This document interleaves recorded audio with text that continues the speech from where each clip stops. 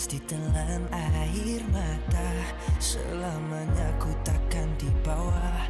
Perjalananku sampai ke puncak dalam perjuangan. Bila hati terang menyala, setiap luka jadi kekuatan. Pengorbanan yang jauh ujungnya. Sudah tiba masanya melangkah takdir, jalan yang gendir ku tempuh. Bangkit bersama kita juara, membanggakan negara. Kita kawan pentas dunia, wira arena. Bangkit bersama kita juara, membanggakan negara. Kerana di hujung cerita pastinya kita wira arena. Kita wira arena. Kita wira arena. Sweat and grind, guess we never gon' fade. This that definition of a legend. Every single move that I make, feel it ain't no doubt. Dorang kena aku, I'm a winner. Cuba check gerak-geri aku semua tiptoe macam ballerina. Genggam bara api, biasa berjadi ada. Mimpiku mula menjadi, tiada siapa je yang halang. Kalau bikin hari-hari, benda susah jadi senang. Segala cabaran aku ready, masa depan aku terang. Sudah tiba masanya melangkah takdir, jalan yang gendir ku tempuh. Bangkit bersama kita juara, membanggakan negara. Kita kawan pentas dunia, wira arena. Bangkit bersama kita juara, membanggakan negara. Kerana di hujung cerita pastinya kita wira arena. Kita wira arena. Kita wira arena.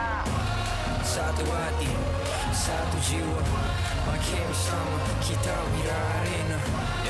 Dari bayang kenyala api, nama kita terpahat di bumi.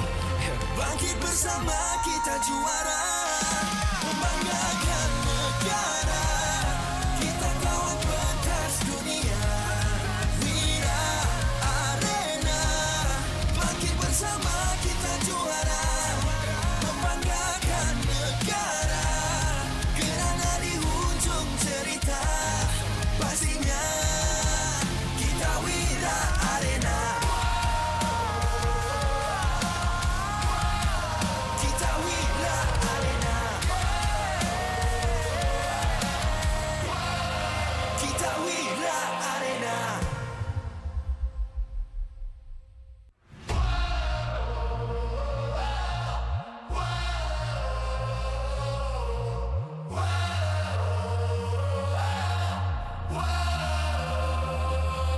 Adakah takdir lemas ditelan air mata, selamanya ku takkan di bawah.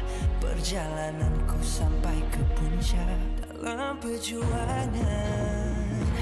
Bila hati terang menyala, setiap luka jadi kekuatan. Pengorbanan yang jauh ujungnya. Sudah tiba masanya melangkah takdir, jalan yang gendir ku tempuh. Bangkit bersama kita juara, membanggakan negara. Kita kawan pentas dunia, wira arena. Bangkit bersama kita juara, membanggakan negara.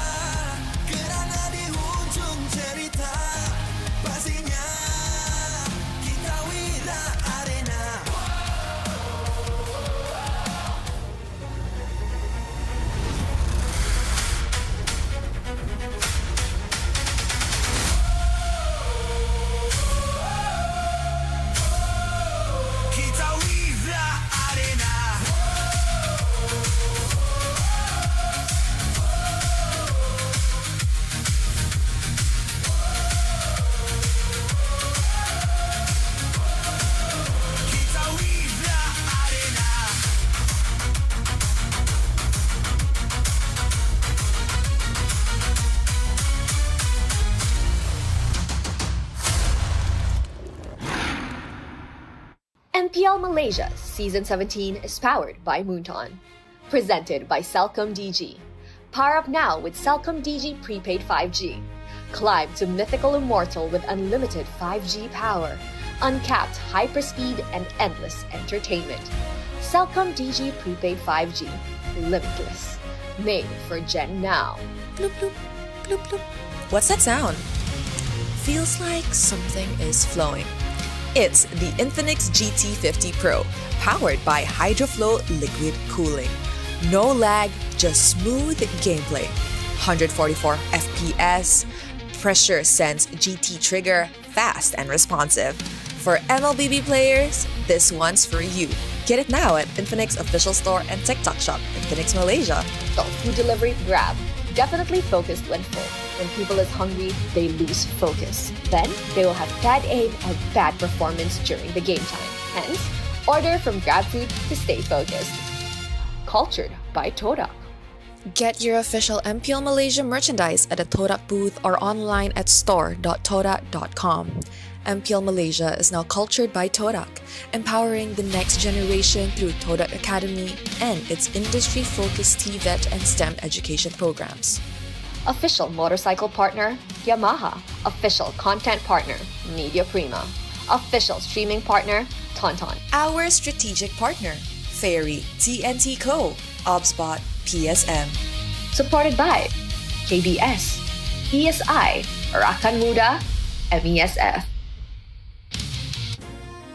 Bersiaran secara langsung dari Stadium Juara. Penonton kini sudah pun membanjiri arena untuk menyaksikan perlawanan lower bracket semi-final di antara tim Vamos menentang BTRM Malaysia by Vitality. Ini merupakan perlawanan yang bakal menentukan siapa yang akan mara ke lower bracket final dan siapa yang akan pulang. Pemain-pemain nampaknya sudah pun melakukan persiapan terakhir mereka. Pertempuran besar akan diperlihatkan. Segalanya akan dibuktikan dalam perlawanan berformat Best of 5 kali ini.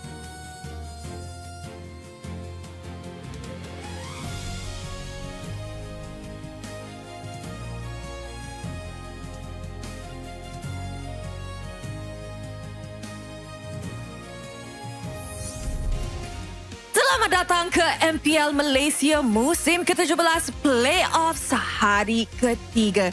Nama saya Rose, host anda sepanjang musim Playoffs ini. And of course, kita pun ada Poji di atas pentas bersama dengan Rose. Terima kasih Rose. Tapi saya sebenarnya excited sangat. Saya macam nak lompat-lompat tau hari ni. Boleh ada energi lompat-lompat selepas malam? Ya, saya akan ada energi lompat sebab energi ni datang daripada first day. Saya seronok sebab clean sweep 3-0, 3-0. Semalam reverse sweep 3-2, 3-2. Saya tak boleh nak expect apa akan berlaku hari ni kan. Apa kejutan dengan hero-hero Rogernya keluar apa semua. Kita nak benda tu. Betul-betul. Actually, playoffs ni sudah jadi sangat-sangat interesting. Like you mentioned, 3-0s, 3-2s. Adakah hari ni? Hari 3-1 pula. We never know. Tapi bagi Rose, yang paling interesting adalah match pembukaan kita hari ini. Which is Vamos menentang dengan BTRM by Vitality. Sebab kalau semalam, perlawanan ada 2 nyawa. Sekarang siapa kalah akan terpaksa pulang. And of course, say bye-bye to EWC 2026 di Paris. Kalah cakap bye-bye, tak apalah, cuba next season. Macam dah tak boleh nak buat apa dah. Tapi yang penting sekarang, Ros, game seterusnya di antara Invictus Gaming menentang dengan SRG. Siapa yang menang dapat first ticket pergi Paris? Weh, tak sabarnya nak tengok siapa yang akan pergi Paris bersama dengan Rose dan talent-talent lain. Poji pergi ke? Hopefully kita pergi. Saya macam dah ada orang, you pergi I bayar. Dia cakap macam tu. Bestnya. I'm pretty sure SRG dan Invictus Gaming akan all out untuk mendapatkan first ticket ke Grand Finals and of course Paris. A lot is on the line for these two. So Poji, you rasa audience ready ke? Saya rasa audience dah pun ready. Tapi sebelum kita nak pergi masuk ke dalam game, Rose, macam biasa ada It's My Time punya emote Layla untuk saya kongsi dengan semua penonton yang berada di rumah. Scan JQR dekat bawah ni, korang boleh tebus masuk ke dalam Mobile Legend korang. Semudah itu. Game pun jadi enjoy, boleh spam-spam. Boleh spam-spam, betul tu. Poji, honestly, I dah tak sabar untuk mulakan hari ketiga playoffs kita untuk musim ini. So with that, mari let's show it to our panel. pasukan mana yang akan terpaksa cakap bye-bye to their EWC dreams? Panel, see you guys now.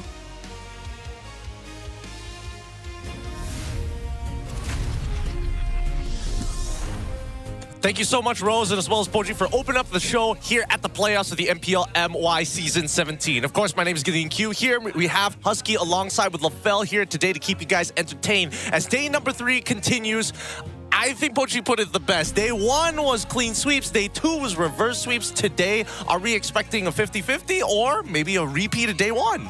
I kind of feel like today is just an EXP kind of day, right? Cram, Ye3, as well as, honestly, Lynch and Sapa. They've really been doing well. So who wins EXP kind of wins the game. I feel like EXP right now, it's in a bit of a hot spot. Paquito has really shaken up the meta, and I don't know if anybody can really deal with it, especially now that it's been powered up with the Cellcom DG prepaid 5G power pass. Go limitless with unlimited 5G power and uncapped hyper speeds made for the Gen now. By the way, you can also redeem trading cards, each having individual players on them. All you got to do is to come over to the venue and go check out the Cellcom DG booth to go redeem them, because you've seen them crack a bunch of packs here already today. You could be next, but let's talk Vamos v BTRM. Husky, I mean, you were looking at yesterday's games. You had some wide opinions in the group chat. I think, okay, first of all, I didn't expect reverse sweep to happen for both series. I personally felt like Vamos overall as a team, just based on the power rankings, I felt like they had it against IG. I think overall, they looked like the more solid team before going up against IG. But I gotta give respect though. IG coming back 3 games in a row, and all of them were extremely exhausting games, right? 20-minute games, the whole base is bare. I think what they had over Vamos is just the resilience. And sometimes Vamos can be a slightly more emotional team.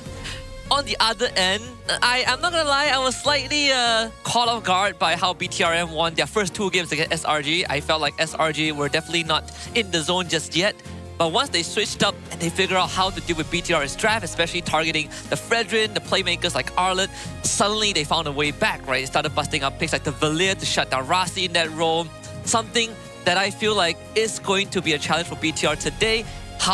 Do they have an alternative in that draft? I mean, it's all or nothing here today, right? There's not a lot of second chances, unfortunately, for Vamos alongside with BTRM. And let me really double down on this, because if we look at the overall playoff brackets, you're noticing almost straight away, we're already at the lower bracket semifinals here. With the conclusion of the upper bracket semifinals, and now one step away of IG or SRG booking that first ticket over into Paris, all eyes are looking at that lower bracket.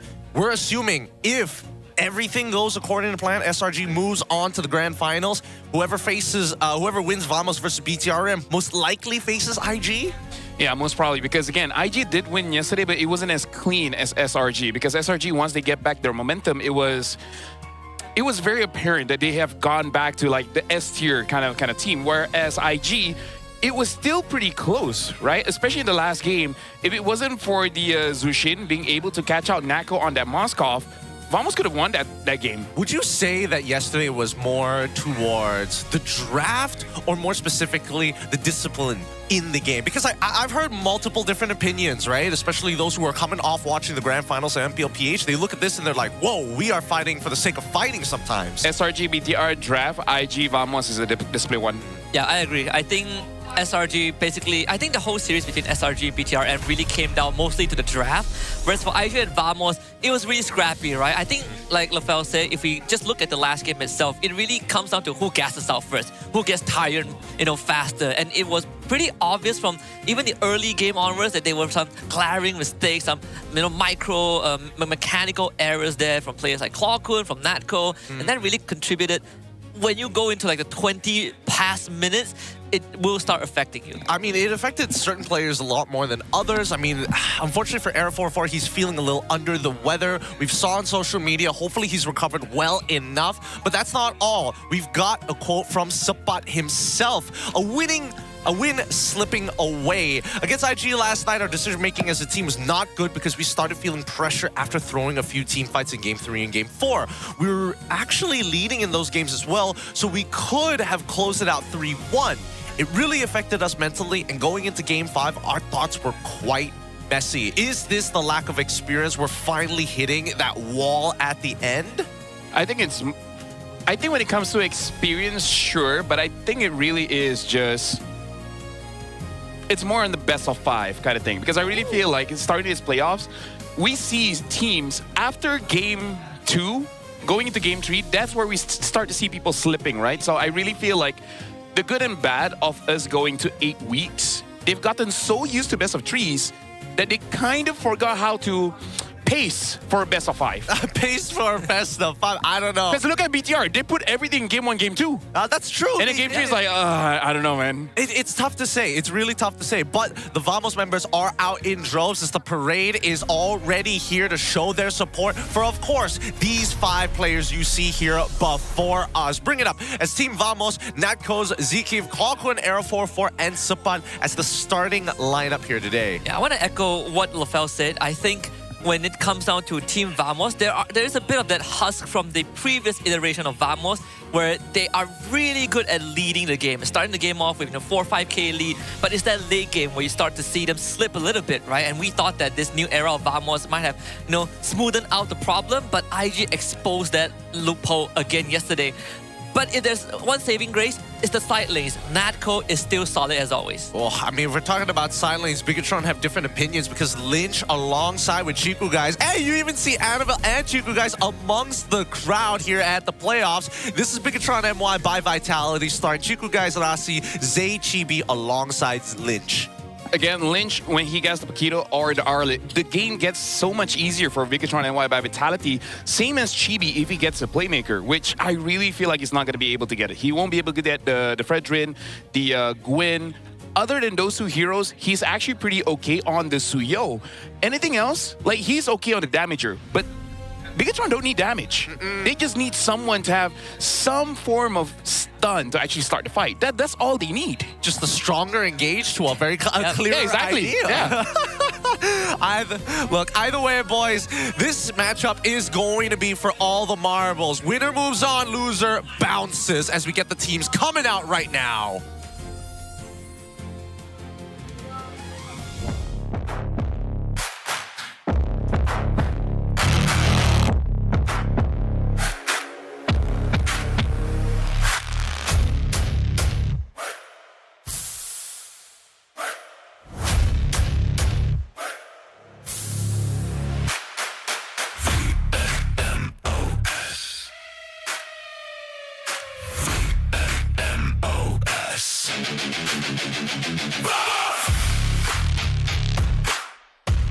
Victory looked them in the eye, but was ripped away by a devastating reverse sweep. A brutal reminder that nothing can be taken for granted. Last night was heartbreak, but tonight is redemption. Can they find a fire to push forward? There's no more second chances, no more do-overs. The only way is forward. Hala! Team Vamos! All eyes are on the support duo, the reliable Kalkun, and of course, the non-existent ceiling of Zikiv. Today, they're looking for that one big play to get them that lead. That one big play to get them to the very next stage. And if all eyes are on those 2, they might not see Natco hiding in the wake.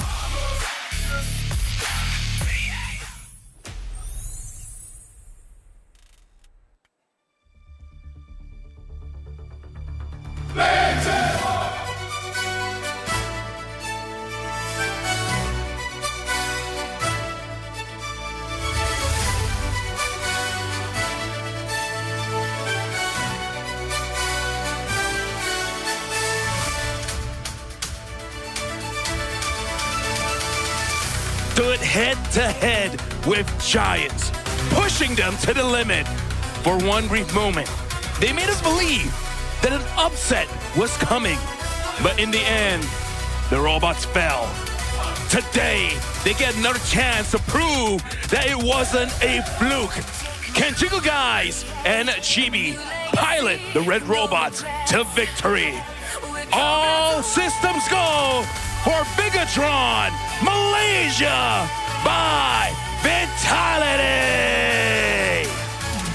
Can the young players like Zay and Lynch overcome the pressure and play even better in a do-or-die situation. With veterans at their side, this team has finally been pushed into the corner.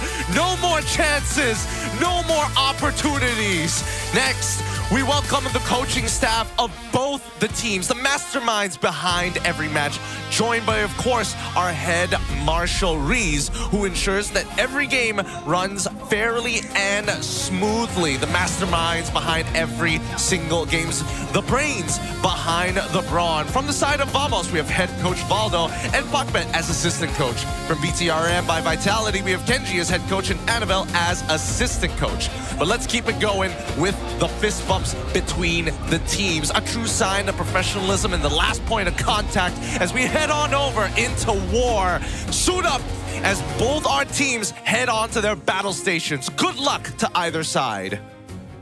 When I look at these two teams, there are certain similarities that is pretty, obvious. One is that both teams are actually big risk takers with how aggressive Vamos likes to play in the early game and with how BTRM likes to also focus on getting these early leads to very proactive movements. That defined a big part of how they played yesterday in that upper bracket. But the biggest contrast is how BTR focuses a lot on that presidential convoy to protect Chico guys, whereas Vamos is about all gas, no brakes, and sometimes they run out of gas because of that. Actually, I gotta feel like because of yesterday, even that difference is now a similarity, right? Because even when it comes to the heroes, now both Z and Kwakun, they both won a contest for Valentina. Both EXP won the Paquito and the Arlet. And then when it comes to Chico as well as Nako, especially yesterday, he was definitely the main carry, right? So honestly, the similarities are piling and piling. Even Chibi as well as Era 44, before this same team, Master and Student, and now even, honestly, same heroes.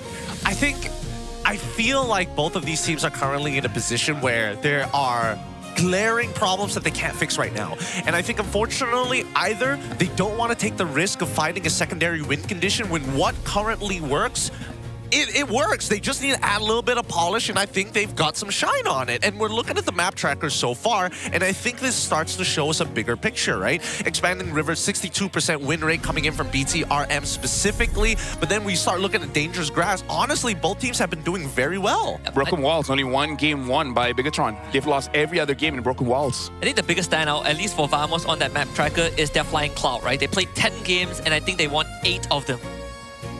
8 of them. Sorry, I got distracted by this new one.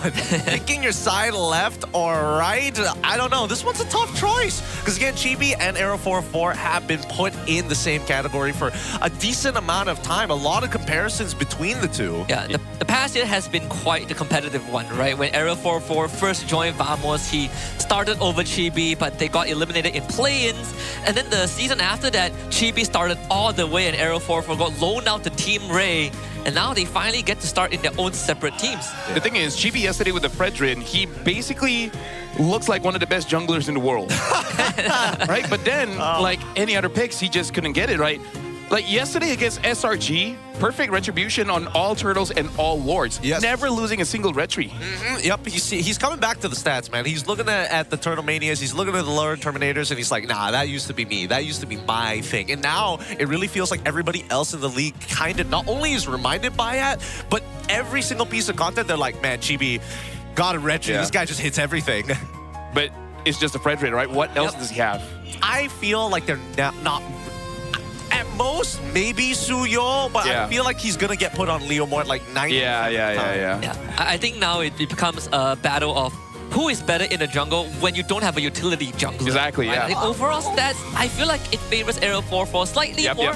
When we look at the hero pool like Gwyn, Suyo, Nolan, maybe Lancelot if you really go that deep down. And I gotta agree with the numbers. I think Arrow 44 has an upper hand if we just look at how the season has gone for these two teams. Yeah.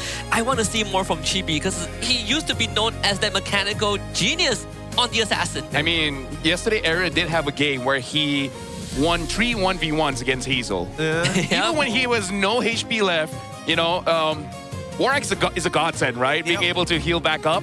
and one-shotting Hazel as well. I was like, bro, I mean, like, Crazy items, right? this guy on a CEO, man. It's something. It definitely is something. And I think that this time, between the junglers, I would lean more into Husky's opinion. I think that Arrow 4-4 is coming with a bit of an advantage, which is why I think that Vamos, they're going to hit a different direction. I think they're going to go straight for the president in the laning phase. I think they're going to give Natco something that just beats up the CEO. Yeah. Because, I mean, that's the major points of success during the regular season. You beat up the CEO in lane and you should be okay. I think one of the things that BTR might be banking on is for Vamos not to ban out the Fredrin, because Nako is so good on the carry. Yeah. Where, like, what if they want an ego challenge, right? I think that's completely fine. But it's time here to kick off the playoffs. Our very first match to start off day number 3, and an elimination match at that. Let's jump right into everybody's favorite mode, the drafting phase. But of course, there's still the random map draw to have. Let's see where it lands on first as the bans come through.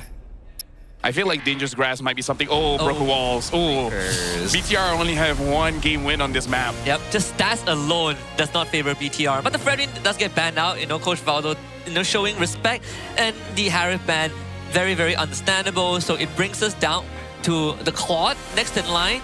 BTR could be one of the teams that first pick Claude because of how important it is to Chiku. Yeah, right now looking at Paquito Bus. Vamos 3-0 when they have the Paquito, but 0-3 when they have to face against Paquito. And now with the Phobia's ban, that screams Paquito for Spig. The thing is, if you ban out Paquito, both teams won the Arlet. I don't know if it's for Spickable, but I'm sure it's in their head. It's definitely something they're going to be thinking about here, but let's find out, right? Because now that we see the Gwyn ban, this should be a free pack unless there's anything else that I am missing out here in terms of be brave, picks. first pick pack. Just first pick pack, right? Yeah. Unless the CEO says, give me Claude. Just don't give Zushin. Right. Yep, there we go. That's the pack. There we go. There's the pack. I was thinking whether or not BTRM wanted to go a little wild and like change up the draft pattern and aim to get Rossi the blind pick first rather than anybody else. I mean, another answer we saw yesterday to the pack was Freya. There it is. Freya out in the XP and the Claude as well for Vamos. So Almost already having an SRG opener yesterday, right? Yeah. They were the exact response to the pack. It's pretty good. It's pretty good. I want to see whether BTRM, what's the evolution of it, right? Because again, very similar scenario since they were drafting against SRG. I'm trying to remember what that second phase started to look like. But first, let's see whether or not they secure their mid laner. First, for me, I feel like in terms of the goal, there's a lot that's still open. I think Moskov might still be top tier here to deal with the Claude as well as the Freya. Like the Crimson Lightning. If you want someone to play the side lane, the long lane, Moskov is definitely the premium pick. If you just want to win lane, then there's the Clint, but we saw how SRG dealt with the Clint yesterday. So they go for more control with the Yeeve and the Leomord. You guys called it, Chibi, given that Leomord again. This feels very Valentina. It is. Yes. It's screaming Valentina. Oh boy. Overall, I think the strength of the draft in the second phase is going to be extremely risky. I don't know. Going for Yeeve at this point, knowing that Freya and Claude is on the opposite side, wouldn't it have been better to actually show what at least contest what the gold lane is going to go for, or at least maybe holding on to what Rossi is supposed to play? I think maybe they are just a lot more comfortable because Chiku guys has such a wide gold lane hero pool that he can be put onto any hero and still have a decent performance. I'm looking at that Clint, that Clint and Moskov, assuming that they go through. The Roger. Maybe he wants to use Paquito gold lane now. Honestly, I think probably not the Roger in this game. I think the Roger is a suicide pick. The Roger is going to be a little tough. And it's only suicide if you die, Oh, that's also true. So just I don't. mean, as long as he doesn't go like Sky Pierce the first item, which I think was... Hey, as long as he had max stacks on that Sky Piercer, would have been a different game. like he has proven that how big of a cojones he has, but... So not just ban all the gold lane, ban the Moskov. Ban the Moskov. Moskov can... Maybe even Obsidia. I don't think Obsidia is that, but other than that, I don't know what else to ban. I think you ban Moskov Clint. If you just want to ban gold laners. Or you ban out the Atlas, right? Oh, yeah. Well, they can take they can take Atlas. Yeah, you're right. Yep, Moskov going to be the blind ban first. I think this is a better start rather than just saying, you know what, let's get rid of the direct answer of like, hey, we don't want you to have a late game scaling at all with Obsidia. But I think they want to see what BTRM is kind of thinking in terms of where to attack in the draft. Well, BTR should ban out the Valentina. And then the next pick, I think should ban Atlas. All right, ban Atlas first. That works too, that works too. We're expecting another gold lane pick here. However, the two big ones. Clint, still a big question mark. Is it even worth banning out? I mean, you've got Freya on your side. I feel like you can handle him. I feel like if you want to ban Rome, something like a Cho would be good. Something like a Khalid as well. The glue, I think. Glue, yeah. You know, Oh yeah, glue. Yeah. unless they want to take glue. Right, yeah. they can also take glue. One of the observations, I was talking to Sif earlier on, and he mentioned an observation about Vamos was that usually we are used to seeing ZK being extremely active on the map, right? He's the one making plays, but yesterday when they went up against IG, as the series progressed, ZK started becoming more and more passive. I think it's just lack of direction, right? Especially with such high risks as well. To call for a play at this level, we heard it from Sapat, right? It gets messy. It gets really, really messy, and you lose a lot of confidence after making one or two bad plays. Hopefully, they're still not feeling that level of mental fatigue now that carry is gone. We are really running out of a lot of options in that gold lane. Eventually, we're going to need to see something here. This could be a glue angle just because of the carry ban, right? It reinforces the fact that you want someone that is incredibly tanky and that BTRM have very little solution to deal with. They have the V, which is pretty good against tanks, but better off without the carry. I think at this stage, now that the majority of the Trinity... Oh, a majority of the Trinity is still out of the pool. Now there's still left Obsidia. Now, I feel like because of the Kalia ban, it really is between Clint as well as Irithel. Yeah, you don't want anyone that is able to crowd control them. Right? Those are the heroes that don't want Purify. Like, Chiku actually takes sprint on Claw, so... Yeah. Like, if anything, he wants to have the freedom to move in the team fight. Yeah, he can do no wrong. He can do no wrong. With 23 seconds left, still on the clock here. I am curious. Vamos, I feel like it's pretty free to go glue, but at the same time, is glue the only answer? Cho? There's a Cho open. Yeah. Either way, I feel like we roam first. Yeah. Got thought. There we go. Oh, directly into the Eve. It's okay. Yeah, I feel like they just want to revitalize Hero because this playoff has started to become more about team fighting. And I feel like they just want to make sure that they have a simple... We understand how we're going to win the first 3 minutes of the game. I just hope they Heroes with Revitalize helps. I just hope Rasti doesn't get high lows here. I think they need someone a little bit more active. Yeah, I think they're definitely going to need something a little bit more active. I personally think that right now, Glue, probably their best bet, does really well into the Suyo, does really well into Freya. Maybe not so much against the Gato Gacha, but I think your main concern is eventually I'm going to have to deal with this Freya, whether I like it or not. At least we can displace him in the meantime. If you want to get even more active, the Khalid is sort of an option for you to go fast. They pick the Glue and the Clint, which we have, been predicting. So I just want to hard win the lane against Nako, or at least give Chiku guys a lane that he knows that he has control over. So I feel like this is Valentina, or if they really want to counter this Glue, then... What about Zetian? I think it doesn't serve a specific purpose here. It's not bad, of course, but, I think haven't seen Clockwood on that hero for a while. Yeah, I think there needs to be... Unless if they do go Zetian, I feel like this entire composition suddenly becomes a dive composition, right? That's kind of the entire purpose if they are going that direction to Wombo combo. But this time, I think this is a little bit more flexible with the Valentina. You can manage a lot of the expectations of a lot of the melee heroes on the side of BTRM, right? You've already got 3 of them as the major melees. You can manage expectations. Honestly, looking at draft here, Vamos draft, they have pretty much whatever that they want. And for BTR, the good thing that's going for them is that yesterday the Glue didn't do well because he kept on getting kicked by the Cho and it keeps on getting bursted down. Right now, I don't see, other than the Gato Kacha, to really lock him down. I'm still feeling Vamos for this one. You're still feeling Vamos. What about you, Husky? What are you feeling? BTRM or Vamos? I think just by ease of execution, I'm leaning more towards Vamos' draft. Interesting. Okay, so we've got 2 for Vamos here. I'm going to say I like Paquito a lot, but at the same time, the Freya is a little scary. But let's jump on into this. Let's see whether or not BTRM can prove that their concepts against SRG aren't just a fluke. And Vamos, hopefully, they've got the stamina to go all the way. It's going to be Broken Walls for Game 1 with BTRM on the blue side and Vamos on red side. And again, we look at the statistics. Broken Walls, not really the best map for BTRM as they've only won 1 game on it. But I personally want to see how much impact this Glue has, right? Like, sure, ZK on the Gatot can taunt Rasi and control him, but that's the last target you want to go on. Yeah, right now both want to contest for this. And honestly, it's smart by ZK delaying Chibi. Chibi able to dodge that one. Oops. And yeah, a bit too early from Error.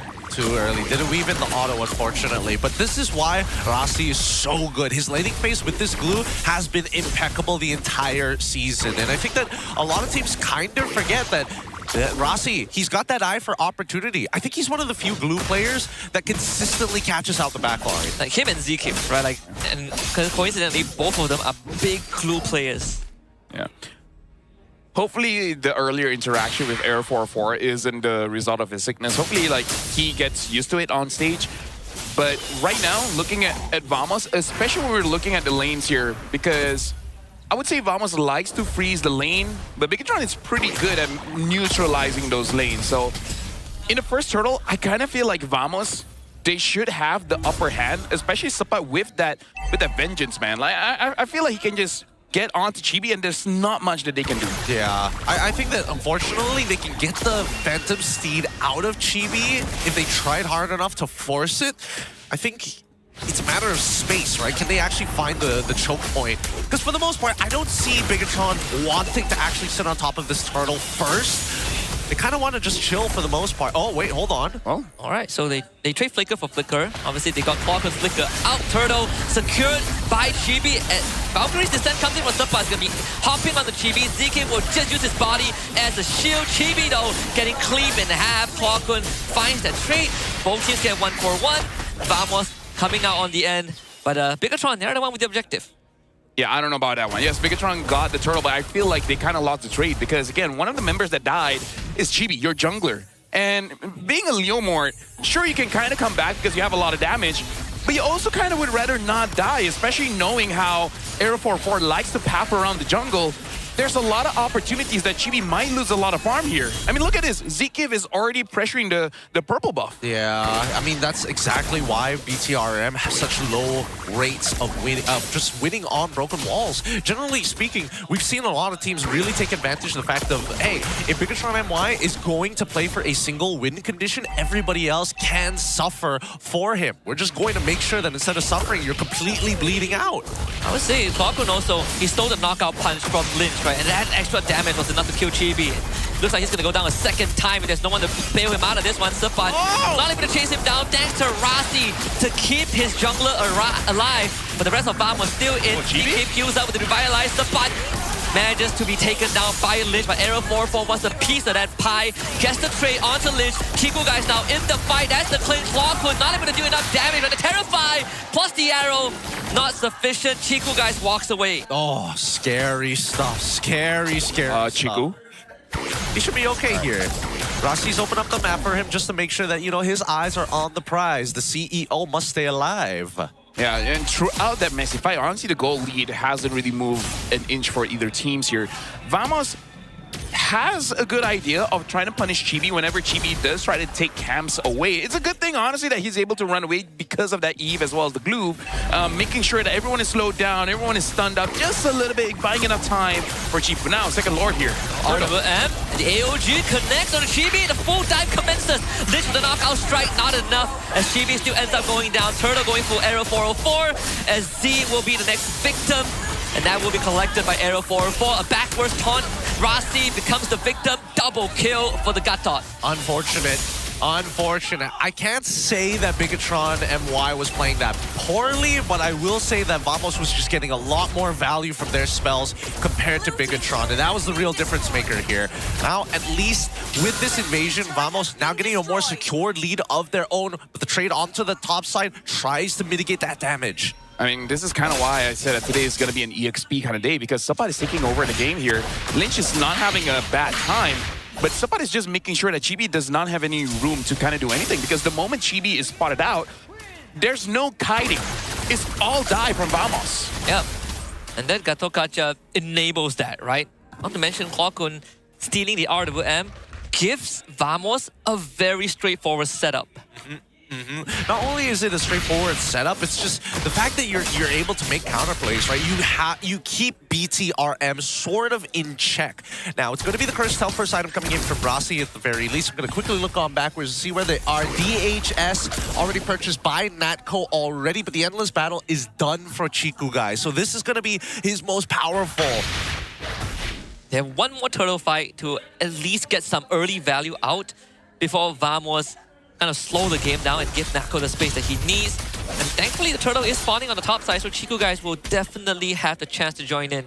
Yeah, right now for Bigatron MY by Vitality, it really is just about how Chiku guys and Zeke kind of set it up, right? Because I feel like at this point, Chibi kind of cannot show his face. Oh, the AOG sidestep by both Lich and Chibi, but at the cost of a flicker. I mean, you said it, LaFell, like, he cannot show his face, and that's exactly why. Vamos are kind of conditioning him, right? You are not safe wherever you go. Like, at this point, it looks like a hate crime. They're targeting him for sure. Yeah. Making sure that it's personal, maybe, but... Do it for the kid. Do it for the kid. Yeah. Oh, man. They're trying to give at least Aerofor a chance, despite him being a little sick today. But with Turtle up, we see that this is going to be a tough contention for either side. Yep, Stolen Phantom Steed, Clockwood's hands. Bigatron still have the intention to try and jostle for some space here, but it's only going to get harder with the items building up on Natco, on Aerofor's side. Even Rossi will find it difficult to hold space. Here comes the butt in with the dive. Pops the vengeance to soak up the damage. Fantasy was used. Rossi will try to flicker onto Natco to keep him in place. And Natco is still alive. And the rest of Vamos dies for Chibi. Chibi makes it up with his life, but Chiku guy's not so lucky as Clockwood tramples him. And Rossi will be abandoned as well. BTRM forced to scatter into the wind as Clockwood zones Chibi away. And Rossi, it's only a matter of time before they get him. Yo, Clockwood's the better Leomord here. Yup. He's getting his buttons more effectively down, and now the final kill should come through for Aerofor. Sky Piercer in hand. Gonna double check when he purchased that, and it looks like, okay, second item. So that's only his first stack. Something I do want to say, it was smart by Bigatron MY. They realized that Sapai will just jump on Chibi, whether he gets full vision or not. As long as he has an idea that Leomord is there, he's going in. And Lynch was preparing. Oh, hold on, Sapai dies. Yeah, I really feel like they know that Sapai is going to jump on Chibis. Are like, okay, I show face, y'all immediately jump it. It's like Lynch is there. It's like, I'm readying my ult. I'm going to knockout strut this guy, and then you just deal a lot of damage, and then hopefully he dies. At least there's a certain level of self-awareness coming in from Chibi. He knows he's getting targeted right now, and we need to see adjustments from BTRM. If not, they're never going to get another neutral objective, right? The CEO, he's already 0-1 and 2 compared to Natco, who's, well, actually, how much gold apart are they? They are, about 800 difference, with the advantage leading actually into Natco. Yeah, there's a Sky Piercer on Chiku guy's side too. So would be nice if Bigatron can get some value out of that. But the next objective will be lore in half a minute. And Vamos are pathing bot side because they want this tier 1. Yeah. Again, at this point, I feel like it's kind of equal-ish. And it must be a bit awkward for Bigatron. Hold on, Chibi gets caught. Eric gets the kill. That's rough. That's a third death on the Leomord, and Lynch will have to bail Rossi out too. But the rest of Vamos coming in with the Blazer Stun. Rossi sticks on the Z-Kip. Will bring them in. Vamos, 3 of them get knocked out, but they just don't have the damage. And Aerofor spits on him. Rossi ends up going down. Well, right now it's very clear for the upcoming game. Make sure that Chibi gets a hero that he can protect himself with, because this is looking rough. I don't know. I don't think it's just something that he can protect himself with. I think it's also that Bigatron... It must be awkward for Bigatron. We're like, we always protect Chiku. Exactly. We don't have enough practice protecting Chibi. It's strange. It's strange to see. You would imagine that it'd be a little easier to protect your jungler, because a lot of cases your solo queue games is a good reflection of what that should be like. But even so, Team Vamos now coming out with a 4.8k lead. It is a whopping lead to have against Bigatron by Vitality, especially when Natco is already out farming Chiku guys. I blame Freya. I blame Freya, man. It was always the Freya problem. After the revamp, she instantly shifts the whole, how do I say this? Race hierarchy of the game. The race hierarchy? Yeah.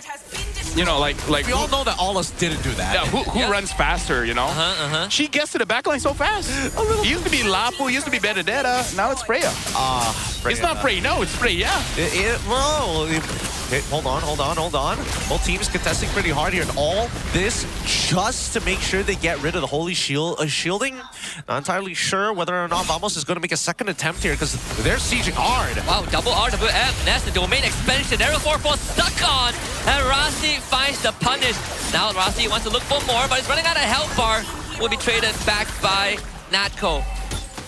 Yeah, honestly, right now, Vamos, they're able to make a lot of engagement. Oh, Lynch taking so much damage.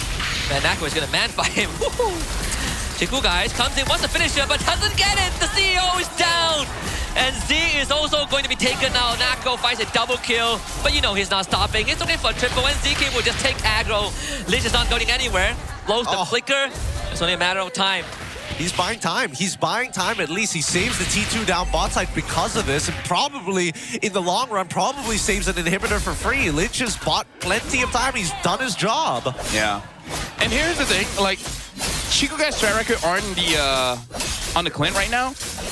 I don't know about this Chief, right? I mean, it's the right idea. It's a strong hero, especially in solo queue, but the problem is, he doesn't, it's not his style. He likes to jump forward. Clint wants to position himself amongst sturdy men in front, you know? Yeah. Like the cowboys don't get in your face. He wants to know the feeling of walking into public transport, being stuck in a giant tin box, just like sardines. Gotta be real close, gotta be compact. During COVID, yeah. Well, probably. Yeah. Oh, yikers. We were talking about yesterday how Cat can get COVID as well. Yes, Yep. I heard. We heard the entire conversation on the broadcast. The bat COVID, cat COVID. Nice to know you guys were watching. I appreciate it. Of course, we wouldn't. So you guys have been watching Adin the entire day? Yeah. That's the first time I witnessed someone descend into madness live on broadcast. Shout outs to the Malay Unk, you know? Hey, man. Which I think he's younger than me. He is. All right, well, that's something then. Hey. Oh, boy. You just start counting age by whether the person has kids or not. If he does have, you start with from the year he has a kid. Now when I show people my IC, people will be like, damn. Damn. Like the Kevin Hart damn? Yeah. It's like, you know, you owe me.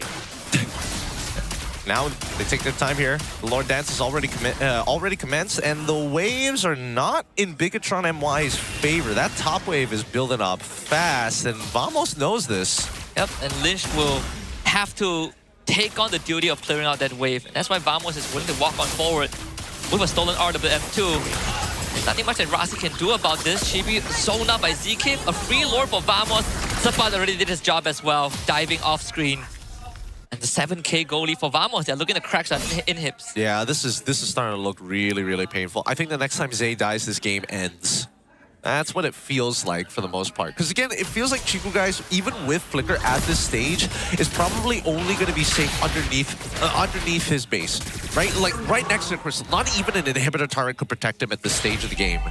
Honestly, like Bigatron's best bet is to hope that they can kill Sapat, right? But look at Sapat's item. Like now he is building more defense because he know that he's just jumping in, try to get a reaction, and you know, killing Chibi is the main objective. But if you don't, as long as you get some kind of reaction from Bigatron MY, that's gonna be good enough.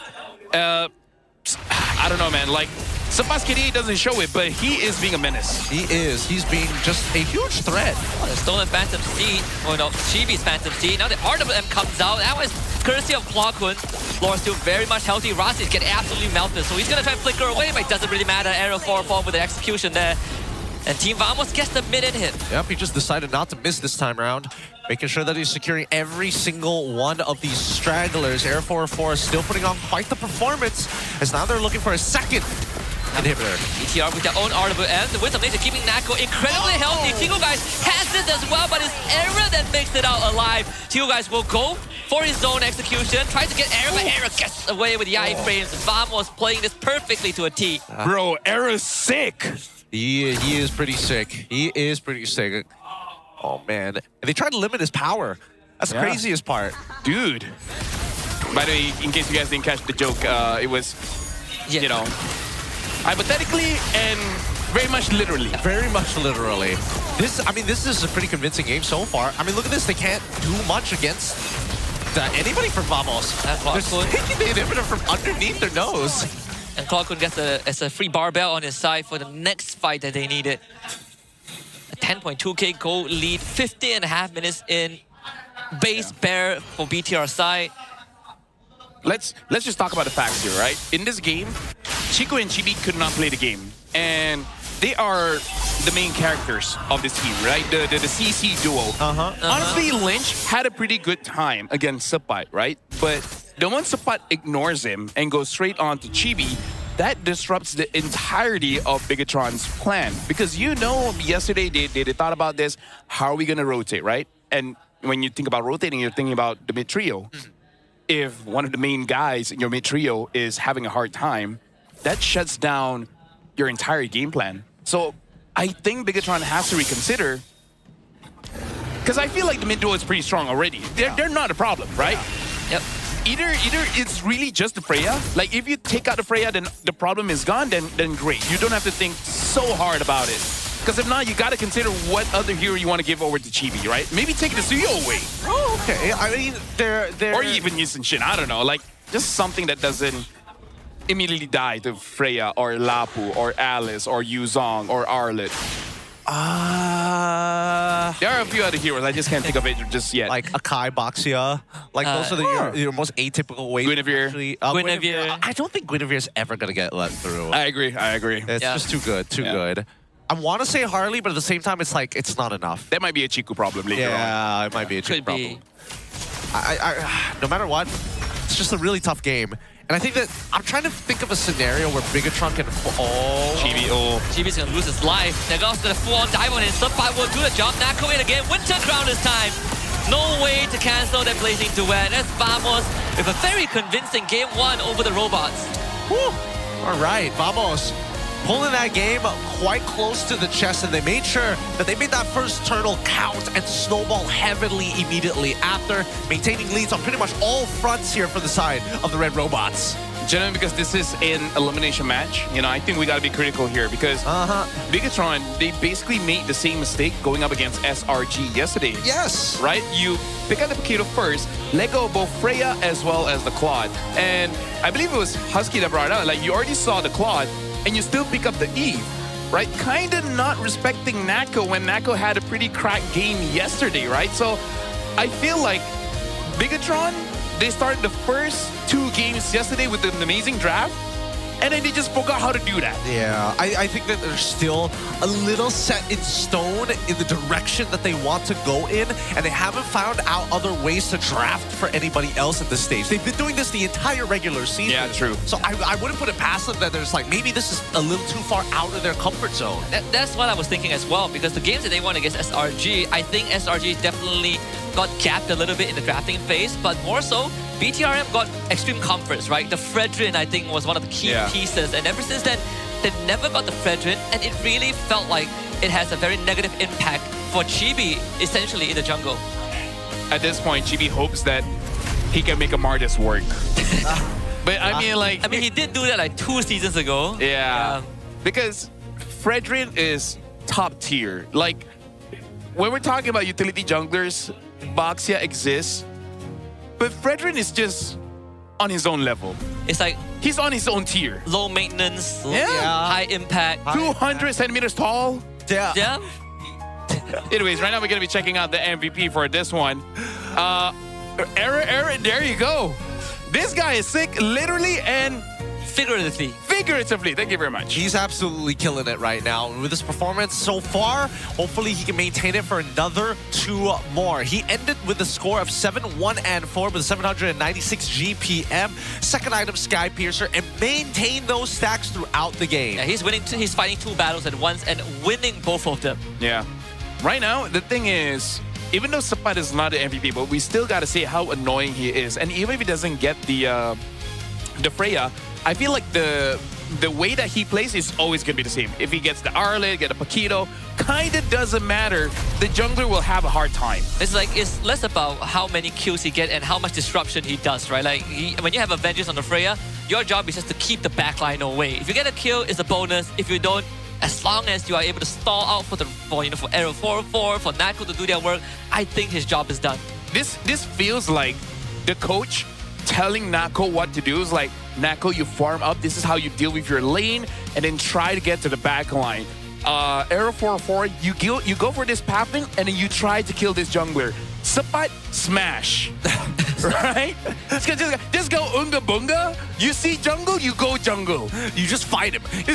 Get in his face. That's it, and it works perfectly. I don't doubt the strategy. I just think that right now, Vamos is in a much better position because BTRM only draft in one direction. Right. And I think that's costing them games now. And it goes back to the ease of execution, right? Vamos' drafts are always very easy to execute by their terms, right? Even when you give them slightly mechanically complex heroes like a Gwyn with a Cho, they still pull it off because that's what Vamos is known for, this high skill ceiling playstyles.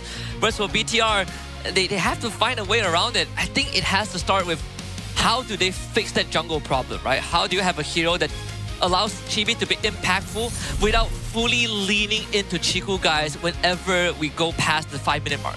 Yeah, let's look at the pathing here from Aero 404 from the start of the game to the 8 minutes of the game. And looking at his pathing here, he's actually moving more towards the orange side of the map for BTRM. And it looks like that's the plan of Invade, because if I remember correctly, Zekiv is mostly visiting the purple buff.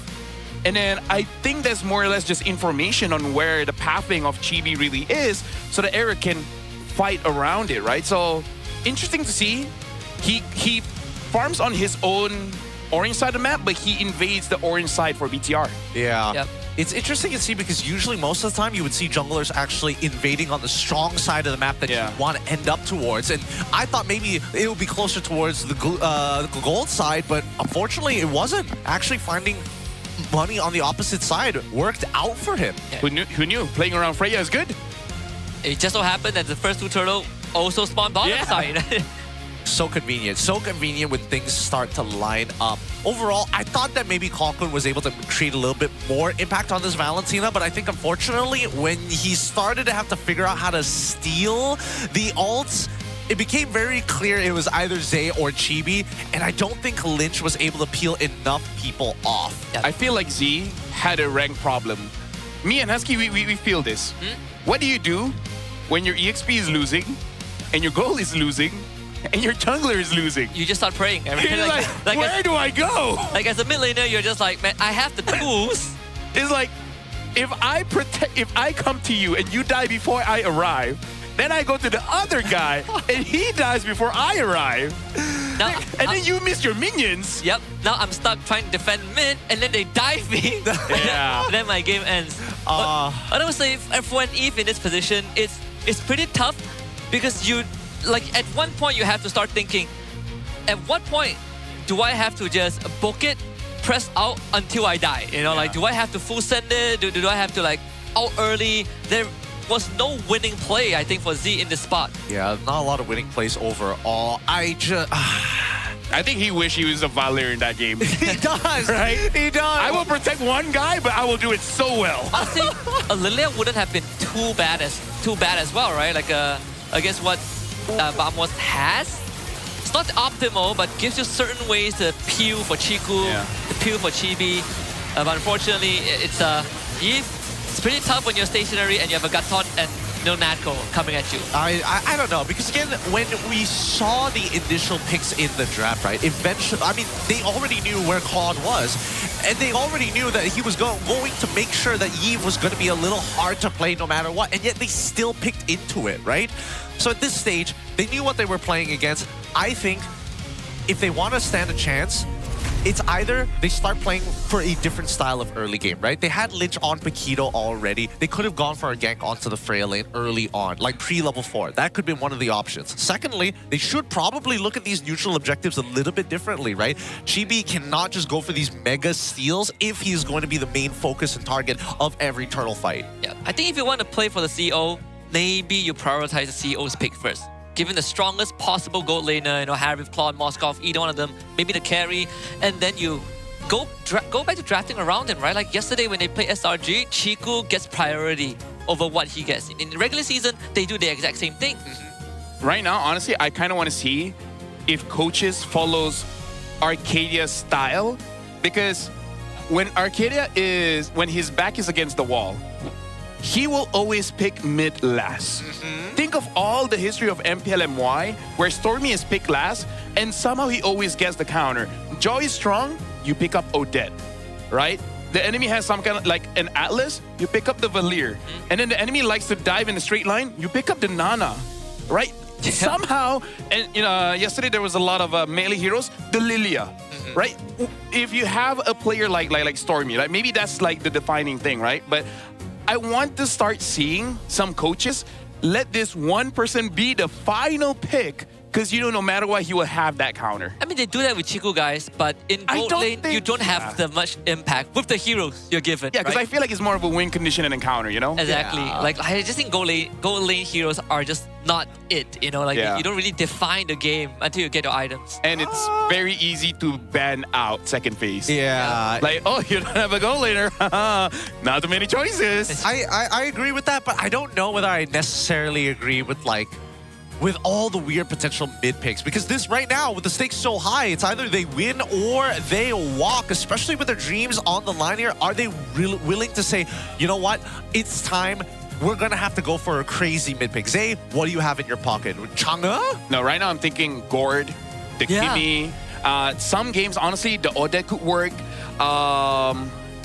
Because before Valentina became a hot pick, Valentina was one of the one that's late. BTR even did this thing where they pick up Valentina first and then they just put it in the EXP, right? So, I don't know. Personally, for me, I feel like mid, whoever, like, it's the Zushin problem. Yep. You pick up the Zushin, you're locked in the draft. Yep. Because your mid kind of determines your draft. But if you forgo it and you let it be the last one, all of a sudden your draft is much more flexible. And this was what SRG showed us yesterday, right? Like certain teams, you sort of forget about the Juicy in the second phase. I mean, most people forget, but some things people remember. And one thing that we remember for sure is that you guys should check out Acecraft, the STG, a game you don't want to miss. The random skills, bullet deflections, and a retro cartoon art style that brings back childhood memories. Jump into Acecraft now and start your aerial adventure today. And hey, there's 2 people co-op, shoot 'em up games, get them on, get your friends, and hopefully that makes your relationship a little bit better. Either ways, coming into game number 2, right, we're hoping that things are going to start changing, and I think one of them is swapping sides, right? BTRM yesterday, there were And maybe no broken walls. Yeah, don't get broken walls, I honestly, I don't think the broken walls is like the worst part. No, but hopefully with the side switch, it should be enough. By the way, most people have been asking me about the festival esports con. What do you guys personally think about it? I think it's There's great, a huge right? Yuzong there. It's a huge Yuzong there. One thing, plenty of food stalls. I've heard a variety of food, like fish and chips, for example. I'm looking for that. Takoyaki. There's a watch party going on from today until Sunday. Big giant screens, plenty of seats. Look, that's not the only thing that they have. They also stand a chance for anybody who's going over to Esports Con right now to win an Ozbot camera and plenty of in-game diamonds through lucky draws. And this year, of course, the MPL Grand Final ceremony gets a huge upgrade with the Stream Stage. It's bigger, bolder, and built for champions. So you can't afford to miss it right now. Because again, people are coming out. Luckily, majority of people are in the arena checking out those games, but those who are still bumming around outside, hey, they're going to be coming back in real shortly. You know what's the problem with MPL MY? What's the problem? When we go to playoff, all of a sudden we want to make the stage like international. That causes the problem for the internationals later on. You think we're doing too much? Yes. I wonder if that's like a There's some seasons we had to tone it down. If you remember, we had to tone it down because we're like, guys, the next one is coming in just 2 weeks.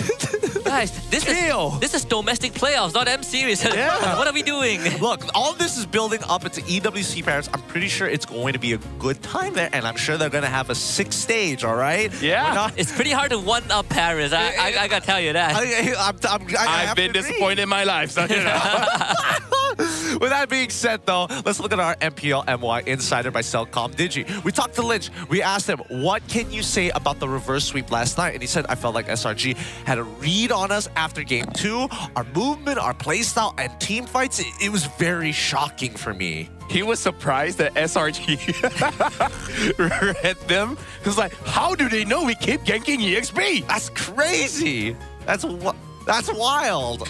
Maybe How do they know Chico keeps joining the turtle? it's like we did this 6 different times in games. It doesn't help that they are sort of still doing that in the previous game where I'm okay. I mean, turtle fights, very normal, right? You get 4 members there, but it's how they move. Like Chibi just nose dives into the pit, try and make those heroic steals. And I think, like you guys said, they should start changing how they approach these early situations. You can't just sacrifice your jungle when the whole enemy team is gunning for him. Actually, now I have an epiphany. No wonder Chiku used Hayabusa before. Because they were talking about what hero is like a Claude in case Claude gets banned. Hayabusa. What hero is kind of like Harif, where even if it looks bad, you can outplay it. Hayabusa. Imagine having a Zaman Force going at maximum going completely insane, resetting it. Wait a minute. What was on the... Is it MIL Dark System? Did he read it wrongly? Like Mother-in-law Dark System? I had to do a double take. Hey, I don't know. I don't know about that one. But let's see, because if Phovius got let through, Guinevere gets let through. And they banned the claw. That is... No, here's the thing, right? Now that you see the mid already being picked up, now I want to see if Bigatron is going to switch up their mid laner here. Because now you see a Phovius. The Gort kind of looks good. The Valir kind of looks good. There are a few counters to the Phovius. And then, of course, we also want to see whether Lynch is like, fine, I'll use the Alice just to make sure this Phovius is not that big of a problem. Or do you want Atlas Gord here? I would take Atlas Guard, honestly. I would take Atlas Guard. Right, like second, third, right? I think there's less incentive to keep the Guinevere hidden. Go for the more BTR-centric draft. But BTR, they keep doing this, huh? They keep ego challenging. It's like, I know your hero beat me, but I'm gonna beat you. I'll just be better. Yeah. I mean, well, Coach Aeon did say that their micro is on a good level. And they are. They are mechanically good. It's more on the macro side. It really is like playing, I don't know, Slay the Spire. And you're pretty good at Ascension 10, where you're like, you know what? Give me your account and play Ascension 20. But you're a one-trick. I only play Shift. Yeah. And then you meet someone... Why do I keep getting poisoned? And you meet someone with Reflect. Yeah.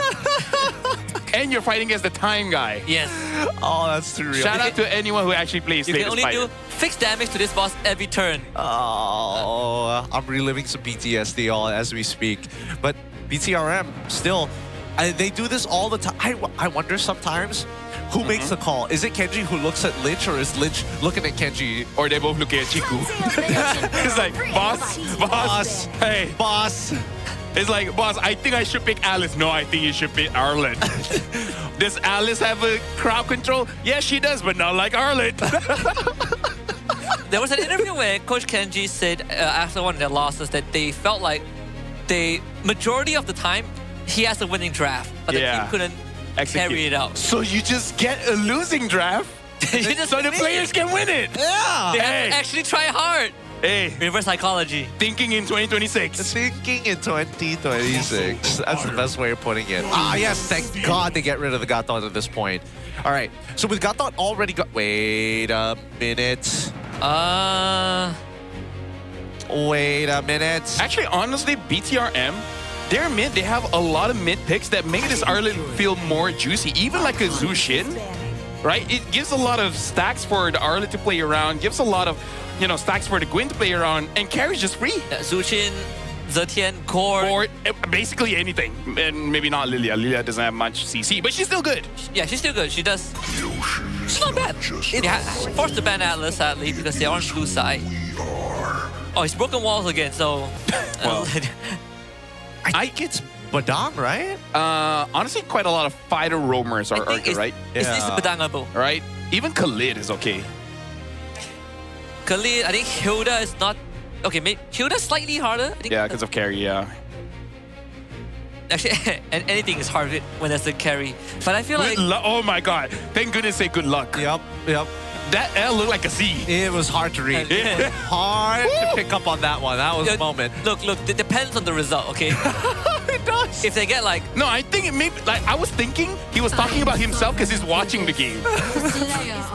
Oh, here we go. So he's a cheater and a supporter. Well, Obsidia gets picked up. They're hiding the roam here. I mean, Glue is open. If BTR wants to pick it up, like Glue Court looks pretty good. Honestly, I think this is a game that Zitian is pretty okay too. Yeah, Zitian. Blue Zushin was also just good, just maybe not enough damage. I feel like Zushin only if Guinevere ended up being support or something like that. Or they had like an early support pick later, early on into the draft. I think the moment they take Zushin, it becomes very clear that it's a Chiku game. Yeah. Well, when is it ever not? I mean, It's like how hard you lean into it, right? I feel like at this point you might as well fully commit. It's the Lilia and the Glue. Yeah. I'm not so sure about the Lilia here. In theory, incredibly sticky with a Glue on your side. Right, you could technically blow up someone. I think that pick is kind of just to make sure that Sapa has a bad time. Like, this is one of those drafts that is like, even if we lose, we want you to go 0-10. Yeah, but then you've already got the carry in the first place to make the Phobia's life difficult, right? Just in case. And this is you leading very hard. Look, How many counters do we want for Sapat? Look, Carry wants to farm, right? And the CEO needs peace. Someone else has to do the work. Yeah, he literally told Rossi, yo, you my life insurance. Yeah. Like, whatever happens to me, it's gonna be on you if you don't protect me. Yeah. Look, remember, our HQ is actually in France. Yeah. You want to go? Right now, Z is like, you're the country manager, so make sure you go all around and create trouble. Go around and create trouble is a wild way of putting it. But let's jump right into this, right? Bigotron MY by Vitality on blue side facing off against Team Up Vamos with compositions designed to out-mechanic the other. And I gotta say, if Chiku, makes that run and heads to Paris, it is going to be the third team that he makes it to an international event with. Yeah, then he can take a picture with Baguete. The croissant. Yeah, the croissant, the Baguete. You can take the photo with the Effie Tower. The Effie Tower, dude. The Effie Tower is so dope. Yeah, the Moni Lina. Oh. Gracias, man. Gracias. I was looking for that punchline. I'm like, there's no way you're gonna leave it at just that. Oh boy. Early game looking like an early recall for Zay. He misses out on his level 2. So worst case scenario here for the side of Bigotron MY by Vitalities. They should be able to steal Camp 2. Yeah, pretty unfortunate because sometimes you do overestimate yourself when you have a clue as a roam and then you end up taking like horrible trades. Guilty.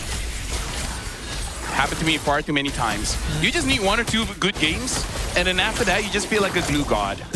The thing is, especially against a Cho, right? Like he got some quality of life buff, so weaving in the attacks are easier. Makes these early, and he takes the adaptive damage early on, so the poke is actually quite painful. I think there's also an argument here that. Oh, interesting here. Obsidia from Nako is taking Inspire, so making sure more mana regeneration as well as cooldown. Honestly, I'm starting to see Chiku guys using Inspire on Claude as well. I wonder if that's going to be a new thing. Especially like a few patches ago, the marksman has a lot been changed in terms of the mana. Maybe this is just a good way to like balance it out. Don't know if it's good. That's the thing. I don't know if it's good, which is the big problem. I don't play gold lane, so I have no idea. I think the attack speed is kind of okay. It helps you kind of like trade just, I say mildly better because the base stat of just raw attack still is a little more effective. Uh-oh, he's 4 though. Yeah, he just hit 4 and that's the window closed. Yeah. Well, right now we do have to see how they're playing with it because I really feel like Chibi has some slight PTSD of getting jumped on, but I don't think this draft punishes him too much. Because he's always one of the first on the objective, right? RWM out from Qualcomm, he's just gonna full send it. Final Slash gets committed, and Vamos walks away with the turtle. Lish and Rossi working together to keep Arrow 4 in place, but Chibi needs help, and Chifu, guys, helps him out. The CEO gets a hand onto this. The trade does come through, and Vamos gets 2 in return. And again, we see both Vamos as well as Bigotron MY by Vitality. Right now, Malaysia is moving towards meta. First turtle, all go in. Gold lane, abandon your lane. Yeah. How interesting. Like, I understand why Nako is joining, because again, whether or not he gets the same amount of gold as Chiku guys is going to be highly dependent on how he farms. But the real difference maker is how many stacks of those bones he actually has. And good kick here as they're looking for a kill onto Rossi. Just another free pick for Nako. Yep. Rossi hit 4 in time, but sadly is too far away from home. He's dead again, right in front of Chiku guys' eyes. Yep, and didn't even lose a minion. Yeah. Best part. The only good thing is Chibi's taking some camps away, right? Because at this point, I think Chibi will take it. Oh, Chiku is 2 in front. Yep, he's gonna get a harpoon, nailed down, and that's Kwakun with the kill. Very silly. Very, very silly. But also very utilizing the enemy's habits, right? Because looking at how Vamos has been playing, they knew Chiku is going to be there in Turtle 1. So Nako is ready to join that. So that's the first of read. The second read, Chibi will always be first on the scene to touch the turtle, right? Maybe because he's from Trungano. It's just one of those things that they do. And then the second one is Chiku guy's tendency to overextend for the kill. Nako just has to pretend like he's a little baby, and he'll just eat it up. Yep. Not saying Chiku eats babies, but you know what I mean. Yeah. That's more of an Epstein thing. Well, there should be something here. ZK flickers out. Rossi is going to be the victim again. Does have the ultimate sticks on Arrow 4-4. Gets the pullback and then a knockout from the Chibi. They need a bit of follow-up. Arrow 4-4 ends up going down. And Nako not able to do enough damage. So BTRM, they get something. Very nice. Very nicely done there by Rossi. And Chiku cancels his recon. Oh, bro. Oh. What are you going to do? What are you going to do? Say something to Chiku. What am I going to do? Fire him? Yeah. Chiku's like, you don't go back. You stay here. We need to fight for Turtle. I mean, they do have a numbers advantage, but only for a while. As someone jumps on the Z, that's going to be Black Shoes out. Chibi gets the objective for himself. Rossi needs to disengage, and now they have to knock up onto the Phobius. Phobius goes down. Arrow 4-4 rise in with the steed. They get Chibi in return, and Kwakun looks to blast down Rossi. One last white blast will do the job. 2 for Vamos. Yeah.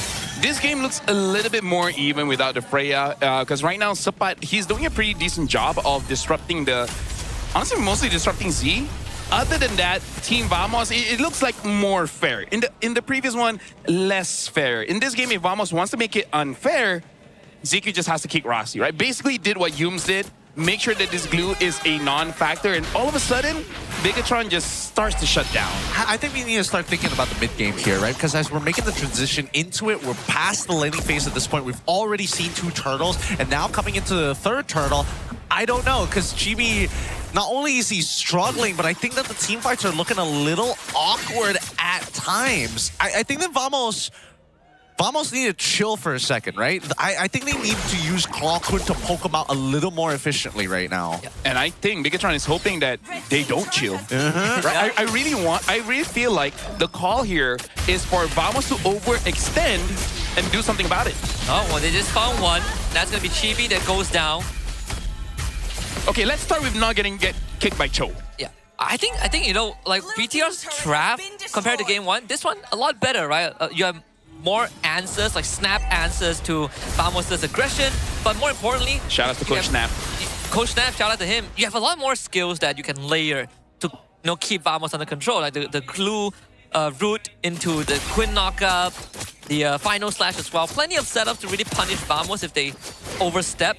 But like Lefel said, right, just don't get kicked by the show. And again, like you would say, like easier said than done. Sir, elimination match. This is one of those things that you don't have a choice. It's not easy, but they gotta do it. ZK finds a kick, but wrong direction.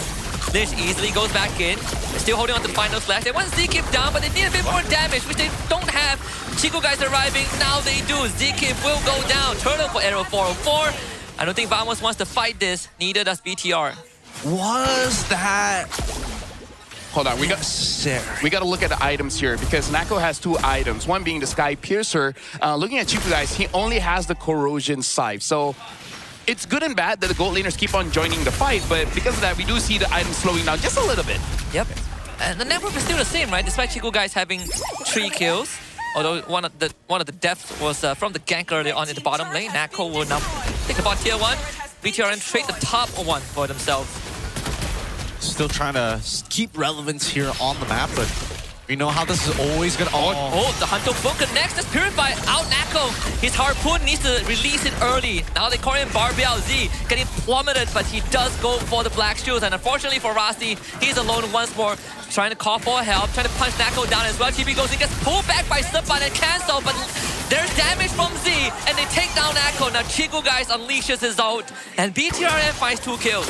And this is where we see BTR shifting the job scope. Rossi is more of the one hunting down, and Lynch is the one that's peeling for the team. This is good coming in from team because it's basically saying that Lynch, you're taking care of the CEO, and Rossi's just going to be the problem. Yeah, I think they know for a fact that Lynch has to be the one that gets the Purify out of Natco, or Rossi has to do it. One or the other, right? They have interchangeable roles, but it's a lot easier for Rossi to do it because they're already trying to make sure that they are targeting these lead foots that are being thrown out by Bigatron, who are probing for a response from Team Vamos. And I feel like what Rossi really needs is for basically, honestly, it doesn't matter who, get the attention of Zikif, because Zikif is hunting for Rossi. As long as they're playing like opposite sides, eventually Rossi will get onto someone. Okay. If that's the case, right? The setup for the Lord is probably where we need to see it. And Rossi immediately trying to make sure that he has those eyes onto Zikif now. Nako also needs to be a bit more careful with his Hunt of Bone, right? Like, sure, it keeps someone from running away, but it also limits you to a certain radius. And that's essentially what got him killed in the previous fight. Yeah. Chiku guys is going to be the one controlling the Lord, and I think if you are BTRM, you feel a lot more comfortable holding that Lord. I feel like Rossi is also letting the team know that he's just waiting for the glowing one. Once the glowing one is there, honestly, he can get onto anyone and they'll die. Even if they don't die, they're out of the fight. Unless there's some form of sustain or something to hit. Oh, Zikif. Is he looking for to open up the mid? Yes, he does. And now he's looking for an angle. Hunter Bone connects onto Lynch. Lynch is going to get locked down the RWM. A bit overstepped. And now lead given over to Team Vamos. Lord is very low. They turn to the ZK, but it's going to be Z that steals the Lord away. Rasti sticks on the Clawkun. Double kill for Chigu guys. Clawkun needs to disengage, but Chibi in with the retribution of the Arrow 404. Clawkun will get out, but Arrow 404 will not. As BTRM finds 3 kills. Man, what a kick. Yeah. No, honestly, even Z as well. That's what a country manager's supposed to do. Take things away from other people. They are. Actually, I don't know what they do, but you know. Well, I mean, they call it redistribution. But, let's look at this replay one more time. ZK with a great kick here to kind of open up the space that they needed. However, Suppot also recognizes, like, I don't stand a chance against this carry specifically, right? So, again, it's about pushing and pulling constantly. And I think this is a very even fight with both Bigatron as well as Team Vamos having extremely similar plans. Of any game I won 5 games is this one, because again, like elimination match. Dude. Yep, it deserves to go 5 games. Yeah, and honestly, both teams deserve to fight against SRG or IG to get to the finals, because Chigu guys, somehow he hit his prime and even got higher than that. And then for Vamos, I don't know, like as an organization, people know them to constantly go to the grand finals, but they haven't gone for a few seasons now. Ever since season 14, right? That was the last grand finals appearance when they went 4-2 against SRG. I mean, it's been more than a year since that rebuilding phase. I was expecting, well, at least my prediction had Vamos in the upper bracket. Yeah. Clearly, that's not the case. It's quite a shocker. But I feel like this is a good problem because BTR showed up. Yes. This is giving me almost like DX Soul vibes. And Rossi was there too. Rossi was there too, right? Yep. I mean, he did take down this guy yesterday. Well, 2 days ago. Yeah. So showing who's the problem. It was Siska this whole time. Which, funnily enough, was what Siska said to Rossi in the regular season. And then Storm is just in the audience saying that, hey, I like those 2 guys. Especially Siska, he's my team. Well, especially since there are 2 more teammates compared to the one on the opposite end. It's 2 against 1 and the 1 is winning. And the 1 is winning. Unfortunate. Until we start seeing, like, I don't know, Zay being replaced by Storm in BTR. It's probably the only time we're going to see a potential transfer. I don't know. I think that a lot of partner teams right now are probably not only looking at their roster, but they're trying to figure out a lot of other stuff here in MY. But in the meantime, Vamos and Bigatron, MY by Vitality, have refused to make contact with each other. Yeah, I mean, vision control is easier for BTRM just because you have the Gloom. It gives you a vision of basically the entire bush, right? You just drop one gloom in and then you see the whole bush. And not to mention Rasi on the glue too, so it's pretty hard to walk up. And you have an Arlet, the Gwyn to worry about. So Bigatron can plant themselves in these areas. And if Vamos walks up, there's always a lingering threat. Even for Chiku, guys, I think he's maxed out in items. Yeah, he's almost maxed out in items, just missing a Malefic gun.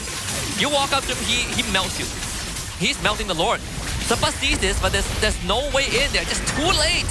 And that's Lord for BTRM. What a fast steal here, Vamos. Oh, Wow, what a kick. Rasi still able to get back. And that might have bought him some precious time. Rasi escapes. I've never seen that interaction.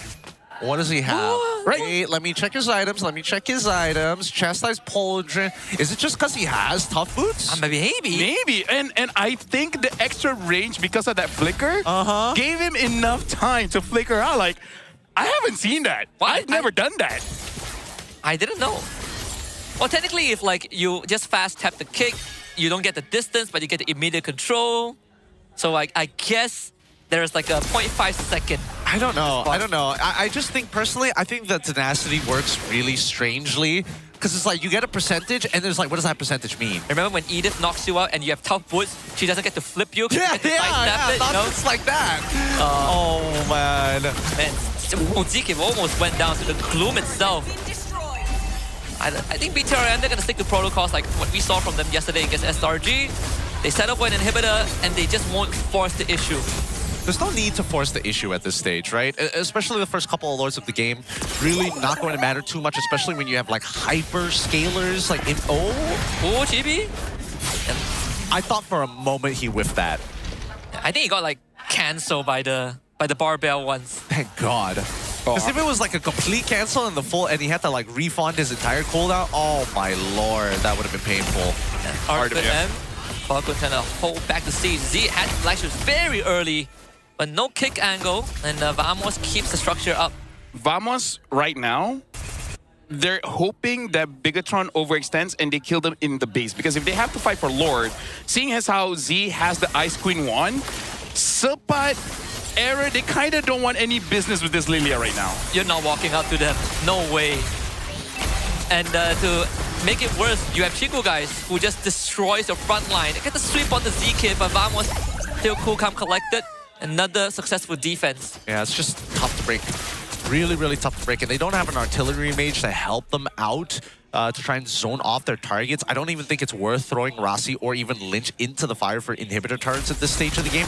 Especially, I mean, maybe if you were trying to get the long lane inhibitor turret, but I don't think it was going to happen in the first place. Unfortunate that only 10 stacks of the Sky Piercer for Nako here.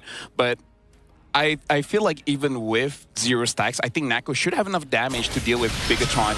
He just really needs the opening and hope that Chiku doesn't kill Vamos first, which, you know, like, there are some rules of the world where you just can't deny that. A carry with enough items is kind of... It will make every team fight very quick. Yeah. It just devolves the whole dynamics of the game down to whoever dies first loses. Well, yeah, basically. That really is the truth of it all if we had to boil it down. But now, look at this split. Look at Rasi showing up on the top side. And ZK finds the kick that's Purify out. So, nothing out of that. He needs to get controlled by Suppa, but I think ZK is going to die here. There's no way out to even commit the final slice because why not? And now Suppa gets control. He is going to be dead as well. Dave. That was a throw. Not really sure what Vamos wanted to achieve with that, honestly. I think they're like, hey, Rasi isn't here. This is our time. But we my time, my era. But we kicked the person with Purify. What? Yeah, why? but, you know, like, in the heat of the moment, you know? He would have had a better chance if Natko was there with the Hand of Bone. Then, sure, I would understand. Or he asked his team, like, he doesn't have Purify, right? No, he doesn't. But even then, you would need the Purify to be used first. And now it's a 3v5 defense. They have minion way to work with. Artaban gets used. Arrow 4 will sacrifice himself. And the CEO will claim it. That's BTRM with the equalizer. All right, there we go. The equalizer 1-1. I don't know. I think like if Zkeep wanted to go for that kick, he honestly could have set up the kick earlier, way the Dragon Lilia underneath his inhibitor, mid-inhibitor, to get the Purify away early and then do it again later by the Lord Pit. But no, Shout outs to Midnight. I understand the logic of BTR's draft not being the greatest, but you can't argue with results. Hey, This is the CEO. You know, he makes the big bucks. He makes the big bucks for a reason. He's the man willing to cut it deep into the business. Oh, man. and Midnight just witnessed Charizard beating Blastoise. Yeah. Oh, no. Isn't this what you look into when you're watching anime? I can't. How wait. do you punch a cosmic being and win? One Punch Man? Right? I can't. This is why you watch BTR, because you just love anime. They make me believe that my Chikorita can beat a Torchic. Okay? They made us feel like they could have beaten SRG. Hey, have you heard? I mean, they almost did. They almost did. They almost did. If it weren't for that darn Freya in the last game. If it wasn't for the darn Freya, but I think it's, I don't know. This one was just an unfortunate throw there. An unfortunate throw there for Midnight side. Midnight say that Cho won the game for BTR. Cho- Yeah, Which yeah. he yeah. did. I mean, I like the show pick. I just didn't like how the kick went. It's like, let me throw this real quick. Oh, well. I think it would have been more worth it if he didn't have to use his flicker and also didn't go for it in the first place. Because again, it's a lore dance. It's a lore dance of high caliber, and you could tell clearly, hey, this is a diagonal. If my team tries to follow up, they are gonna have to flicker just to keep distance. Yeah, the only way for it to work was that if he got out there, right? Yeah. We're going to be looking at the MVP here, and I feel like, Rossi got the MVP for this one. Again, playing very well on the glue, but I think Zeke just missed the memo. When we're having a Lord dance, it should be more of a tango, but he just break dance. Yeah, I think it also... He tried to style on the guy. It's quite peculiar because Vamos has this, MO, right? Whenever there's an objective coming up, what we first do is that we try to get map control and then we force resources out of the enemy team. That's what they've been doing the entire season. But that last Lord Dance, they did none of that. Yep. Which was pretty weird considering that's what they always do to win them the game. Maybe Mirko is actually voting for Vamos. Could be. Was he wearing Vamos jersey? Is he wearing Vamos? Or DJY just got into a call and he said Vamos is going to smash BTR. Oh my goodness. It's either or. Either or. DJY, stop watching. So yesterday, Mirko wore the SRG jersey and Bigotron got reverse swept. Okay, so I think Mirko, if you haven't heeded my advice just yet, wear BTR jersey. Oh, you know what? Wear what you wear on cast. Just cast as well. Wear a suit. Just no pants. Start casting, Yeah, just start casting. That's probably the best way he can get away with his restream at this point. Man, I'm looking at the items here, and it's just like, man, what can you really say about the 17-minute game, right? It was slow, grueling, painful, but Vamos. It just felt so weird how they would just leave Sapat to die. They're like, he's not on Paquito anymore. He's on full, but like, nah, you just hold him there. One thing that I do have to say for Vamos, very easy fix. Sure, Zeke, we already talked about that. Sapat needs to dive. Phobius is an amazing hero. We all know that Phobius is an amazing hero. But Sapat is a Lapu kind of guy, a Paquito kind of guy, an Arlet kind of guy. He's not the... He doesn't flicker backwards, he flickers forwards. Yes. But sadly, he's also not the flicker dark wave kind of guy, Yeah, No, he is. He did it just now. He dark wave, but then he flickered backwards. Yeah, I don't know what happened there. I mean, maybe it's style points because he's still connected to Dark Wave. But besides that, there's just a lot of weird moments where it's like, yeah, I'm going to quote-unquote dive and then just get blasted by everybody. Like, it is such a rough draft for the Phobius. You have carry to deal with. You have not only the glue, it's just constant peel. And the Lilia, I also just want to claim picking mid-last worked out. And I also want to claim that collectively agreeing on picking Chico's heroes first was the right choice. It almost looks like we know about this game or something, etc. I think we just know a lot about these teams in particular. These guys. We even know how Chico would die here, No, it's crazy because, again, they follow these same patterns. If we can pick out these patterns, I'm pretty sure other teams are going to be able to pick out these patterns, which is my only conclusion, is that there are problems that they cannot fix on the day itself, if not the regular season, and this is their best iteration for a consistent style of game. Yeah. Or it's just their way of conserving their stamina as well, because legit I feel like yesterday was kind of a wake-up call of like going 5 games is very tiring because remember day one it was 3-0 and let's be real.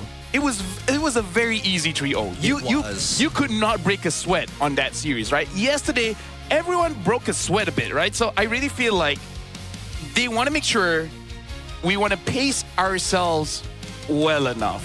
Interesting. Because really, like, that 8 weeks just got them too used to best of threes. I mean, Okay. if you're looking for a team or like players who have played on average the most games, the most series, you have Chiku guys. You have Rasi when he was with DxO. You also have what's his name again? Chibi. Chibi as well. yeah. You know, back in the Vamos home. And place I days. guess Sapadas, because, you know, Yeah. Sapat Chibi. But on average, BTRM has technically played more games and they're more used to the environment, you know, of just long series. Well, here's what I think personally. I think that maybe as much as I would like to believe that BTRM are trying to pace themselves in a lot of these scenarios. I think both how teams. long? Vamos Or, as well, yeah, both teams. May I bring up the point of scrims being as pretty close to a best of 5 as you could possibly get? That's true. The BO4, right? The 4 Yeah. game scrims. I don't know. For me, losing 2 games, I'm out. I'm out. Is that how you want SEA games? That's how you got the contract? Like every team came and you're like, if you sucked in the first 2, we're out of here. Let me just tell you, in the SEA games, only the final series is the best of 5. So that's why you're a regular season And player. qualifiers, it was like best of 2 or best of 1. We just make sure we go all out and don't choke the other game. That's fair. You just confirmed that we're not ready for a partnership. Yeah. Oh, that's very fun. Good fun here that we have on the English broadcast, but a very difficult game to really break down here from BTR's side because both sides are so, I don't want to say stubborn, but they are locked in, unfortunately. They are cemented in their playstyles, and I don't think there's much they can do to really change it. All we can speculate on is maybe the potential picks they might throw out, but unless they start thinking about secondary win conditions, it's going to look like that every single game, back and forth. Gideon, we actually already set the win condition for BTR, as well as an online coach, Midnight, agrees with us.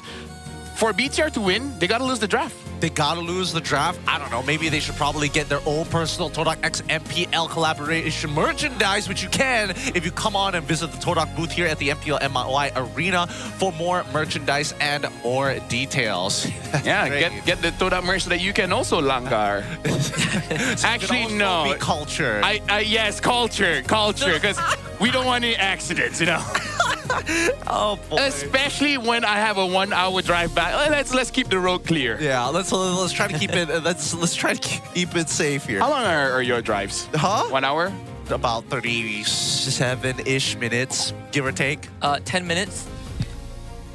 You knew where he stayed. I don't know where he stayed. He brags about it. He brags about hoping that it's in Chuara every time. Right. With that being said, we've got a little bit of an interview to throw on over to. We've got Rose on the other end. Where is she? Rose, what are you doing? Hey guys, Rose here. Selamat kembali ke Game Break Interview bersama dengan Rose. And sekarang kita actually ada satu special guest daripada Indonesia. It is Abang Edwin daripada BTRM. Hello. How are you? Good. Good. How do you feel after that match? So far, it's a 1-1. You feel scared. Heart rate, is it okay? Okay. Okay. You believe in your boys? Confident. Now, Abang Edwin, I heard that you actually flew to Malaysia the moment they won their first play-ins match, correct? It was planned for the second day. Oh. Yeah, I was confident that they will win the first day still. Oh, okay. So now what happens if they do not continue winning today? You going back to Indo?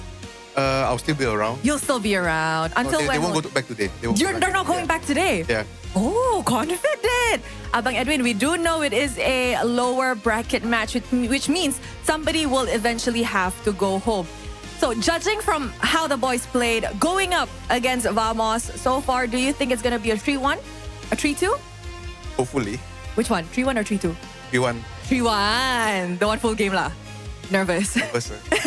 Not good for the heart. Not good for the heart. Now, Abang Edwin, I've also heard that you've kind of been a part of the coaching staff before. You've also contributed a lot to the team and all the teams that you've run. So what kind of expertise do you bring today? How do you try to cheer the boys up? How do you try to give them the morale boost that they need? What do you usually say to them?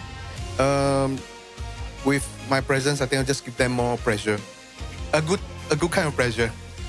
You think they're pressured?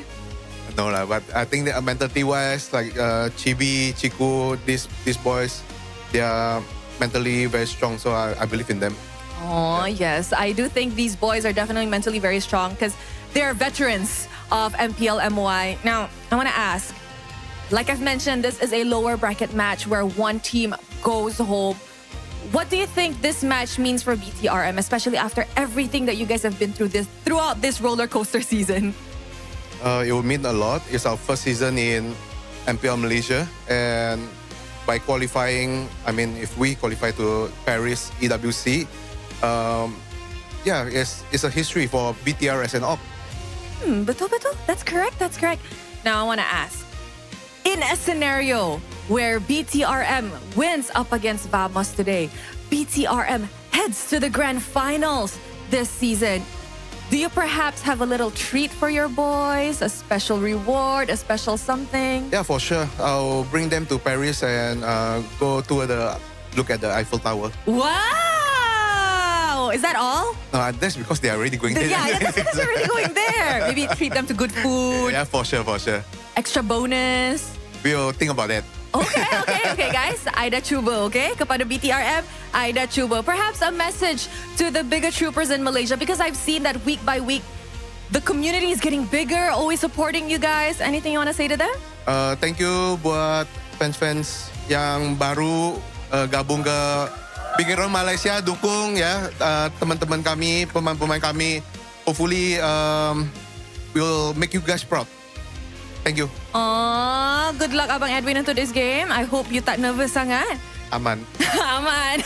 With that, mari let's show it back to our panel untuk mulakan game ketiga di dalam Best of 5 series ini. Will it be a 2-1 for the side of BTRM or Vamos? Let's go. Thank you so much, Rose. And there you have it, the actual CEO of Bigatron by Vitality here to watch the games live. And his prediction is a 3-1, which is totally understandable. I can imagine being a team owner, being that nervous, moving on. Yeah, you have two divisions, and one of them, unfortunately, has already lost their chance to Paris, right? So BTRM is his last hope. And it's great to have him here. I'm used to seeing him crashing out on his live streams whenever BTR is playing. But I like the confidence. I think, BTR has what it takes. We see Vamos as an underdog, throughout the regular season. But I feel like BTRM is also an underdog. Who is the more underdog? I feel like crashing out is part of the experience, no? It is.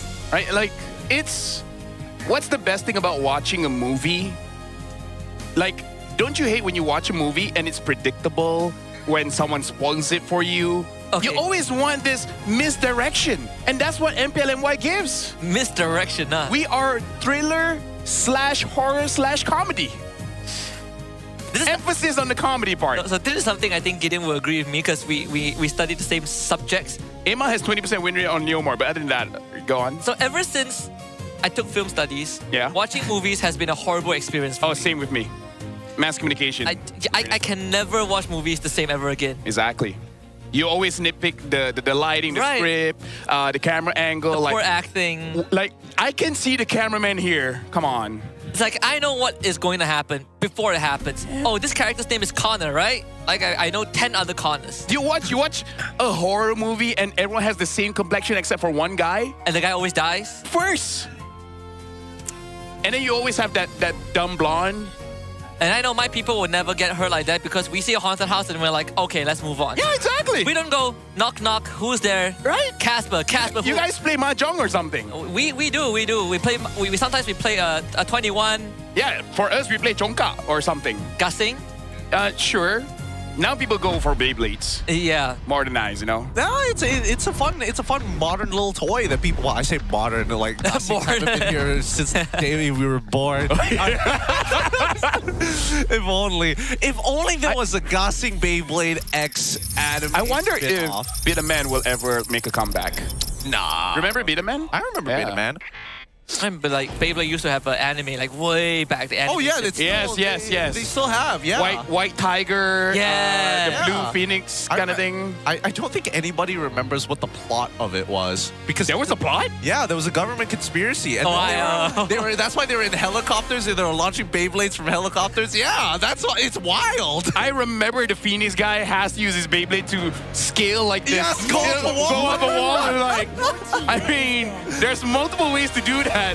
Not using your Beyblade, but okay. I can only imagine how hazardous those plastic Beyblades were. And they were cheering on the turtle Beyblade, so that just stay in the middle, not moving. It's like, you have the best defense. All right, fun facts here.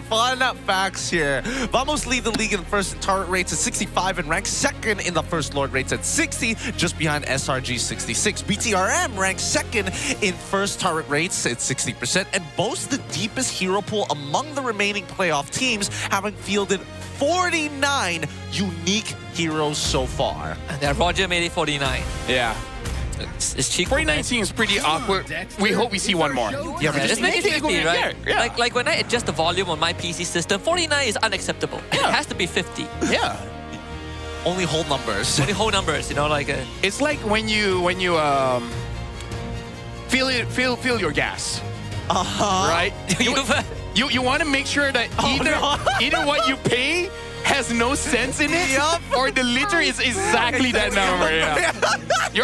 You're filling up your gas, and it's like 99 ringgit 80 cents. But you're like, I'm gonna make 100.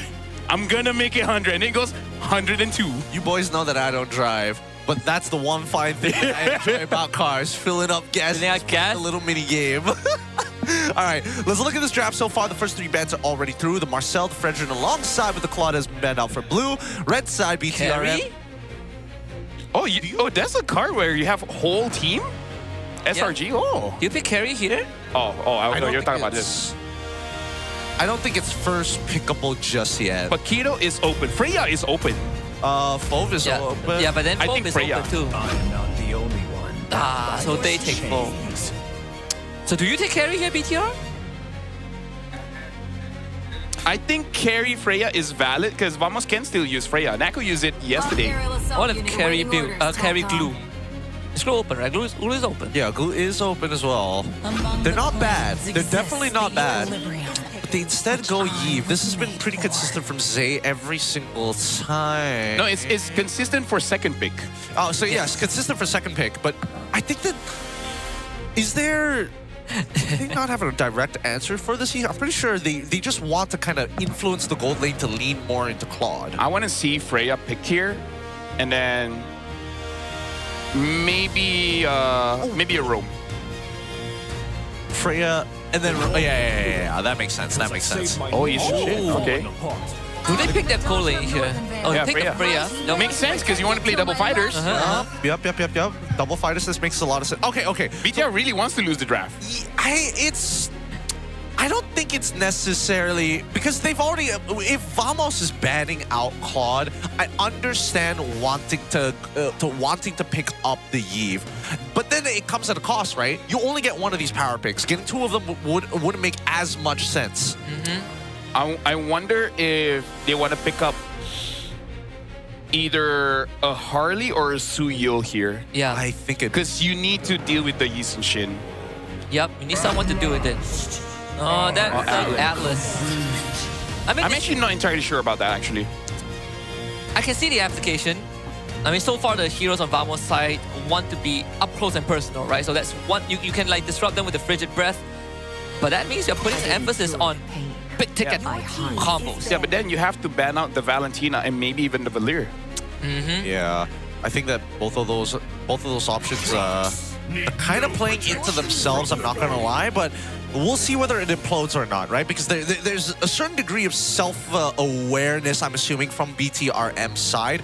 I'm guessing that they want to make a prediction that Vamos is going to lean into something like Zhu Xin for a double fighter composition, so they have a strong anchor on their side to make sure that Yi Sun Shin has somebody to kind of walk around. Something interesting that me and Husky noticed is that Zhu Xin, if you're channeling the Lantern Flare on the Atlas. Atlas. Oh, yes. I was talking about this yesterday. Yes. Perfect match, and it disappears. Yes, it resets. So Apparently, it's a separate body. I hope they don't pick up the Zushin. They shouldn't. Like they shouldn't. And then we were exchanging theories. My theory is that when Atlas splits into two, it's considered as a different unit. Yeah. My theory is that God just allowed it to happen.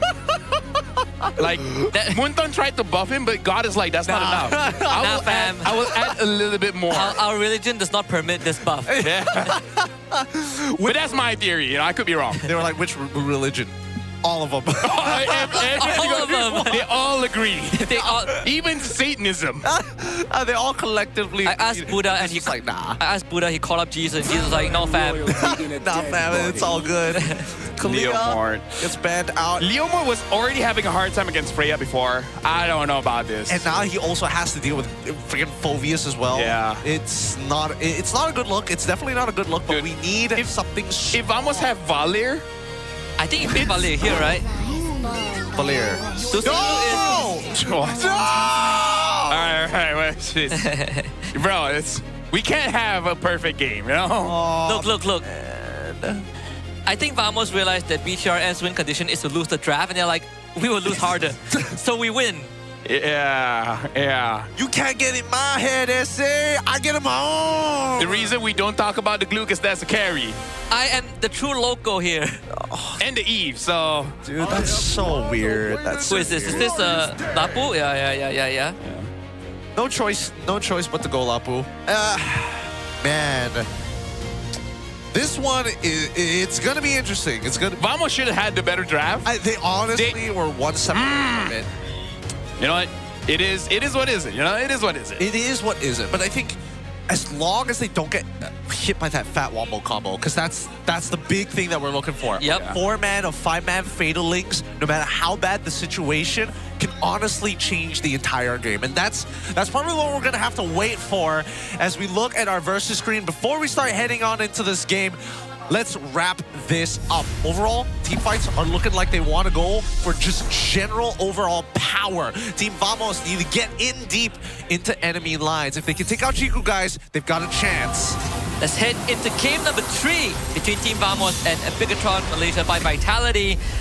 I personally feel like, you know, BTRM, you have the Atlas, but you are not necessarily looking for a 5-man Phalanx, right? As long as Chico guys is around, one target would be enough as long as he goes down. You got BTRM on red side and Vamos on blue. Yeah. You don't need that, like, fat engage. Even a starving engage is okay. You just need Chiku guys, you know? Yeah. No matter what, as long as we see some plays come out of Rasi with those Fatal Links, that would be the most ideal. The hard part is level 1, because look at this. Rasi has to take the damage on purpose. Yeah, that's the thing. Rasi's making a mistake. He should be standing on the minions to make sure that he cancels out this freeze. Yeah. I mean, the freeze is kind of canceled anyway, so it worked out, but, you know, he could have taken one for team. I mean, he's trying to take a little bit more here. Yeah, it's gonna Z-Force to take some extreme punishment from ZK and Clockon, which is a given. But the passive does give you some shield when you hit your spell, so it does help him survive a bit. It just makes it slightly more sustainable, but you can see what this always turns out, right? Early recalls from supports or even mid laners net your enemy jungler a free invade in one of the smaller side camps, including Lethal Wanderer. So we know for a fact that unfortunately for Chibi, he's not gonna hit level 4 at the traditional jungle times. Nako with the Weapon Master too, so he's really looking to go ham on that damage. Yeah, thrill for the Phoveus as well as the Festival of Blood. So I wonder if Sapat, if it looks like War Axable, will he actually go for it? It doesn't hurt to do so. Nako will be forced to take some punishment as Rasi shows up with Chico guys. They use the Mountain Shocker, a solo Q angle there, arrow 4-4, just completely slices Chibi in half. Chico guys forced to flicker away, Nako not able to get the finisher, but Rasi also has to flick. Can't do much about that. Now they walk away. Resources have already been spent here, and I think that maintaining the freeze would be the most ideal scenario. Ooh, I do gotta say, I'm just slightly bit upset. Hold on, Chiku guys. And he outplayed this. Nako drawing aggro. Chico guys playing on the edge, gets the kill onto Nako, and outplay for the CEO. You were saying, LaFell? If the CEO was watching, he'd be like, you know what? Take it. The thing that I said I wanted to be upset with is that Chibi, like, can you stop having a bad Leomore game? I don't know. It doesn't seem to end. You're kind of my boy. I don't want to see my boy keep on getting appled around, you know? Yep, well, Rasi is dead here. Oh man, that's unfortunate. Couldn't abuse the mechanics enough. And honestly, really well played by Zkeef. Looking for a potential invasive, but keeps them in place. Arrow 4-4 has the boat ready and waiting. He's gonna unleash it onto Lynch, but Z's gonna get chased out by Sapat. He's resetting the Infernal Pursuit, but Lynch bails him out. Sapat goes down, Lynch might go down as well. The RWM gets dropped, Z with the box. As there's gonna be a stake from Zkeef. Crimson Beacon in from Qualcomm, looking for the liftoff. Z goes down, and now the transfer on the GB. Arrow comes in again, a double kill for the YSS. Oh, they take him down, no problem here. And this is the best possible scenario for Vamos in enemy territory. Lots of waves to work with, a full conversion as they steal away the orange buff and the small camps around the top side of the map. No plating, however, so it's only really a lot of gold going into Air 4-4. I feel like the obvious mistake from Bigatron is they should have cut their losses. Like, you already saw that there's nothing much that Lynch could do. You know, that's part of the game where you're like, our friendship has a limit. Our friendships have limits. It's like... If you gotta go, you gotta go. It's like, I'm only friends with benefits, you know? If you don't give anything back to me, then the friendship is done. It's like, the moment I can get caught, we're done. We don't know each other. When the cops come, you're in handcuffs. I'm out. Exactly. I'm snitching. I'm gonna say, it's all your stuff. Yep, it's all you. Let's see, again, keeping Chico guys alive is imperative for BTRM. And the most important thing is just to keep this tier 1 up. I mean, look at the control that they have, right? Like, they're sending Clockwood here on a purpose. They have Zkeef here on a purpose, and they're making sure that there is literally nothing Chico guys can do. Oh, he has the flicker. Arrow 4-4. The dangerous spot. Another die. Fatal links there. Arrow now goes down. Chico guys doing a hell of a job here. He doesn't have flicker anymore. Nako wheels on him. Chico guys this time will not survive. Okay, and he will be able to get the bot tier 1 in the meantime. Turtle should fall into the hands of GB. Unless Sapat's got something crazy. Nah, I don't think so. Lynch and Z finds the punish. Sapat dies. BTRM, they find the kill at the Turtle Pit and the objective. GB is actually very happy that all the attention is going to Chico guys. And he even gets kills. Like, I understand what Vamos is going for, but it's not a good deal. No. You know? It's kind of like, I want to buy your apartment by giving 4 bungalows. It's not kind of good trade. I mean, the goodwill can only go so far before it starts outvaluing itself, right? And now, we see it as the motions being made across the map. It's a lane swap here, as Freya is going to go up into the top side, deal with the Lapu, and most importantly, try to get that tier 1. We see the rest of BTRM making their way. This is so slow. I'm getting so... Okay, thank God. Okay. Are they just going to leave Nako there? Or... Okay, at least they have Zkeef there to probe. Yeah, but it also makes the side lane slightly more unsafe for Chico guys, right? It's pretty hard to show a bot. The XP lane, Lynch wants to hold on to it. So that means Z has to sacrifice some of his But yeah, gold. I think Chico doesn't mind because Chico is danger.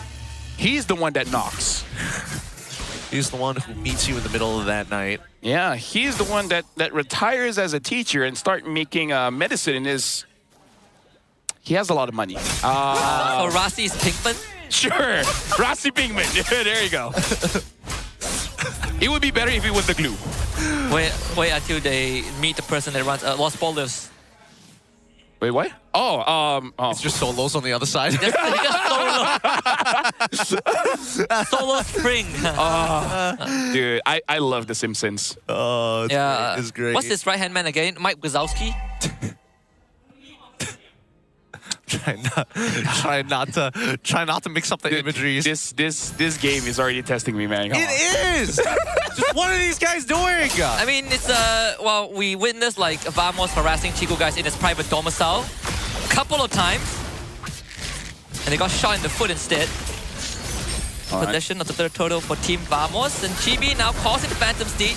jump on the popcorn, dives the turtle, but it's never that gets it this time. Chibi still wants to dive in, but Sepat holds him at bay, whips Z-Kim. Chibi heals up with the passive, but Sepat still slams down onto him. They got a trade for it now, but Chiku guys once more flickers forward. Popcorn is dead, double kill for Z, and the third one for Chiku guys. And suddenly Nako finds himself isolated and desperately trying to run away, but unfortunately you have Anatas on you. Nako not really getting anywhere, has to expend the Valkyrie's descent. He's out. Yeah, I think this is now a bigger problem than it needs to be. It honestly shouldn't, but for Vamos, I think it's clear. They've been playing these simple style of compositions for a reason. Something that's a little bit more complicated. You can see that there are cracks starting to show across the formation of Vamos. Finding a solo kill, at least for Era 404, he gets one back. Yeah, like the main carries, yeah.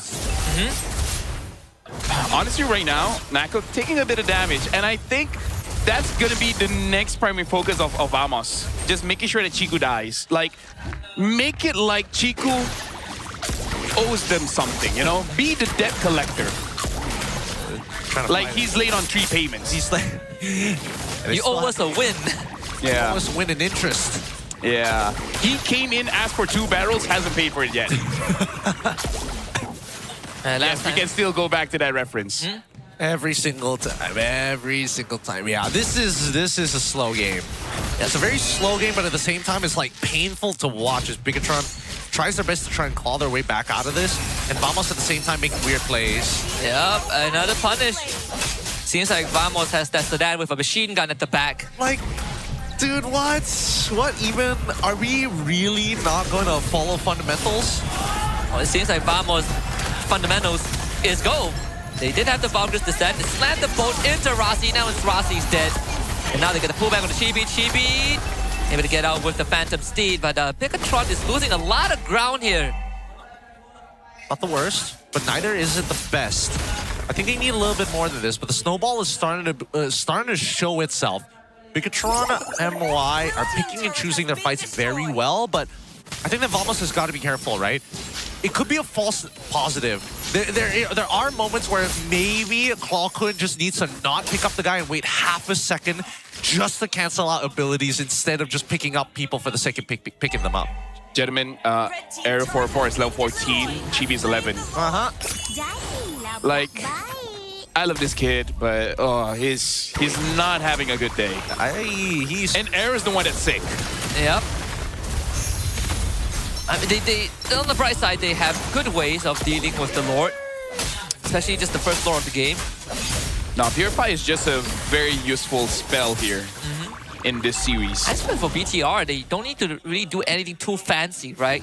Like, this entire lineup is revolved around setting up for Chiku guys, but somehow, at least in the past 2-minute sequence, they have been omitting that fact. Yeah, they've caught him out in some weird spaces. Again, at least one out of those 2 deaths probably shouldn't have happened. The others was a forceful dive, so really, what can you really do? Chibi's gold was less than Rossi just now. Oh. Good lord, he's so far behind. Yeah, he was 4.7k when Rossi was 4.8. He literally cannot play, and he can't also... And the worst part is that he can't even, like, redistribute the gold from the other lanes because they themselves need gold. And now they just pray. They just have to pray. The worst thing is now he can't blame Sepat on the Freya. Like, there is a Freya here, but they didn't do much to him. They just went 100% on Chiku. Yeah, I don't know, man. Like, this guy needs a second Fredrin. A second Fredrin? What does his name be? Hold on. It needs to sound like someone that's 6'5". Joseph Morningstar. Well, Clawkun going to be brought in, but could purify Sepat. Gets a 2-man dark wave. Chibi gets jumped on again. But Sepat will have to flicker backwards. And they find a kill onto Rossi. The boat connects on the Lynch. That should be the end of it. Okay, Johnson Smith. Oh wait, we already have a Johnson. Yeah. Tyrell. Tyrell. You know what? Just Tyrell. Yeah. Just Tyrell. Just Tyrell. 6'2", plays basketball. Yep. Or and loves those boulders. Or just switch it around. He plays bowling. He plays. No one plays bowling. You know. He plays golf. He's actually the best golf player in the world. Yeah. He is what do you call it? A sea lion. What's his name again? Tyrell the sea lion. No, because we have Tiger Woods. So now we have Sea Lion. Tyrell sea lion. Oh, my brain's oh my god. Come on, you gotta admit, that's pretty clever, you know? Tiger Woods, Sea Lion. Oh, man. Sea Lion is an actual creature that exists. This guy works. But then the hero model is just another tiger. No, it's a lion. It's a woolly mammoth called sea lion. Or just make him a dog. Like a dog. Look, Singapore needs some representation in the game, all right? All right. Yeah, exactly. So it's merlion. Sea lion with a merlion. So the one representing Singapore is Tyrell. Yeah, Tyrell. Tyrell the Singaporean. Tyrell the sea lion. All right, his full name is Damien Dyrell. Damien Tyrell. That's as Singaporean as it gets. Super Singaporean. Yeah, everybody knows that. Stinks of SGD. Oh, he must love the Thai fun a lot. Eats a lot of chicken rice. No. Eats a lot of roti prata. They eat that a lot in Singapore? Well, they call it Chennai roti prata here. Oh. Chicken rice, yes.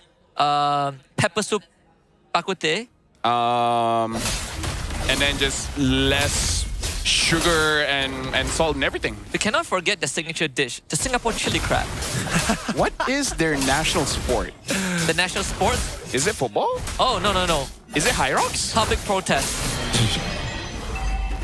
Oh, that is so Singaporean. I don't even know what that is. Don't worry. You guys still remember Joe Kim? He still runs a lot, man. He does. He Shout out does. to Joe Kim, man. Hey, he's gotten a lot better at MLBB from the last time we saw. Yeah? The man couldn't break into like legend. Now he's consistently hitting mythic. Oh, He's doing pretty well. he's better than Karakuri. Hey, Not a high bar to... Not a high bar to clear. not the fact that there's a high bar. It's just you gotta hit Zan in the right spots. Like there's gotta be a reason for him to play the game. Yep, like a tight siege, for example. or the skin, free yeah. Gara skin. The guaranteed inhibitor bot lane. Let's see if Vamos can do more damage, because they're looking at a 10k gold lead. As long as Chiku guy doesn't get to deal damage, they have a good chance. RWM is gonna try and punish this dive. They take care of Chiku guys as Arrow 4-4 completes the job. Clawhood finds the second as well. BTRM falling at the seam. Chibi just cannot play the game. Clawhood goes in. Killing spree for Arrow 4-4. This kid is going above and beyond to bring Vamos to the second win, and they will get it here. Vamos one step closer to Paris. Really nicely played. At the very least, for the Vamos fans, they can be happy in the performance of Error 404 because he is not broken just yet. And I don't think they should fix him. Like, that was a great Yishin Shin game. Yeah. How do you get 4 levels upon your enemy jungler, still maintain a whopping lead, and have the most resources in the game? The game just went all the way for Vamos the moment he got that solo kill. Yeah. But after that, everything went wrong for BTR. I mean, like, it was already not going great. Like, in that entire game, Chico was the only one playing, man. I don't even remember the draft. Well, okay, to be fair, at least Rossi had a couple of like pretty good counter engages, but that's the adjustment from Vamos. Like, hey guys, maybe we should not run it down every single time. Maybe we can probe and get their ults out, and then it'll be so much easier. Just give Chibi a different hero. Yep. Give him a different hero. I would rather see him use, like, I don't know, Choke Jungle. Like, maybe Suyo, right? Like, maybe Suyo, maybe Nolan. I would go for Suyo. Nolan used to be one of his best heroes, but I don't know. I feel like if you want to fight this early, just take Suyo. You know what? Screw it. I'm gonna reach to see which possible tank jungle he can use. Akai. 0% win rate, by the way. I have no more for you. I want more Baraz. I would take Baraz over his Leo Mort just now. You would take Baraz over his Leomort? Oh, I don't know. His goal was lesser than Rossi. Well, yeah, but I think if he was on Baratsu, it would have been way worse. I think after he dies the first time, he never comes back into the game after that. From like a 4-level difference to probably a 6-level difference. There's actually not much tank jungler, sadly. Uranus! Ah, yes. Right? Or you follow what the MSL Myanmar did, the Alice jungle. Would you rather Alice jungle or Uranus? Now tell me. Is the Uranus. Just say, as we're seeing the MVP right here, the MVP is going to go over against Arrow 404. Yeah, at this point, don't get better, you know? Yep, he's doing fine. He's doing... Is that an okay thing to say on broadcast? Don't get better. Don't get better? Get better after the finals. Get better after the finals? Who are you rooting for here? That's what I think people are going to be confused about. Whether this man's support is in Era 4-4, he's still looking at his boy. But 6-1 and 5 tells a completely different story. With an 874 GPM, he was dominating. I mean, he is one game away from fulfilling his promise from 2 seasons ago, where he wanted to prove that he is more worthy than Chibi, right? Where they are in the same roster. He wanted to be in the starting lineup. He wanted to prove that he is the next coming. If he beats BTRM here, I think he would have proven his point. He's getting one step closer to it, especially since Chibi is now, again, we're seeing all the holes, right? The limitation on hero pool, the overall style costing them the direction, and even drafts. I can only imagine Coach Kenji is trying to figure out, like, you've given me such tight constraints. What more can I give you in this draft? It's just unfortunate. They have more holes than SpongeBob. I know. Sub Annabelle in. Sub Annabelle He plays a better Leo more. I look at Lavelle. It's a low bar here. You gotta understand, you know, it's the elimination game. I mean, Before anyone says anything about, you know, Sakai's Yisun-Shin yesterday, in context, Chiku had a Claude yesterday. Yep. And the Claude just dives on the Yisun-Shin. This one, no one really dives.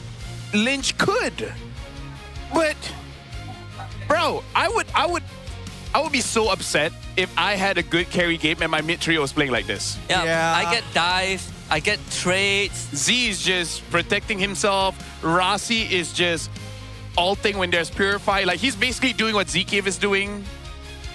And then Chibi, yeah, bro. It's a lot. It's a lot of stuff right now that BTRM need to kind of sort out in their heads, because I think this was by far one of their worst games that we've seen here in the playoffs, right? I mean, there's obviously moments where it's not clean, but the idea is there. Here, I don't see the idea yet. Yeah, this is one of the few games where you could all check jungle gap, and it's true. 9, oh, dude, look at the stats here. 9 orange to 9 purples to 3 to 6 in comparison to Chibi. Oh, my goodness. At least we know that Vamos has a consistent way to shut down Chibi. Just make sure he doesn't get anything from the orange side. And it works out. It really does work out. Oh, Maybe it's the pact made by Era and Sapat, right? They're like, get him. Get this guy. Well, get this person. Get this individual. I don't know if it's necessarily their fault, because here's the thing. There were a couple of good counter engages coming in from BTRM. I mean, obviously, the failed dives down on bot side with our sandbag Nako here.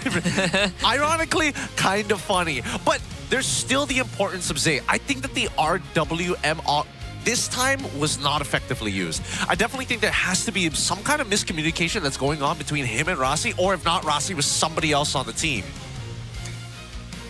It kind of feels weird to have a bad Atlas game. I mean, like, if you don't really respect, like, the glue juicing, no matter how, you know, how much leeway your perfect match gives you, you still get punished, right? Like, for example, this one, the glue can technically stop you, you know, in place as long as you cross this path. Even though you're not supposed to be controlled in a way, it's spaghetti code. It's pretty weird. Yeah, but it's strange. But I think maybe they should go back to what they did in game 2, like Lafelle mentioned, just give Z later picks. Yeah. Right, because both times they pick in Eve early and it has not worked out. I don't like committing early, you know? The draft, I mean. Yeah. Gotta probe it a little bit, gotta test it out. Yeah. See whether it's worth. You're the one that asked your teammates to up the hero, right? Yeah. You want to test drive the car before buying it? Yes. That's what I think some people don't care, but those people are in a different tax bracket. That's true. Now that I think about it, I didn't test my car when I bought it. Yeah, I had to think about it. Like, how many people do actually test their cars? Some test drive it and just say, nah, I'll move on. Yeah, right? I just want to drive the car once, you know? I actually don't need to drive. I just sit in it and I'd be like, something's feel off.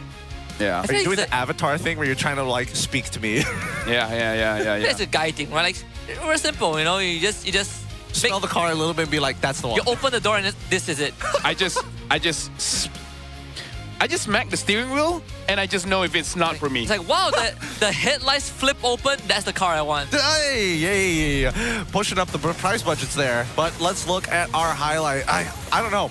I think that we need to talk about adjustments, like some good adjustments here. Because if we're already willing to kind of change the plan just a little bit, I think nothing's off the table. If Vamos can do it, BTRM have to make the move if they don't want to lose. Chico early pick, and then Z last pick. And then Chibi just picks a hero that is selfless. I feel like he cannot use any selfish heroes anymore. Like, he doesn't have that killer instinct to steal away camps. Like, he can steal away camps for before minute 6. After that, he just shuts down. Yeah, Okay. something Like, that's the main thing. He just needs a very selfless hero. A hero that doesn't need items, levels, or anything like that. I think that's a hero that could have made maybe a bit more difference, but it hasn't been shown by both sides. The Gord.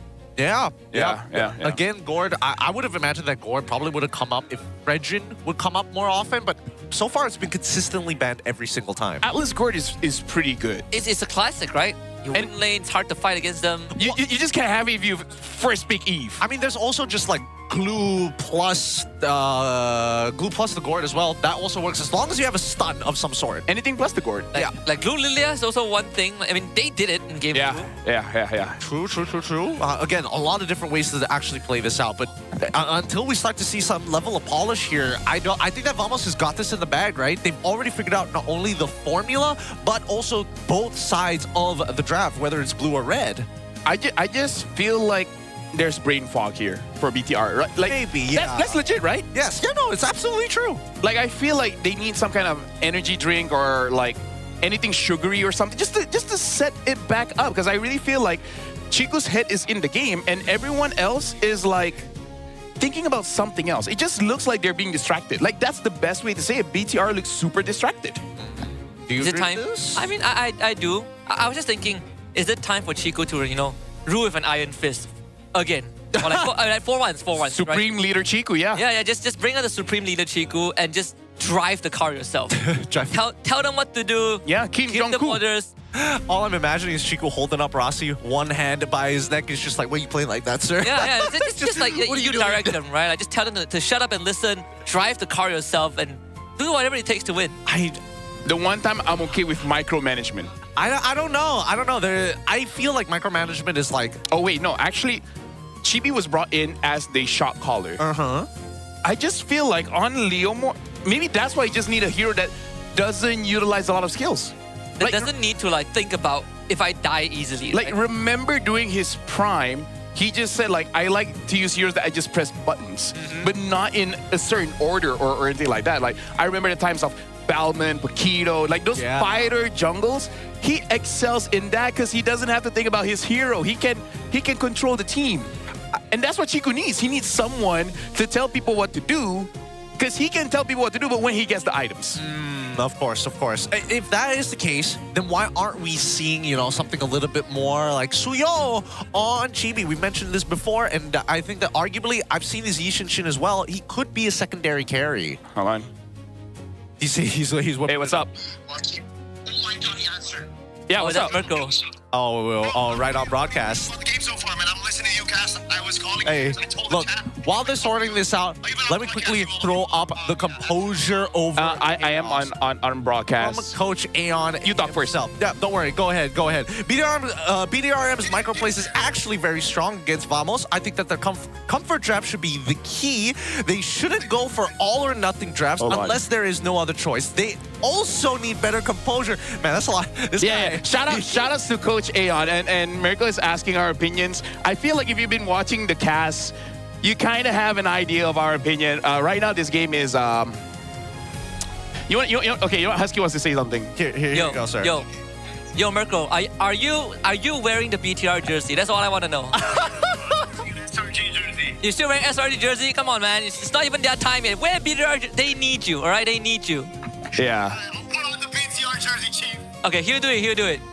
He said he'll do it. That's what he I said. love our sponsored phone, by the way. Hey, yeah. This yeah, shout out Infinix, man. This is amazing.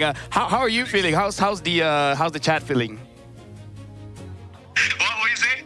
How are you and the chat feeling, man? This is a lot harder to Hey, do. we were confused by the Arlet into Fove Eve, but then we were surprised that Arlet won against Fove Eve, and then we liked the Eve carry. At this point, BTRM should just pull play all tank and play for Chiku, bro. Supreme leader. Yep. Right now, we're going to be throwing it over to Boji. Yes, we are. Pochi has a special guest on the opposite side. See you, Marco. See you. Wait, hold on. Oh, cancel. Hold on. Hold on. Poor guy. You poor made me guy. cancel the call. It's okay, Forget it's okay. about it. Yeah, Forget Marco. about it. We'll eventually go over to see what Poji is doing at some point. Is the Godfather from Paris? Is the Godfather from Sorry, what? You know, the movie Godfather. The guy's like, Who- on my daughter's wedding. Oh, my is daughter's he from good. Paris, you mean? Yeah. Is he from Paris? I have no idea. You don't know? He's don't- not. I'm seeing it as a joke. He's Italian. Like really Italian. That's why I was like, wait a minute, isn't that? He's so Italian. He's like New York. I was trying to imagine him speaking in a French accent. I can't. I'm not even gonna try. I too. The most French thing I know is baguette. Bonbon. Huh? What? It's like bonjour, but like Gen Z. Bonbon. Oh. Really? He can say whatever you want, Yeah. man. I don't know.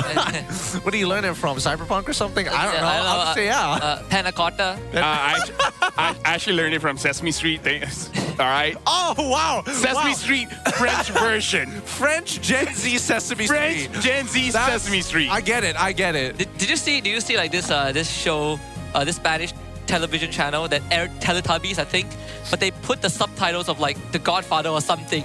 So they actually aired with the wrong subtitles, and it was hilarious. How do you mess that I up? met your mother in the slums.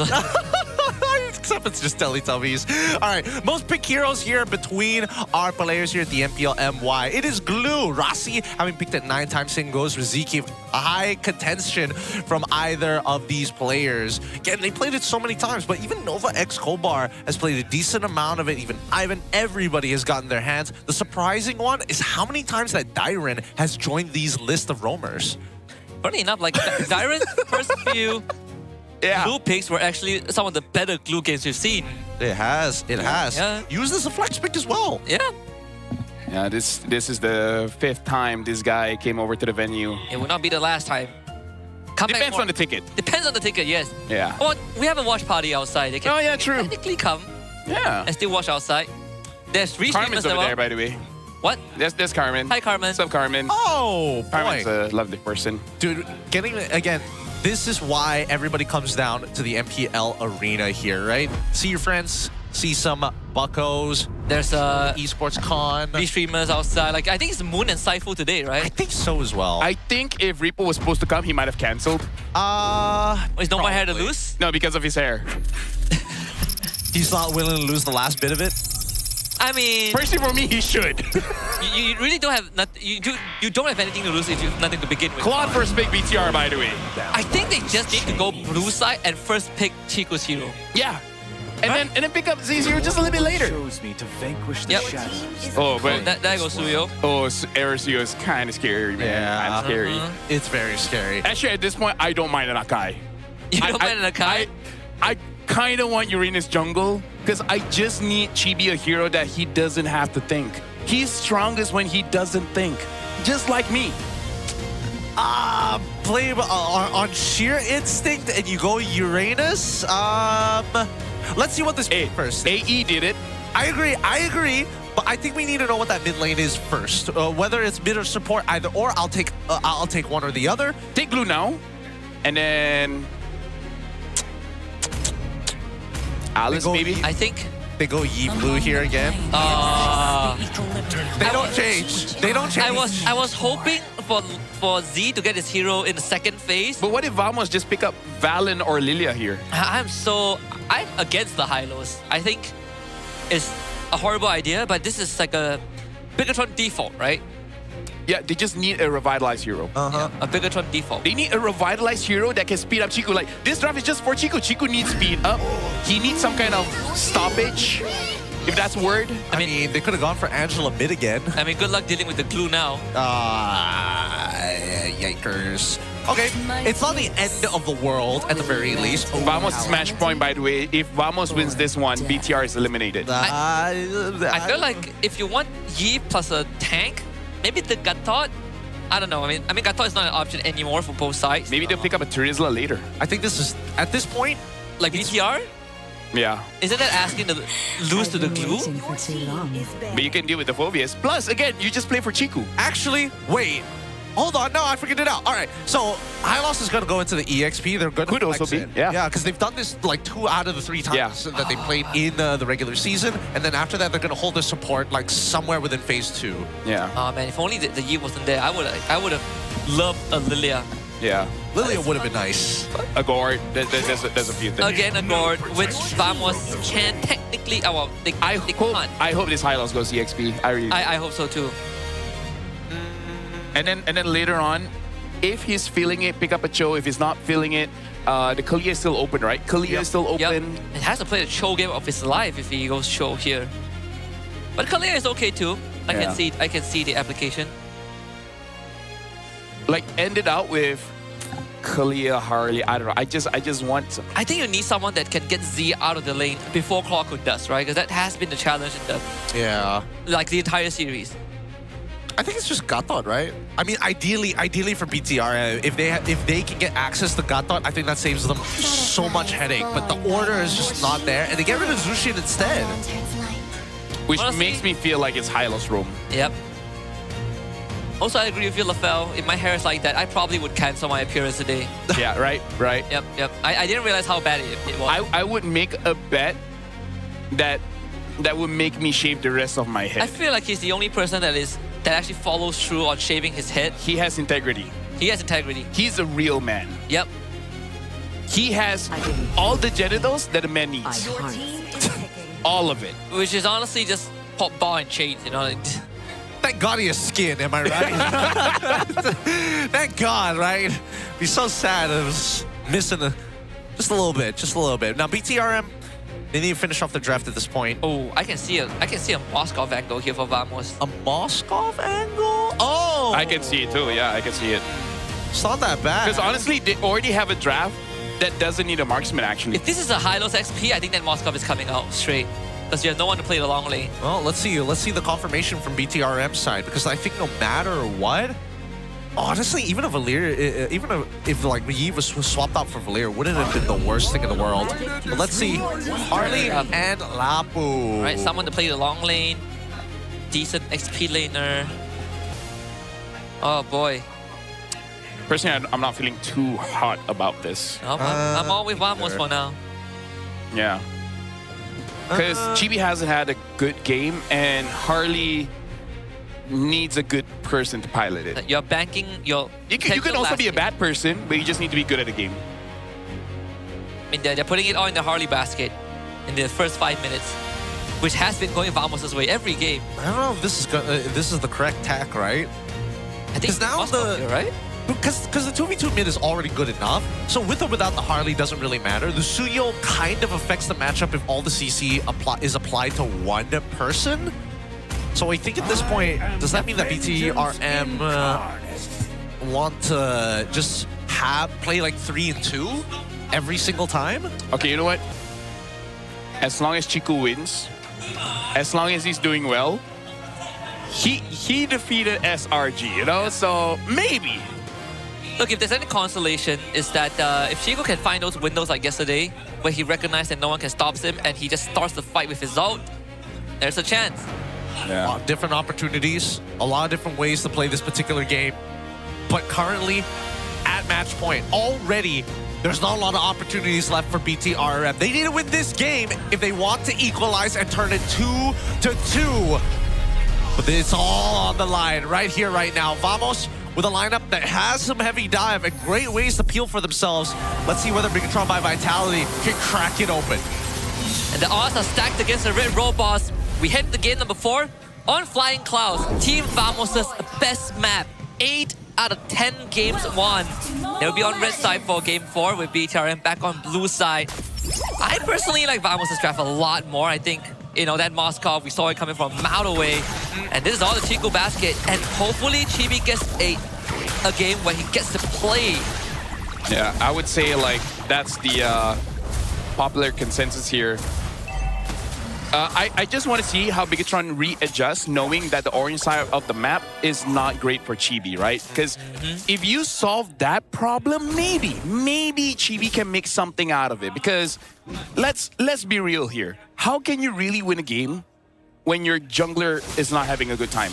Look at Carl Teasy, right? He's so good, they keep on winning. I mean, even in a bad game when his Lancelot was 0-4, he still makes plays. Right. But that's Carl. A good jungler really changed things around. It's very relevant. It's very, very relevant, especially in today's meta. Not to mention how many kind of gaps the jungle has to fulfill in the timings of a lot of compositions. Just to kind of complete the entire round. With level 4 about to connect here, is Chibi going to find that first blood, that single isolation? That is so greedy for Chico, guys. He might die here, actually. Yeah, what? That is first blood. What is that? But what? What was that BMI? What? Yeah. No. I think that BMI is to what you call it, like to break their ankles. Because personally for me as well, I saw Glue slamming down. And I think he was slamming towards where the BMI was supposed to go. So Chico went the other way around, especially because he has flicker, right? So he was trying to avoid that. But again, the cooldown of a glue is so short, you're going to get caught anyways. I mean, or you could just BMI towards the turret and then flicker further into the turret. But again, he was trying to be cheeky with it, you know? He is. Cheeky guys. Or something like that. Yeah. They try and blow up ZK with the deadly magic. RWM committed. All for ZK. They will get the kill. But now you have Sapat on top of you, just swinging away. Sapat does end up getting traded back. Now Clockwood next on the chopping block. Chibi. Oh, good nice. footwork there. Gets a couple of poker cards in Clockwood's face. Finds that kill. Gets out of there. And Chibi salvages the fight. Okay, that's good. Yep. Unlucky, but very nicely played by Chibi, right? Played it as best as he possibly could. Now Nako, very clear lead in his hands, but we'll see whether or not Chibi is able to turn that one kill into a convincing snowball. Yep, blazing duet out. ZK gonna stick on to him. But this fight, it's okay. Chico guys gets the help of Rasi. Yeah, because you know that when Chico died, it was Rasi's fault. He wasn't there. Yeah. Stolen RWM. Z gets jumped on. Good law and order. Arrow 4. Forced to disengage. They drop the carpet. But no follow-up from Bigatron. Okay, not bad, not bad. That actually worked out pretty nicely. Team Vamos, how they're not done just yet. I love high loss with high mechanics, man. Yeah. Oh boy, Chico guys. Can you outplay this? You need Rasi. Well, Rasi needs help too. He's fine. He's dead. It's okay. Long live the CEO. Right, as long as Chico lives. Okay, all right. I don't know how much I can take of this. How many times Rasi has to go down? I can't. This is just one. It's like watching your brothers in arms getting gunned down. Rasi, it's in his contract. It's in his contract. He gets a bonus every time he dies for Chiku. Yeah, when Boss Edwin signed Rasi, Chiku made him include that clause. Exactly. You have to die for Chiku. Every time he dies for Chiku, he gets a new shirt. Okay, that's not too good of a deal. I thought it's like... Hey, they gotta work on the budget, you know? It's the first season. Yeah. And what else are they gonna do with the extra CG shirts? Oh man, I don't know when that's gonna die. Next turtle is gonna come out here. All right, get onto the Nimbus. Wait a minute. A late turn on Lapu.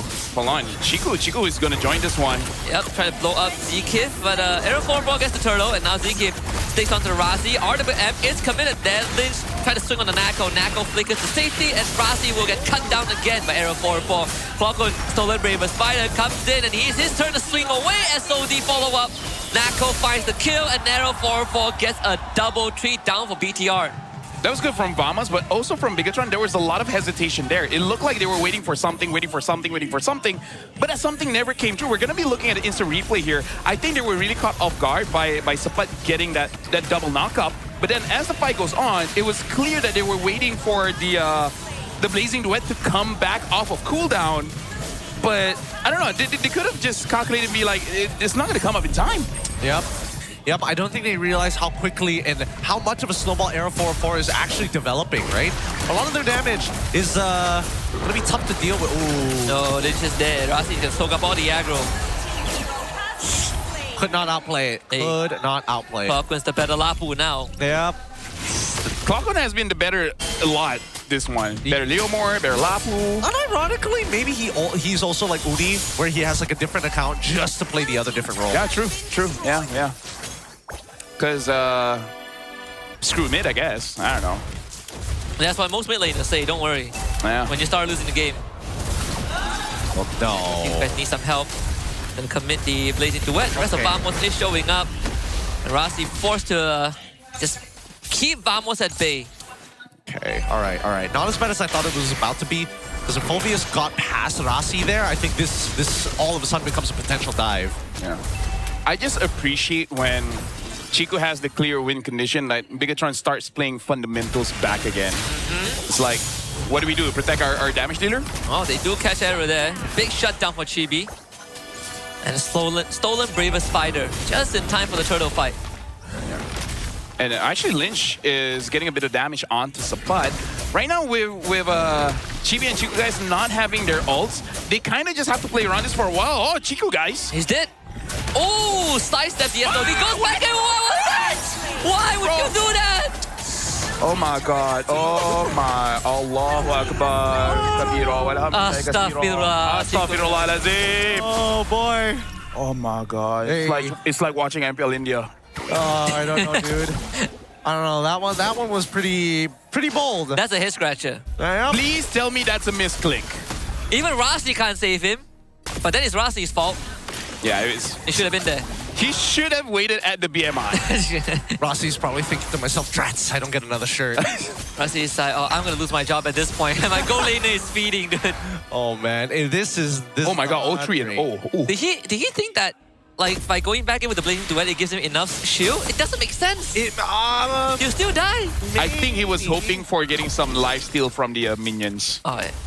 But still, that's a bit greedy, though. It's quite greedy, especially for a guy who's like 2-0-5 currently. Like, it's not... Like, we can't pretend the fact that Moskov right now has some decent items on him at this point. But that's why he's the CEO. Someone has to be greedy. Somebody has to do it. Someone has to do it. Someone needs to be the Mr. Krabs. All right, money. Arr, I love money. My daughter's will. Kind of relevant to the story, but you know. How does a lobster have a whale as a daughter? Have you ever thought of that? No, a crab. A crab with a whale. Lobster is the bodyguard guy. Larry. Bodybuilding lobster. Yep. He protects the sea creatures from the sea when they go swimming in the deeper In sea. the ocean, in the goo. In the goo lagoon. Yes. So the sponge can breathe in water, but the squirrel obviously cannot. Yep. It felt like you were about to say the opposite there for a moment. No. I was waiting. That was it. There's no follow-up. I had to take a moment there. I was like, are you whales setting me up? I think We whales, thank you for your patience. whales have to come up for air, right? Yes, they are mammals, yes. Yep, they do. So there's inaccuracy in SpongeBob. Or we just don't see her. Just coming don't up. see when she goes up for air. Who knows? Maybe that's when she goes shopping. She But shops. she's a teenager, you know, and that's what they do. She shops for air. She shops for cheerleading stuff, I think. Purse? What do girls buy? Tacos? I know. I'll probably have a better answer for this, but first, Lynch in the middle of this fight. Yep. Bravest Spider, RWM. ZK instantly flickers forward. Here comes Chico, guys. The blazing duet. There's a bit more damage, though. He's doing pretty well as Rasi gets the kill on the Sapat. Nako doesn't find a way in. Deadly Magic expended on the Zkif. And a small win for BTRM. Yeah. Chibi, I kind of feel like he panicked a little bit there. Because the timing of the ult is very, very off. Pretty much just wasted it. But either ways, right now, Chico is still holding on to the Lord, which I feel like is not the right call. Bigatron, they shouldn't be confident. I feel like they need to wait for the ult, but more importantly, take care of the lanes. Yep. It's looking good now, but, you know, keep it mindful. Dude, Chibi is getting low. Yeah, especially this is fighting clouds. They can always come back. I feel like Bigatron are forced to commit onto this, and that's exactly what they will do. Arrow gets the Lord still. Vamos just more on the ball. The CEO is dead, and that means BTR has nothing left in the tank.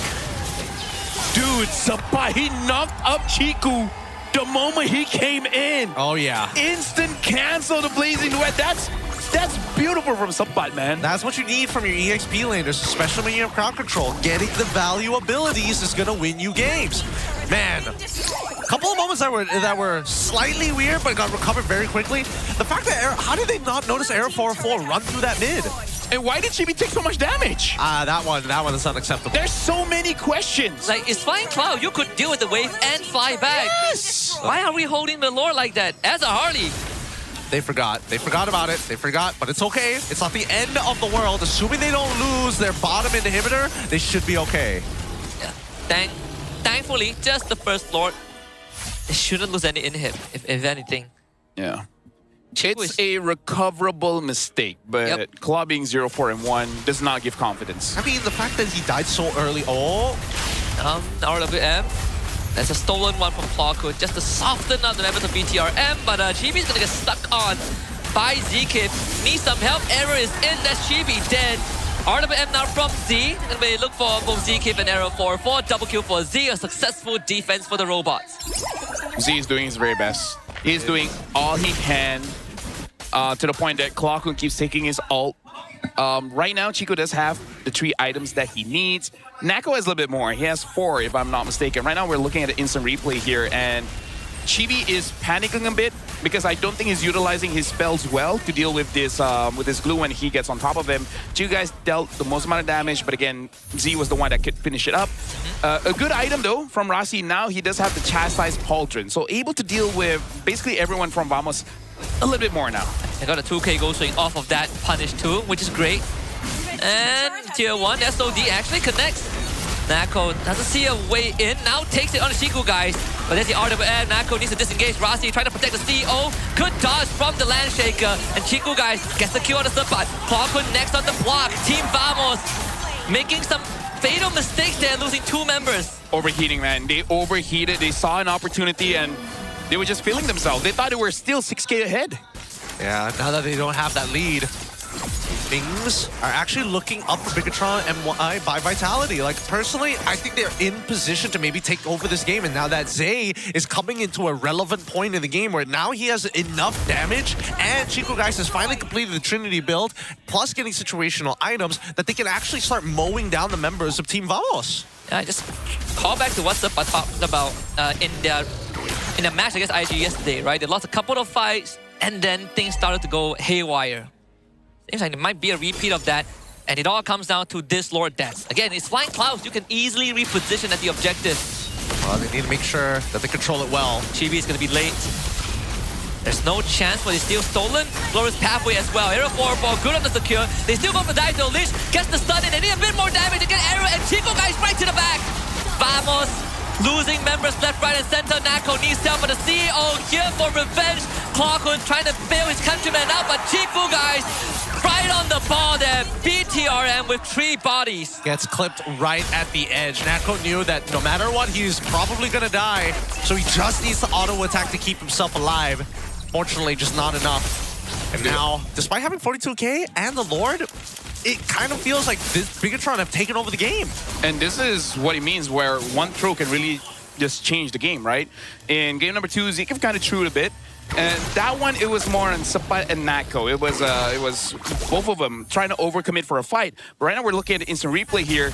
And as much as Vamos did a good job of isolating Chibi away, but look at the setup here by Lynch as well as Rossi. They made it easier for Z to hit that RWM where it was able to hit onto 3, making it easier for that engage to go in. Because Chico guys, he just needed space.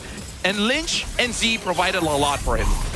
Plenty of space for him to get that that Blazing Duet down effectively. But now, you look at Era 4-4 and what he had a whopping lead just now with a Sky Piercer, losing a majority of it, only at 20 stacks now. Chico guys completely recovered. Okay. With the crown up. Yeah, we got to talk about the items of Z here. This is really changing the game because of the Wishing Lantern as well as the Ice Queen Wand, making it so that he actually makes it easier for Rossi and Lynch to engage, for them to make it easier for him to engage. Yeah, and Zkip is not having a good time against all these damage output because he just started building into defense. And he's getting melted too quickly. I think, you know, Lynch, Rossi, they don't mind getting stuck on at this point in the game. Vamos has lost the past 3 team fights. Yep. cannot recover. Again, whatever you can recover from it has been looking good, but at this point, they're dead even, right? It's situational items and maybe item swaps at most. Yeah, Zeke, the reason why he built the Genius Wand was to kind of solo kill Chibi or Chiku guys.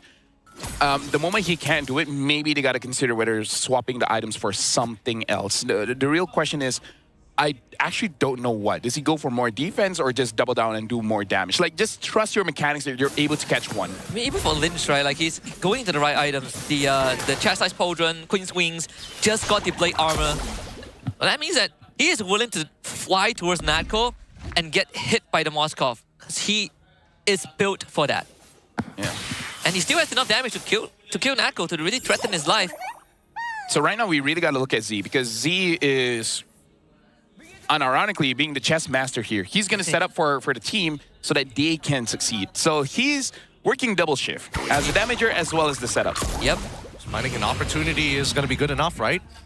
He's like Sukuna, you know, he has the domain expansion. Yeah. Other people have domain expansion too, right? Depends on who you ask. Happy birthday, Rossi? Yep. That's a 4-man collab, and he's out. But Revitalize not being there is not great. Yep. And Glorious Pathway as well. Glorious Pathway, yeah.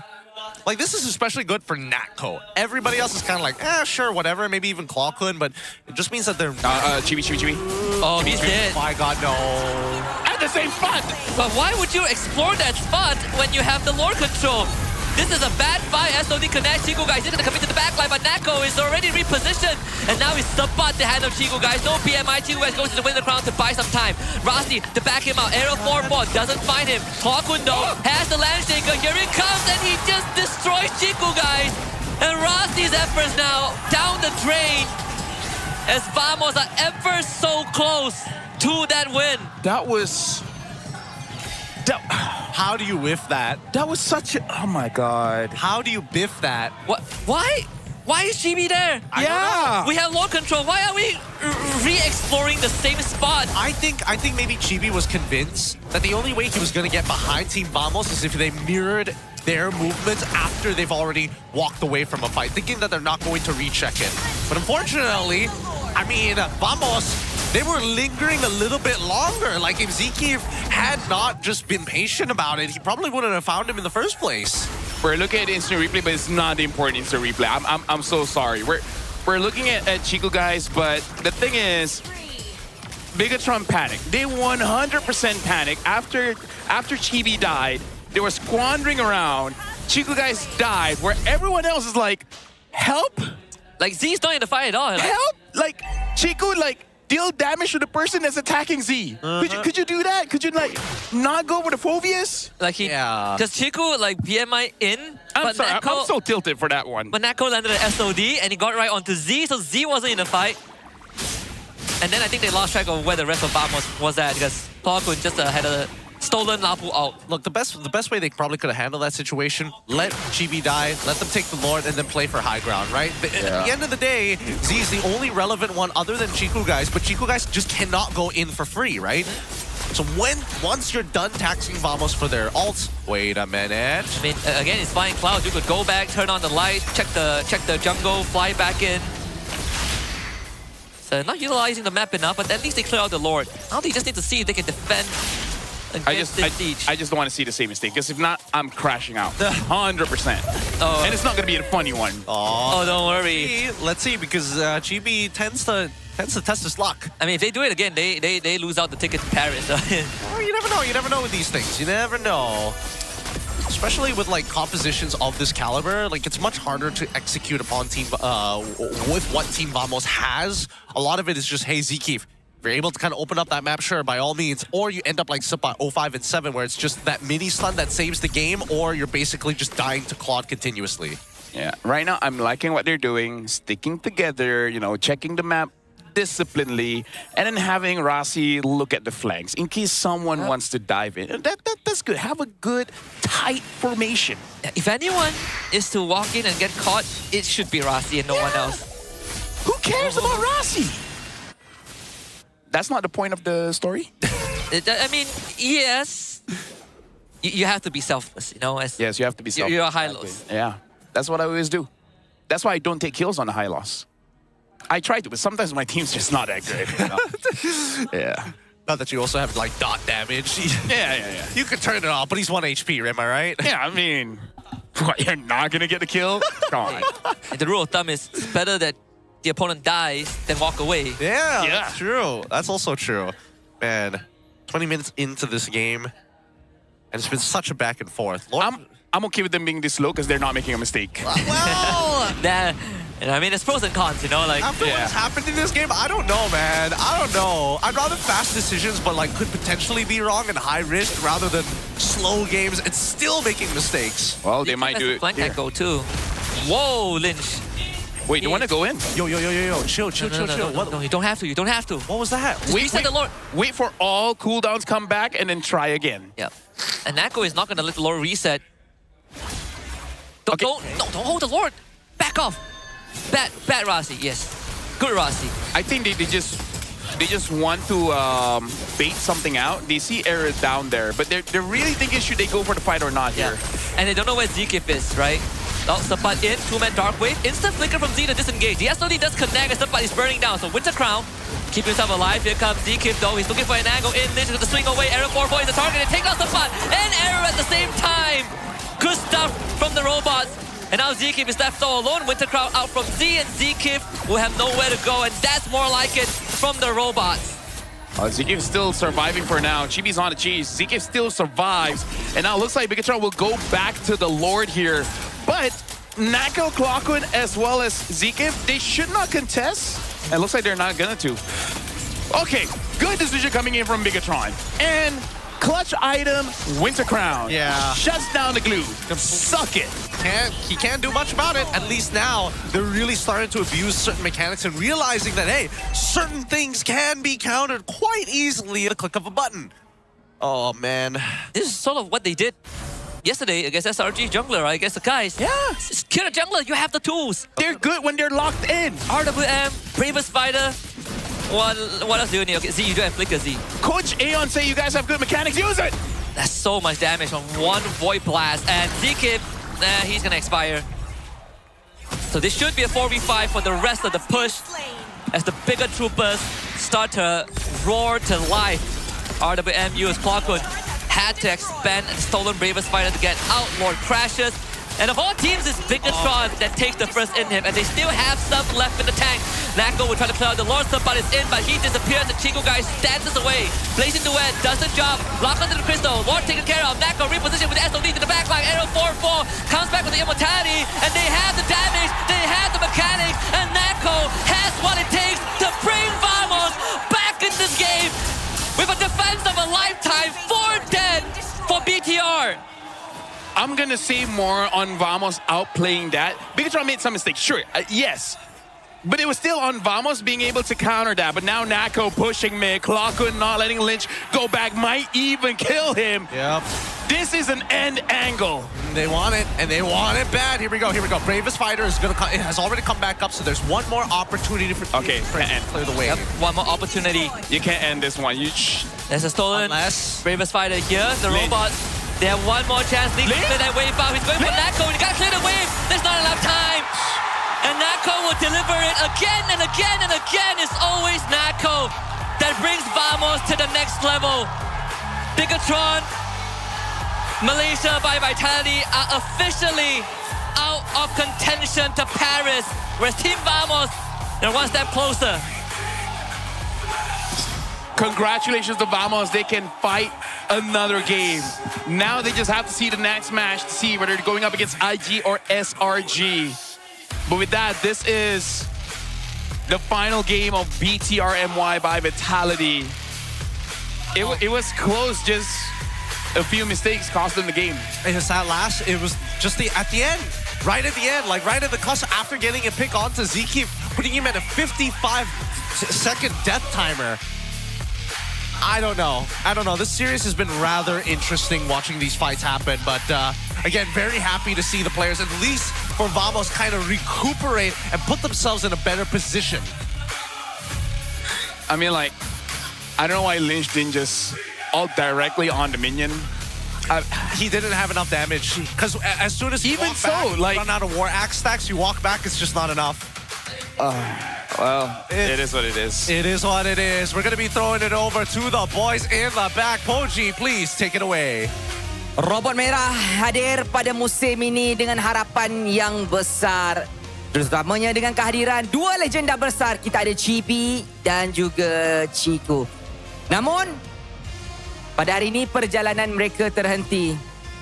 Rasi, mungkin awak boleh kongsikan sedikit dengan saya. Semalam, awak dapat memasa SRG sehingga ke full series. Tapi hari ini, apa yang berlaku sebenarnya? Aku rasa Famos better lah hari ini. Ya, itu aja.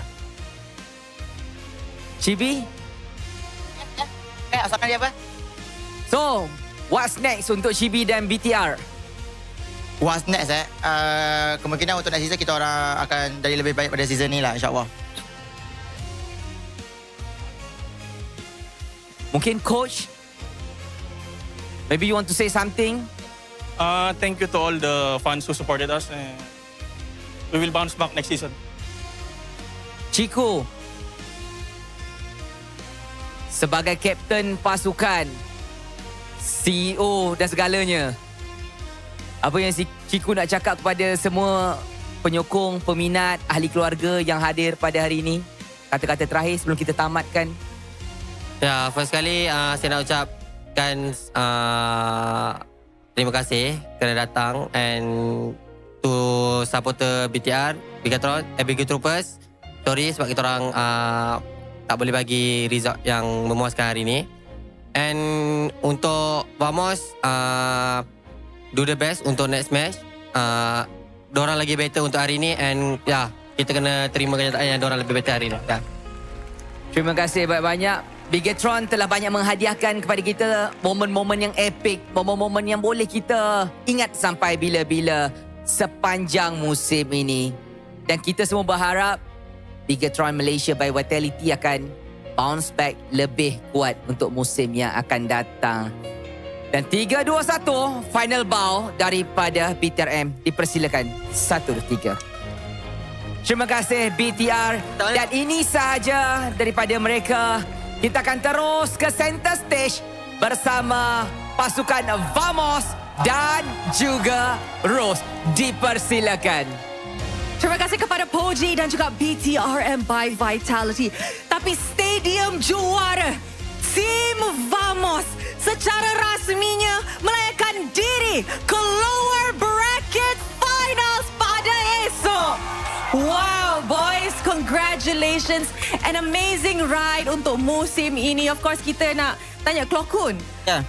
Macam mana, apa perasaan lepas menang selepas kena reverse sweep semalam? Perasaannya, enak banget. Ya, enak. Karena kemarin kalah ke comeback terus kan. Tadi juga hampir ke comeback. Tapi alhamdulillah lah, rezeki menang. Now, Klokun, Rose nak tanya soalan ni. Sebab kalau kita ingat balik pada musim lepas, Team Vamos ada dalam situasi yang lebih kurang sama. Yeah. Tetapi, the result was the opposite. Di mana Team Vamos tersingkir di posisi ini. Apa yang lessons yang Klokun dapat pada musim lepas yang berjaya apply ke musim ni untuk pastikan benda sama takkan berlaku? Ya, yang aku pelajari dari musim lepas kan, ya aku nggak bawa ke... Aku pelajarin semuanya lah. Dari main yang nggak sabaran, mau buru-buru gitu. Jadi yang di season ini nggak aku bawa lah. Aku lebih sama tim, lebih kompak sama tim yang sekarang ya. Sama roster yang sekarang lebih klop aja sih. Lebih discipline, yeah, lebih disiplin. Decision making pun sudah di-improve, communication, trust kepada masing-masing. Good job, Klokun. Good job. An amazing match, guys. And of course, kita pun nak borak sedikit dengan Natko. Hai, Natko. Hello. Okay, Natko. Tadi kita nampak dalam satu quote di mana, quote semalam, di mana Natko cakap, Natko nak buktikan diri di MPL Malaysia. Sebab nak buktikan di mana Natko actually sepatutnya layak je main di main 5, betul? Betul. Adakah you rasa dengan kemenangan ini, you sudah pun selesai your mission untuk buktikan kepada orang lain, orang di luar sana? Belum lagi. Masih banyak yang harus dibuktikan. Masih banyak. Apa lagi yang you nak buktikan? Champion, international. Wow! M8. M8! Dia bukan sahaja target MSC, tapi M8 terus. Natko, long shot tapi are you happy dengan performance you, dengan prestasi you sepanjang musim ini? For now sih udah happy lah. Udah happy. Tapi masih ada lagi yang aku nak capai lah.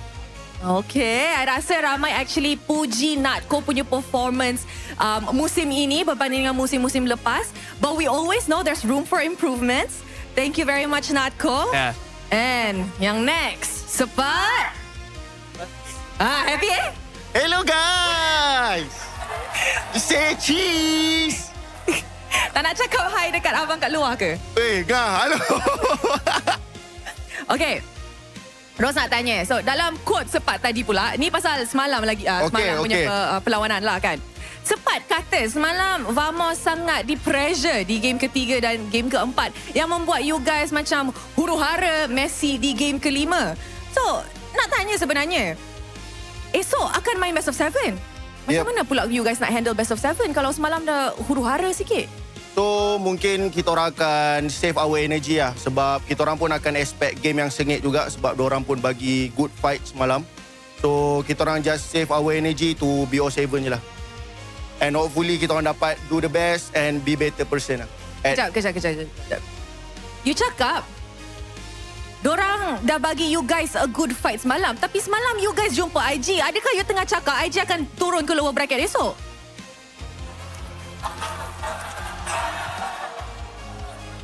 Kalau dari personal saya, kita orang nak IG turun dan kita orang nak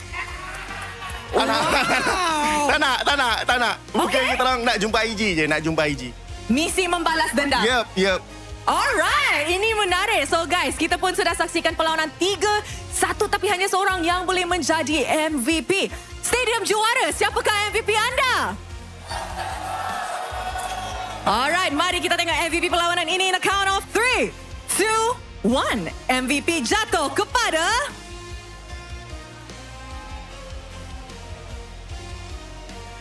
Bocil.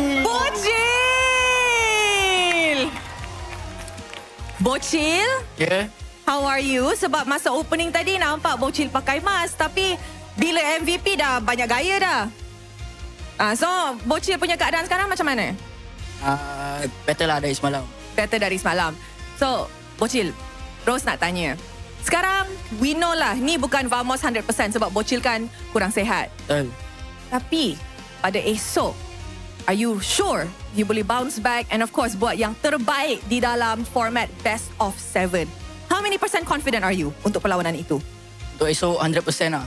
Sebab tiket MSC kan. So kita memang akan buat betul-betul lah. Memang akan climb daripada lower bracket untuk ambil satu lagi slot EWC itulah. Betul. Betul. Alright, Bocil. Rose nampak yang ramai orang actually bagi wishes dekat Bocil untuk get well soon. Mungkin Bocil nak cakap something kepada dorang? Thank you pada yang dah wish untuk untuk lebih sihat hari ni. Thank you buat dah doakan and thank you pada semua fans yang dah datang hari ni, especially Forza Vamos. Thank you sebab dah support kita orang setiap match and untuk Ripo, sorry Ripo, memang sorry. Kita tak boleh buat apa-apa pasal tu. Boys, congratulations. Thank you very much. And Bocil, get some rest, okay? You need all the rest untuk perlawanan lower bracket finals esok. With that, mari let's throw it back to the panel to break down apa yang terjadi dalam perlawanan 3-1 menentang dengan BTRM by Vitality Panel. Throwing it back, see you guys.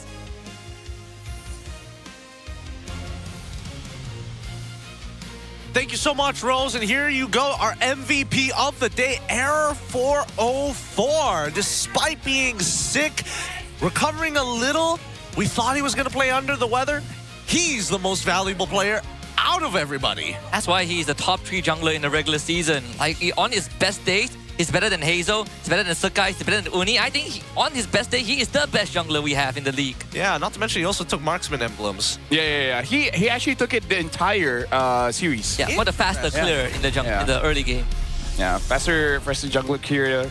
Honestly, both use a lot of marksman emblem for this one. You know, Leomore with the marksman emblem and So for this one, It really is just more on the analysis of the mistakes that happen later on. If we want to criticize the items here, I feel like BTR should have invested in early Winter Crowns, right? Just to make sure that Zikif doesn't get that much value, because even though Zikif's kitty is just 3, 3, and 8, he got a lot of value. Yeah, I think the easiest way to call an apple is a bigger choke last fight, right?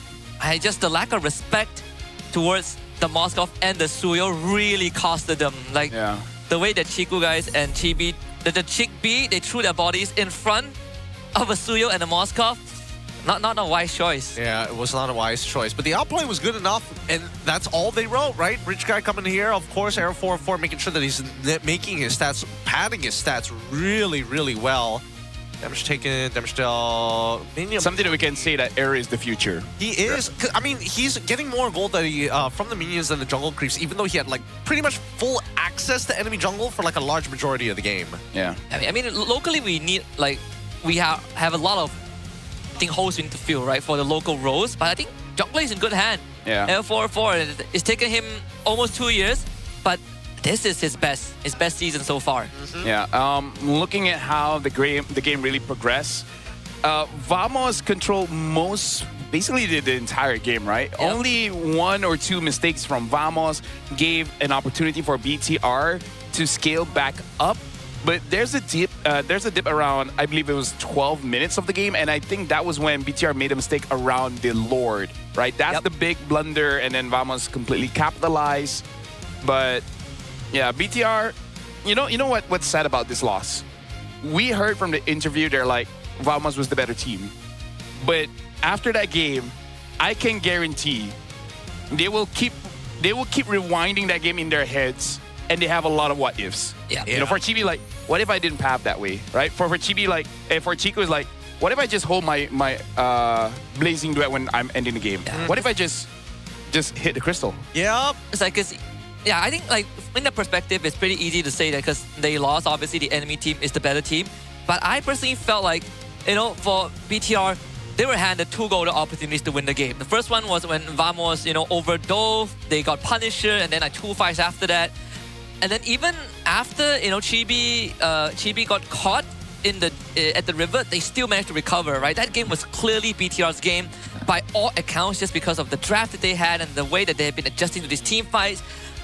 But I personally felt like in the heat of the moment, when they thought that they had a game 5 on the board, they just autopiloted. Everyone pressed their ults at the same time. It got messy. I think they just lost direction for a fraction of a second. You're absolutely right about that, because again, as we see these teams play, I think they need to fall back and remember what the shape of the fight looks like, right? And the big problem is that Zay, he is in the right positions. It's just that everybody else keeps on diving and doesn't give him that moment of, hey, I can set this all up for you with the RWM. It was very unfortunate because we just saw the highlight earlier. If Z had one person to help him, just one, they could have killed Nako. Honestly, Nako was almost dead. They could have probably got a double kill for that. Yeah. Honest. You just watched this last fight, right? I think they had the idea to tap the crystal. The minion got cleared out. Well, they didn't even show it, but the minion got cleared out by, I think, the Moskov and the Suyo. And then they just panicked, right? They just had nothing left. Yeah. I think the blazing duet wasn't necessary, but also they stacked on top of error, so that made it like 10 times worse. Well, they also didn't reposition after Nako was clearly clipping the Lord and Chiku guys. So again, it's just one of those moments where you hope should have turned out differently, just didn't. Yeah, I mean, Error and Nako both saved the game, right? Especially the double kill. It was delivered like a platter. They both lined up. I think from Error's POV, he saw like the best opportunity. Yeah, like it is something that's maybe you don't think about, but the Suyo burst is a lot, and Error has shown in the last 2 days how many times he does it. Good lord, why are both the cores on top of each other? That's what I want to know. Yeah, that one, again, it was getting a little messy. And Error 4-4, he's clearly got the mechanics and knows how to buffer his abilities. It's just something that teams just have to be aware about, the mechanics of the hero anyways. Either ways, it has been a pretty tough game, a pretty tough loss to watch, but very happy at least for Vamos. Yep. They get another opportunity to try and qualify for EWC. And we'll only know once we see whether IG or SRG move on to book that first ticket. And SRG looks like they have the proper warm-up. I want to see if IG will keep on, putting their eggs in the male cutie basket, or this time they're like, let's go to what works and actually let Hazel be the main carry. And maybe prioritize his hero so that he doesn't have to go for the Hayabusa. It's good, but I'm pretty sure that's not first choice.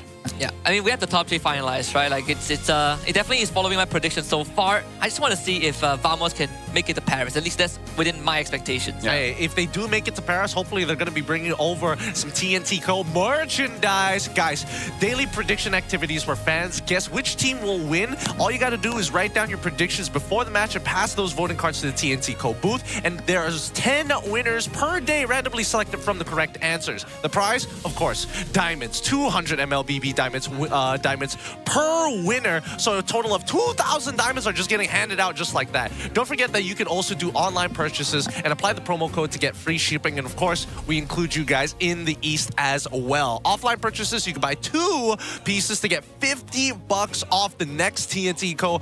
Merchandise purchase here. Well done. If anybody is coming over to get that $50 off, I didn't realize it was that big, but something to consider for later. That's what she said. Could have been bigger. With that being said, we want to know how to improve the show. If you guys are happy with the show, let us know. If you're unhappy with the show, what about the shows making you unhappy? No. So scan it and then say English needs panel for next season. Not just playoff. The entire regular season. Imagine how amazing the English broadcast can look like when we don't have to sacrifice our mental during the cast. We could just do it during the panel. Oh my God, you guys should also put that casters should earn EPF or something like that. I don't know, something wild and crazy and funny. With that being said, we're going to go on a short break, and when we come back, it's going to be another epic match here at the MPL MY Season 17 Playoffs. Ya, tutup alert ni. Daripada glue pun kalau glue ni pantai dulu. Yuk guys. Bagi lock masuk dulu. Ya, lock masuk. Ya, keluar tak klik. Aman go. Klimatik. Send. Nice one, guys. First game. Nice boy. Fokus lagi. Nice boy. Aman. Boleh. Jangan alti korang guys tau. Obsidian dia. Aku. Obsidian track alti korang guys lagi guys. Dia conceal. No. Dia flicker kick dah. Tak ada flicker kick. Jom. Kau balik aku. Dah baca. Boleh. Aku boleh slow. Boleh. Lock guys. Apa guys? Ni Leo. Kari gua pegang. Dapat kari. Mati kari. Lagi main. Jangan ada kari dia. Tara boleh. Apa. Santai lagi. Dapat tak? Boy bangin ang isang. Go TP tower. Tower. Ada N. Ya, santai ya, masih game ke 3 guys. Santai. Lagi reset. Aku stand tu. Salah wita. Sabar. Ayo. Maju. Salah dia. Pati. Nice. Go. Glue. Kau pegang. Glue dulu guys. Boleh end lagi guys. Boleh. Bos ketat. Lagi alert. Dah boleh sih. Pelan. Salah dia. Let go. Target dia tak ada win tau. Tadi dia main. Nice bodoh ni. Throw wave satu. Sekarang throw mid jom. Ada next wave. Bunuh orang. Kalau ada force tu turn ni. Boleh. Dan. Nice one. Alhamdulillah guys. Alhamdulillah ni. Ada belum ada. Cek terasa aku. Ada wave dia lagi guys. Jangan kena stand kat tower Josh.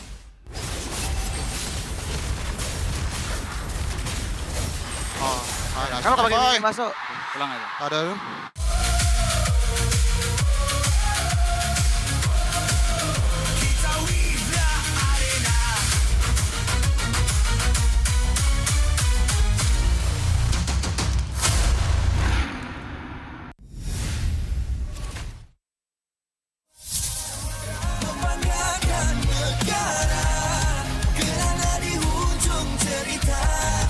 Pastinya kita win arena.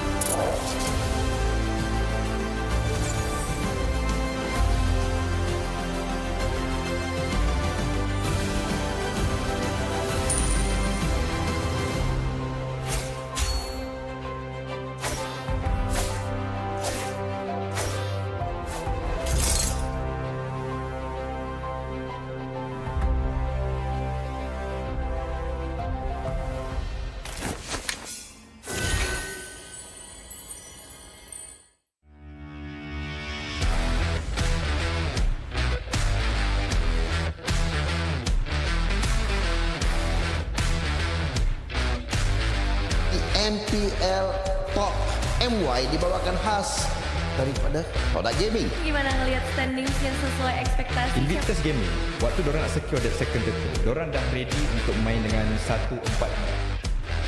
Cultured by Toda.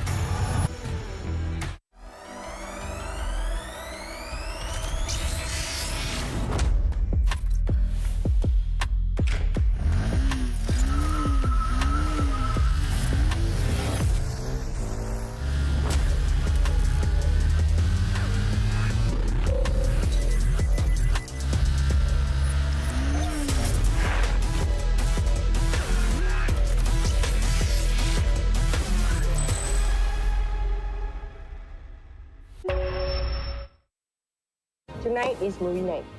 Cerita apa yang suka? Contoh macam cerita makan-makan ke, macam dia ambil makanan ni kan? Tengok.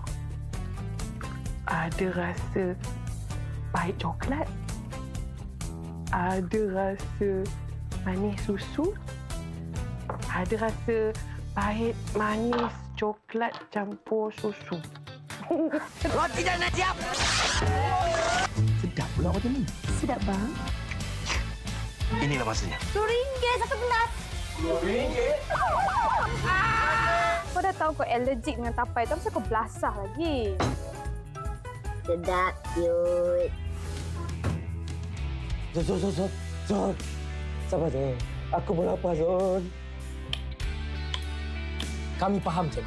Kami sahut sabaran segmen tu untuk menuju ke wawasan tu. Ayuh, kawan-kawan. Saya tengok ending semalam. Tak ada tonton. Tak ada tonton. Tak ada tonton.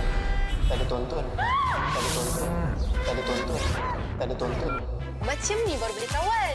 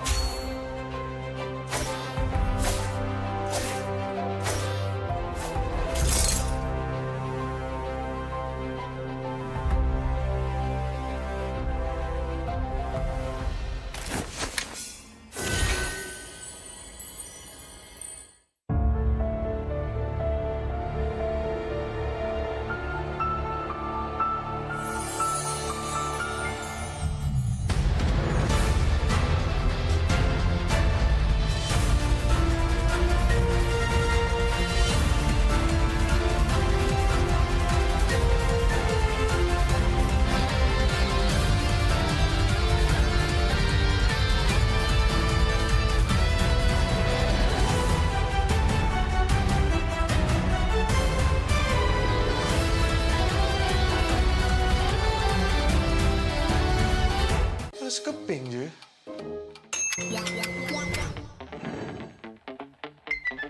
Mesti shopping pun boleh. Siap ada diskaun lagi.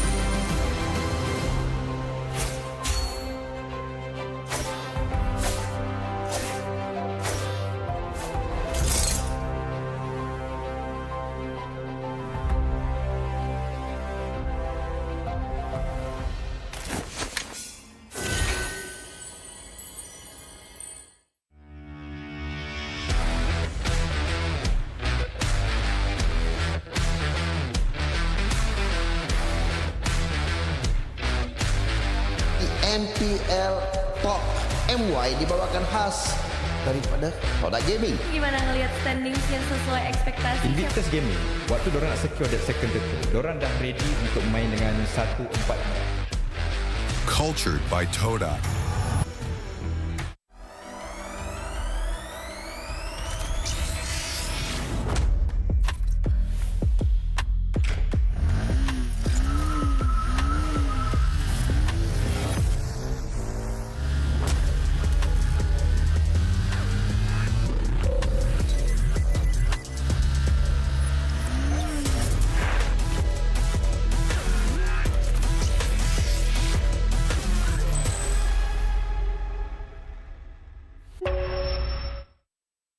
Tonight is movie night. Cerita apa you suka? Contoh macam cerita makan-makan ke, macam you ambil makanan ni kan? Tengok. Ada rasa pahit coklat. Ada rasa manis susu. Ada rasa pahit manis coklat campur susu. Roti dah nak siap. Sedap pula macam ni. Sedap bang. Inilah masanya. RM2 satu gelas. RM2? Kau dah tahu kau allergic dengan tapai tu, kenapa kau belasah lagi?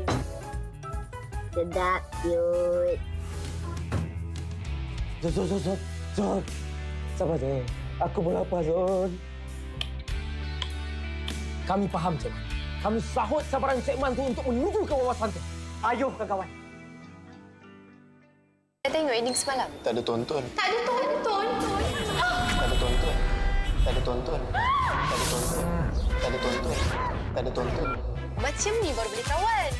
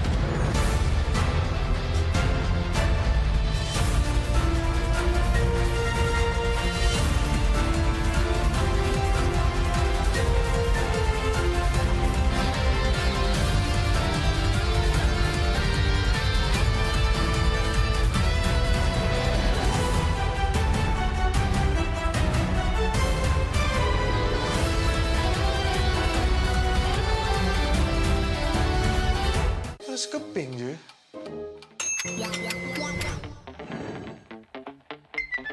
Mesti shopping pun boleh.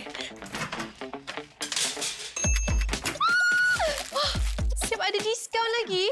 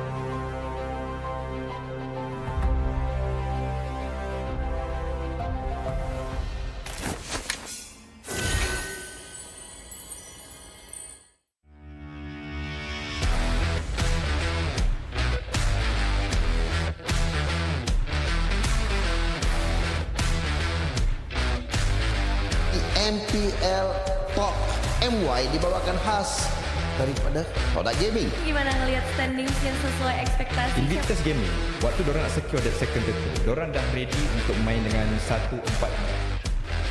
Cultured by Toda.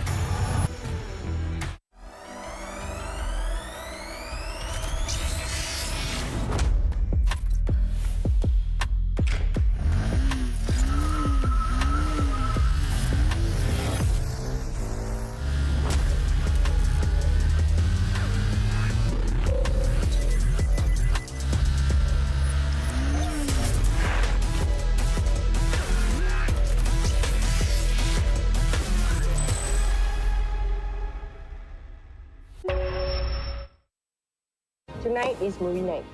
Cerita apa you suka? Contoh macam cerita makan-makan ke, macam dia ambil makanan ni kan? Tengok.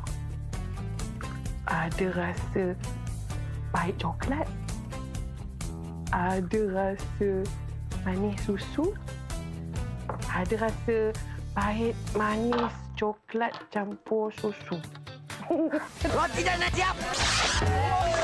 Sedap pula macam ni. Sedap bang. Inilah masanya. RM2 satu gelas. RM2? Kau dah tahu kau allergic dengan tapai tu, kenapa kau belasah lagi? Sedap, cute. Zon. Sabar, Zon. Aku pun lapar, Zon. Kami faham, Cik. Kami sahut sabaran segmen tu untuk menuju ke wawasan tu. Ayuh, kawan-kawan. Dah tengok ending semalam? Tak ada tonton. Tak ada tonton. Tak ada tonton. Tak ada tonton. Tak ada tonton. Tak ada tonton. Tak ada tonton. Macam ni baru boleh kawan.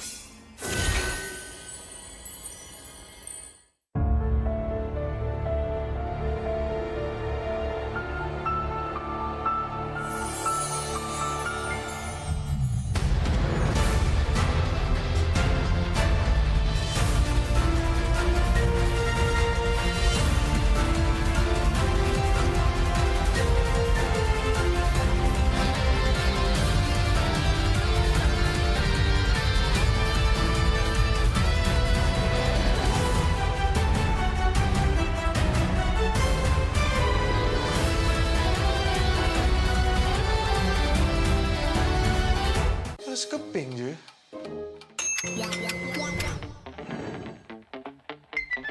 Mesti shopping pun boleh. Siap ada diskaun lagi.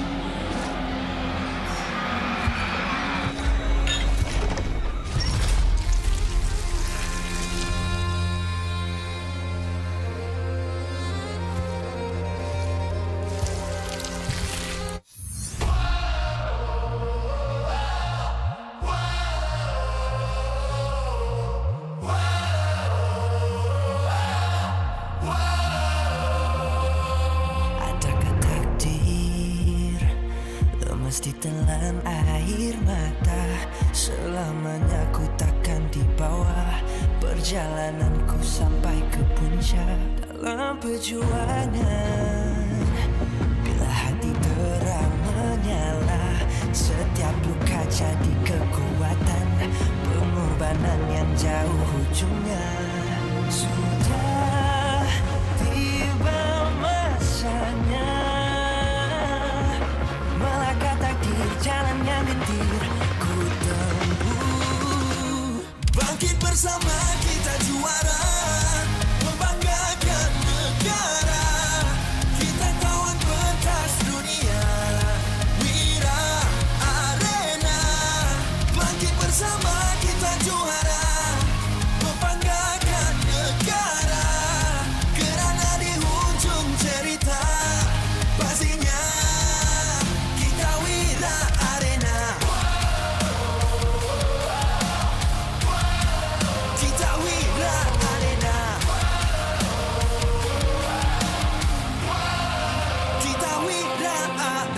sweat and grind, guess we never gon' fade.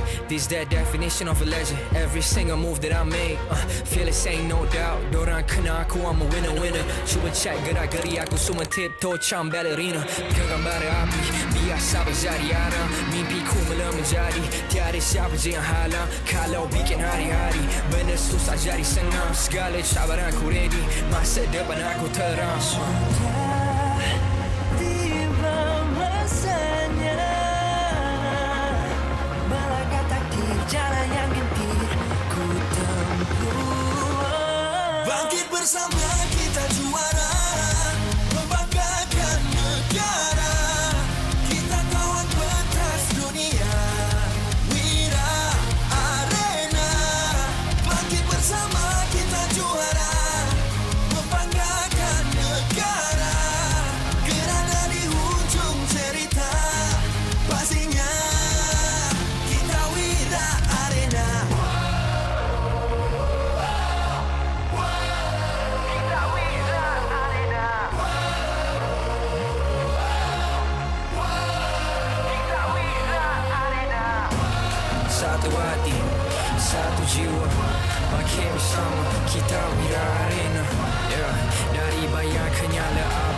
kita terpahat di bumi. Bangkit bersama kita juara, membanggakan negara. Kita kawan pentas dunia, Wira Arena. Bangkit bersama kita juara, membanggakan negara. Kerana di hujung cerita, pastinya kita Wira Arena. Kita Wira Arena. Kita Wira Arena.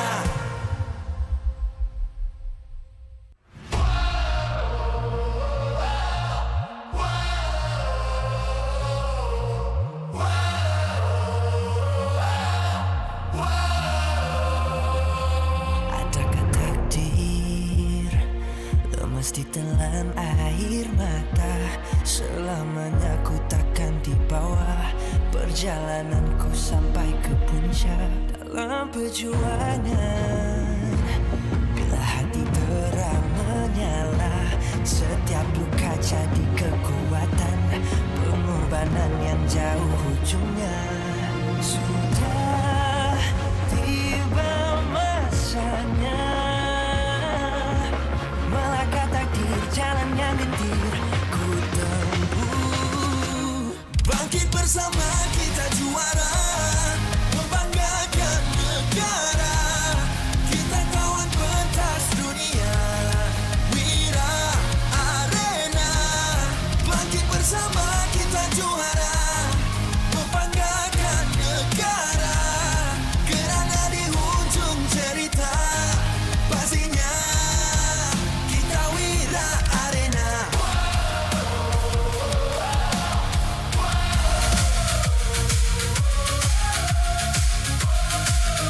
Kita Wira Arena.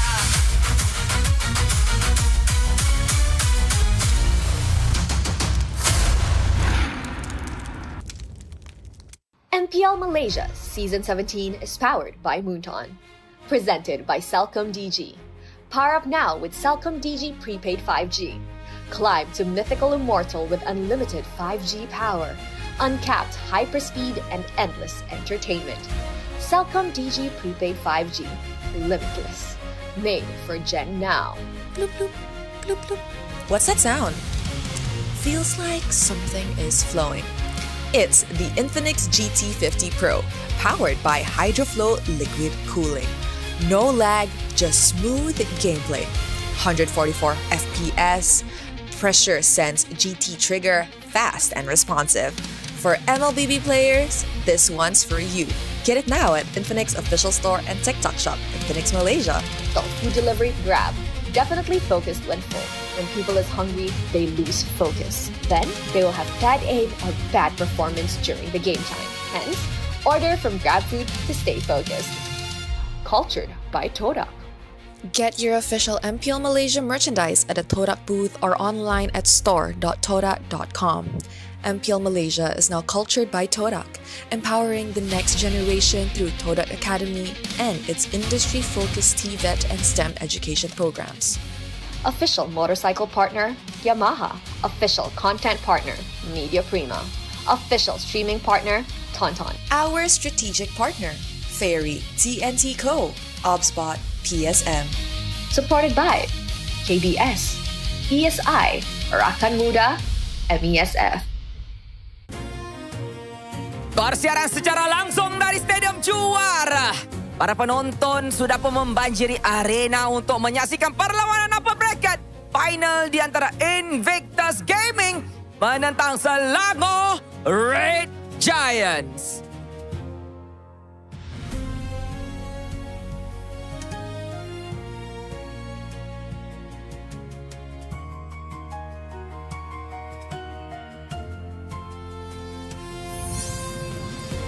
Selamat kembali ke MPL Malaysia musim ke-17 Playoffs hari ketiga.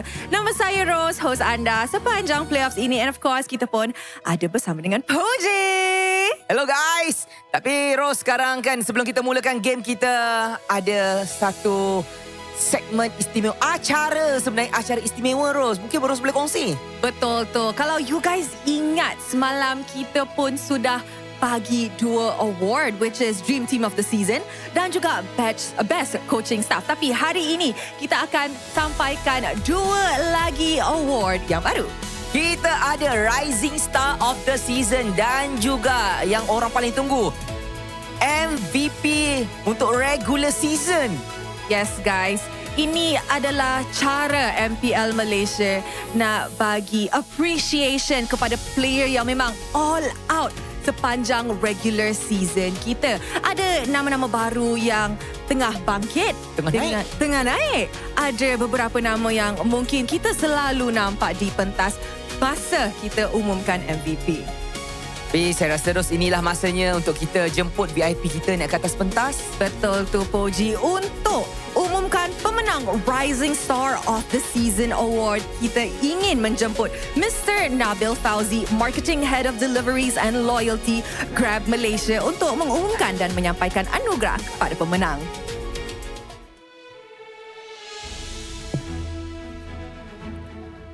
And the winner of the Rising Star of the Season is Hazel from Invictus Gaming. Guys, once again, berikan tepukan kepada Hazel daripada Invictus Gaming as your Rising Star untuk MPL Malaysia musim ke-17.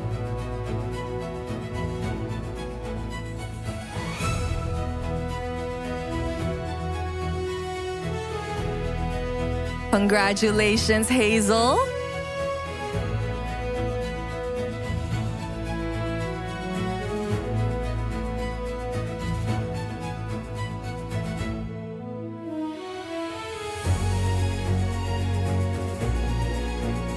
Alright, Hazel. Hazel boleh bagi kata-kata selepas menang award ini.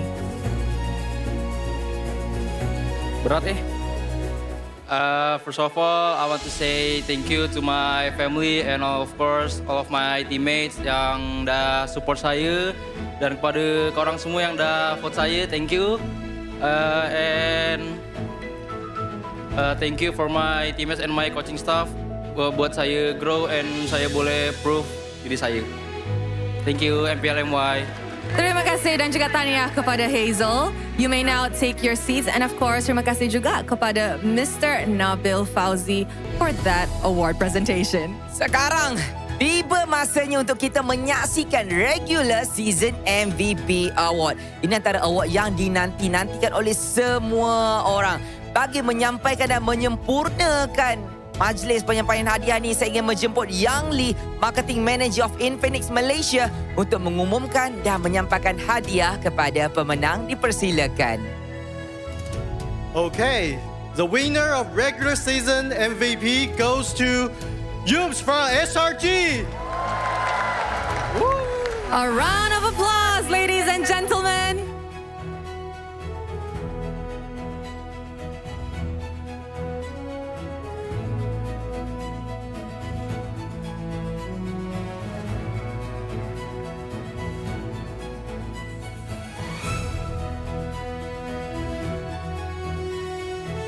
Menjadi Best Roamer of the Season dan kali ini juga menjadi MVP of the Season. Satu kemenangan yang amat berharga untuk Yums. Tapi Poji, selain daripada trofi, Yums pun akan menang Infinix MVP Box. Di dalam itu kita ada Infinix GT50 Pro, GT Watch 5 Pro dan juga GT Buds 5. Nampaknya Yums akan menang lagi banyak MVP selepas ni. Harap-harapnya dia boleh carry kita, Ros. Betul, tapi kita dark system. Ya, tak apa, it's okay. Okay, tu Yums dah buka dah box dia, dah tunjuk showcase sikit dekat semua orang biar orang tahu yang ini ada hadiah yang memang betul-betul special sebenarnya. Yes, sir. Thank you very much to Mr. Yang Lee. Of course, Yums, speech. Panjang sikit kalau boleh. Betul. Let's go, Yums. Hello. Right. First of all, Alhamdulillah, thank you semua yang vote saya. Selama saya main kat career saya tak pernah dapat pun benda ni. So, thank you everyone and thank you coaching staff. Thank you teammate. Yeah, let's go Paris. Wow! Yums, once again, congratulations. You may now take your seat. Good luck untuk match yang akan datang. Wow, Poji. Let's go Paris, Yeah, let's go Paris. Dia macam dah confirm.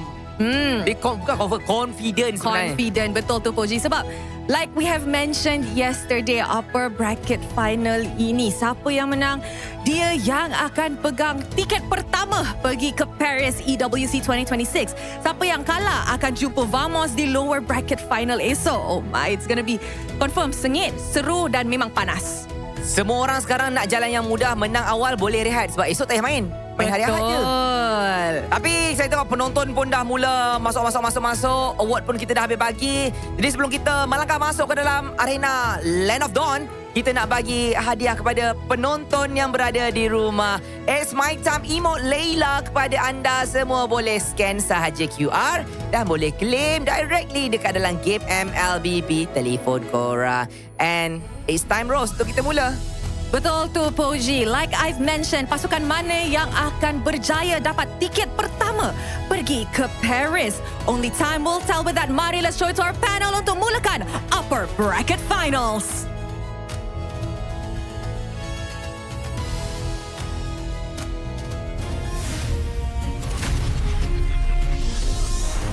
Thank you so much, Rose, and as well as Poji. Once again, welcome to the MPL MY Season 17. During the playoffs, we've kind of changed around the award ceremony to be able to distribute them throughout the days between the games to make sure that this still is a big celebration of MLBB esports within Malaysia. Welcome back, everybody. My name is Getting Q. We've got LaFell alongside with Husky here to keep you guys entertained for our next Best of 5. And this is the big one here because IG, alongside with SRG, are more than happy to just run each other over because this is the one chance they have, well, technically, one out of 2 chances to get a ticket to Paris. I'm glad that the award ceremony they accommodate for the fans that have low attention span.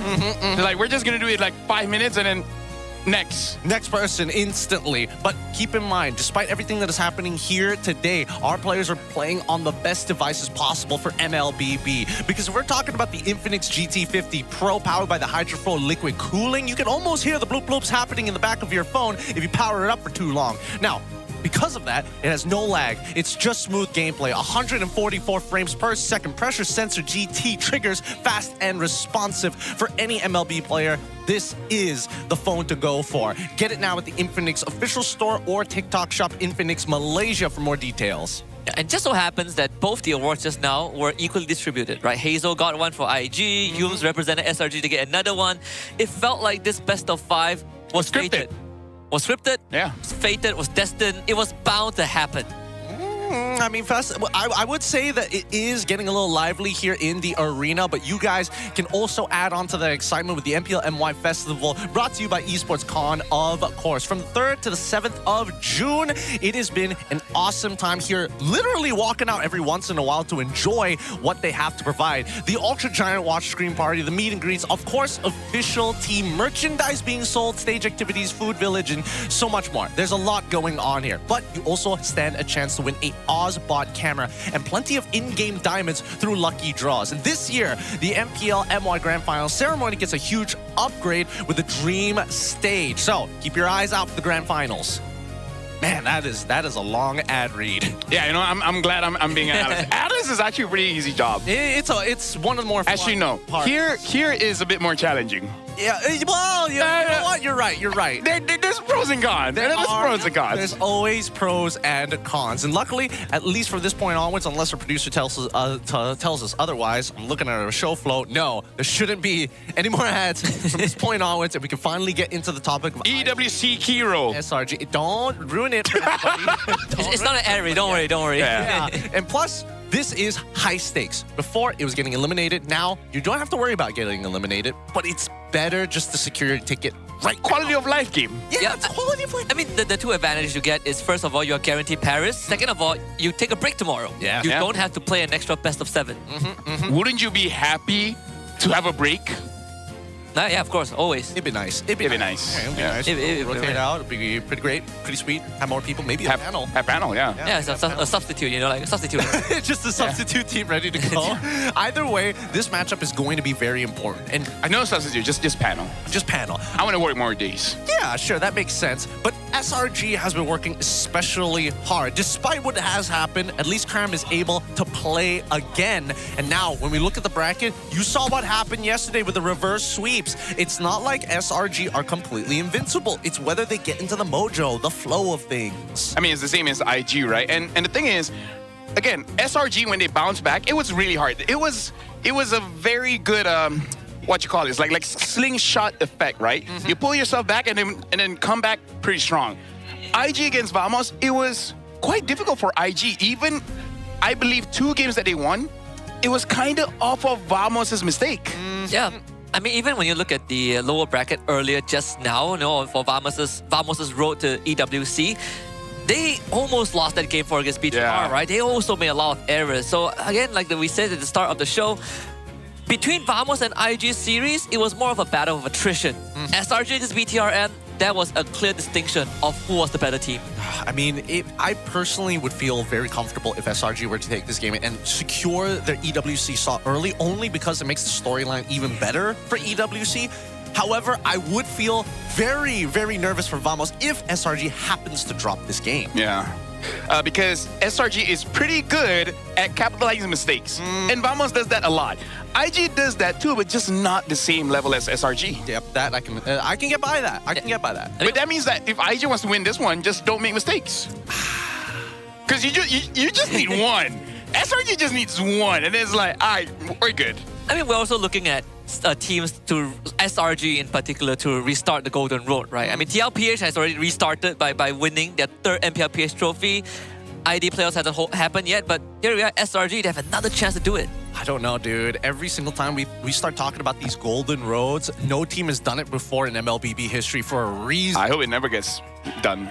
It would just be the forever title. Exactly. Touches. Yeah. Oh, just the fateful dream here. But let's look at the team heads-to-heads, because if we're going to be talking about the teams, we need to be talking about their stats. IG, their weakest map being Expanding River's strongest map, Broken Walls, compared to SRG's weakest map being Dangerous Grass, and strongest map being Flying Clouds. Yeah. Also, something interesting here is the first blood rate and the average KDA, because SRG 61% first blood rate compared to IG 38%.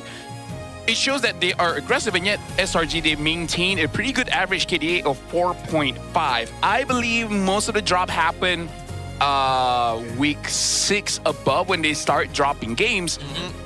But again, that's just a blip in their entire record. Yeah, I think like for a team, for not just IG, but for any team that goes up against SRG, there's a clear window where you can take advantage of SRG, which is the first and second turtle fight, right? If you can get a lead from there and get a snowball going, you generally put yourself in more of a controlling position. The struggle is, do you get to keep that afterwards? That's actually a really good point here. And most of the time, those are affected by the EXP lanes. That's why, looking at the starting lineup from Invictus Gaming, it's Ye3, Hazel, Suelo, Nova X Kobar, and as well as Mel QT. I want to say that Ye3 should have a chance in this matchup, considering that Cram was looking a little rusty yesterday, but after they turn back into form, I don't know whether, is he sharp enough to take on this edge? Personally, for me, I feel like Hazel can take on Sakai's. I don't think Ye3 and Mel QT can take on their counterparts. No. Yesterday, even when the games aren't good, Innocent was good. And then Cram, as the game goes on, he got better and better and better. Ye3 went all 5 games yesterday, and I think he only had 2 good games. Yeah, I think a better way to describe it is that when the IG players are not good, it's because the players themselves aren't that good. But when you look at SRG, let's say Cram is having a bad time, it's due to circumstances. And that's the clear distinction. Well, at least they can also compensate for some of these problems, right? I remember times where Sakai's wasn't doing too well and the rest of the team is able to kind of generate leads for him, kind of hand it over. And I think we need to see that from IG's side, right? We can't expect Hazel to grab every piece of food off the table through the dirt. I'm just worried this draft is going to be difficult for IG. If they don't have cheese, Arcadia might outdraft them just by getting Story Me's hero late. Because again, that's kind of how IG got some wins against their notorious rivals. Like even against Team Ray, they said they needed some kind of cheese, and they brought it, and then they eventually won because they never won against Siska before, right? So I just wonder if they have something for SRG. Now, I hope they have something in store for them because it's all about testing before the internationals. With that being said, we're going to go over to the ping check mic test for each of our teams.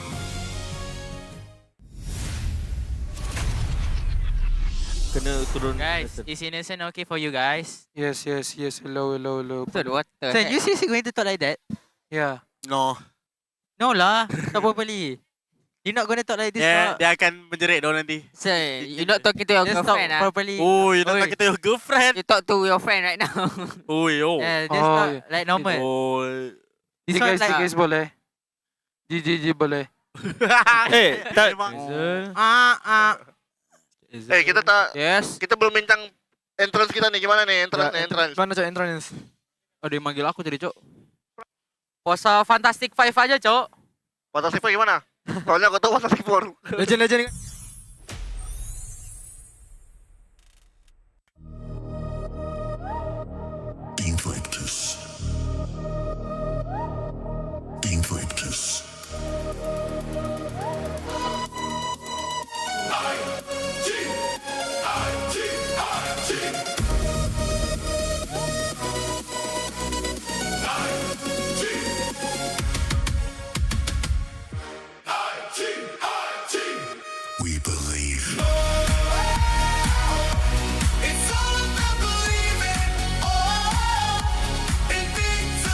The doubters were loud, the critics were louder, and now the silence of victory is deafening.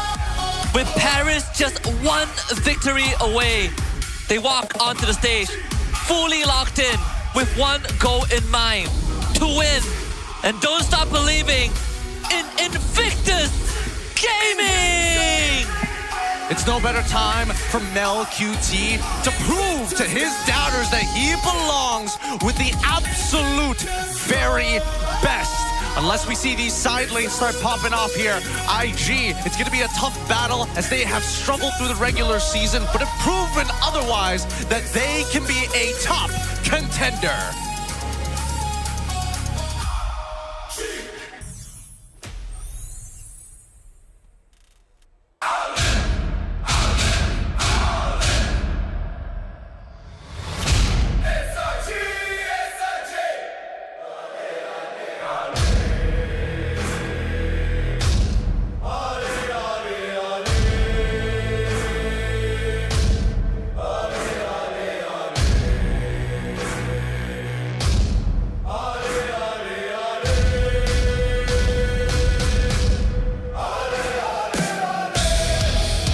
SRG is just dripping with aura. The Giants were pushed to the brink, one game away from defeat. But that's the thing about pushing Giants. They push back harder, relentless, merciless. Now they stand just one step away from their next conquest. Paris, tremble in your seats for the Selangor Red Giants! After yesterday's performance, all eyes are on the young jungler Sakai to regain his form, especially when he's playing against Hazel. He's dropped retributions against him before, and now that Cram is now looking to get back.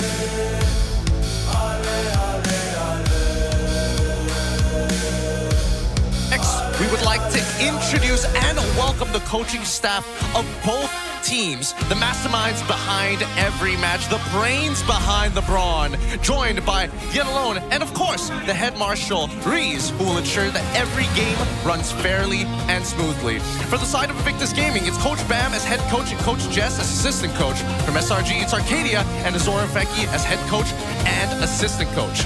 Let's keep it going with fist bumps between the teams, a true sign of professionalism and their last point of contact as they wrestle for control over the chance to go to Paris. I gotta say, looking at this lineup now, and after what happened earlier in BTRM and Vamos, I could be wrong, but I feel like Yetri is the only guy left from CG. Because again, CG was the other team that actually went to international. Now, is just him. Yep, it's just him. It's either him or we're looking further into the future where Vamos joins SRG on that trip. And that would be quite a storyline because it's a completely new roster. Well, save for Sepat, right? Who has also been on that stage before. I think right now, a lot of the eyes are definitely going to be on that XP lane. How is Ye3 going to fare against Cram? Well, I think it generally should be okay. I think for the most part, feels like unless Paquito is going to be contestable and Phoveus is out in the open, I just don't see it happening. It should be a sandbag from both sides. My worry is it's just that Ye3's best hero is Freya.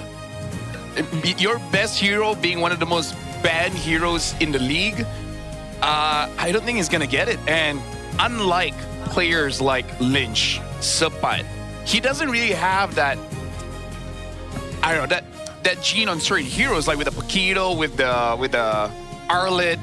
He just feels like he will do his job, but he doesn't have that hero that is a signature. I think we need a standout performance to really make the difference. It's kind of the same as Cram, but he kind of unleashes the max potential of every hero, right?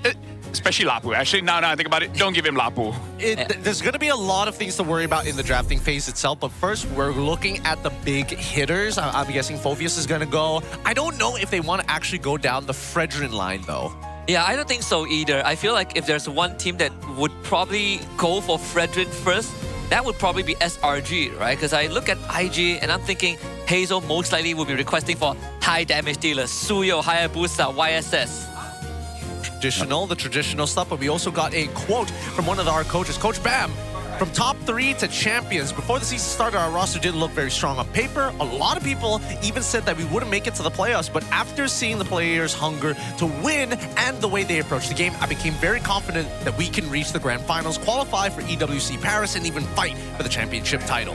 Yeah, this was the roster that I feel like was up in the air when I first saw the roster announcement, but a part of me was confident enough that they will make top 3. The first leg of the regular season, there were some shakiness, but I think with Ye3's re-entry into the roster, it really did solidify what IG is all about. Although it took them a bit long to find the identity of the roster.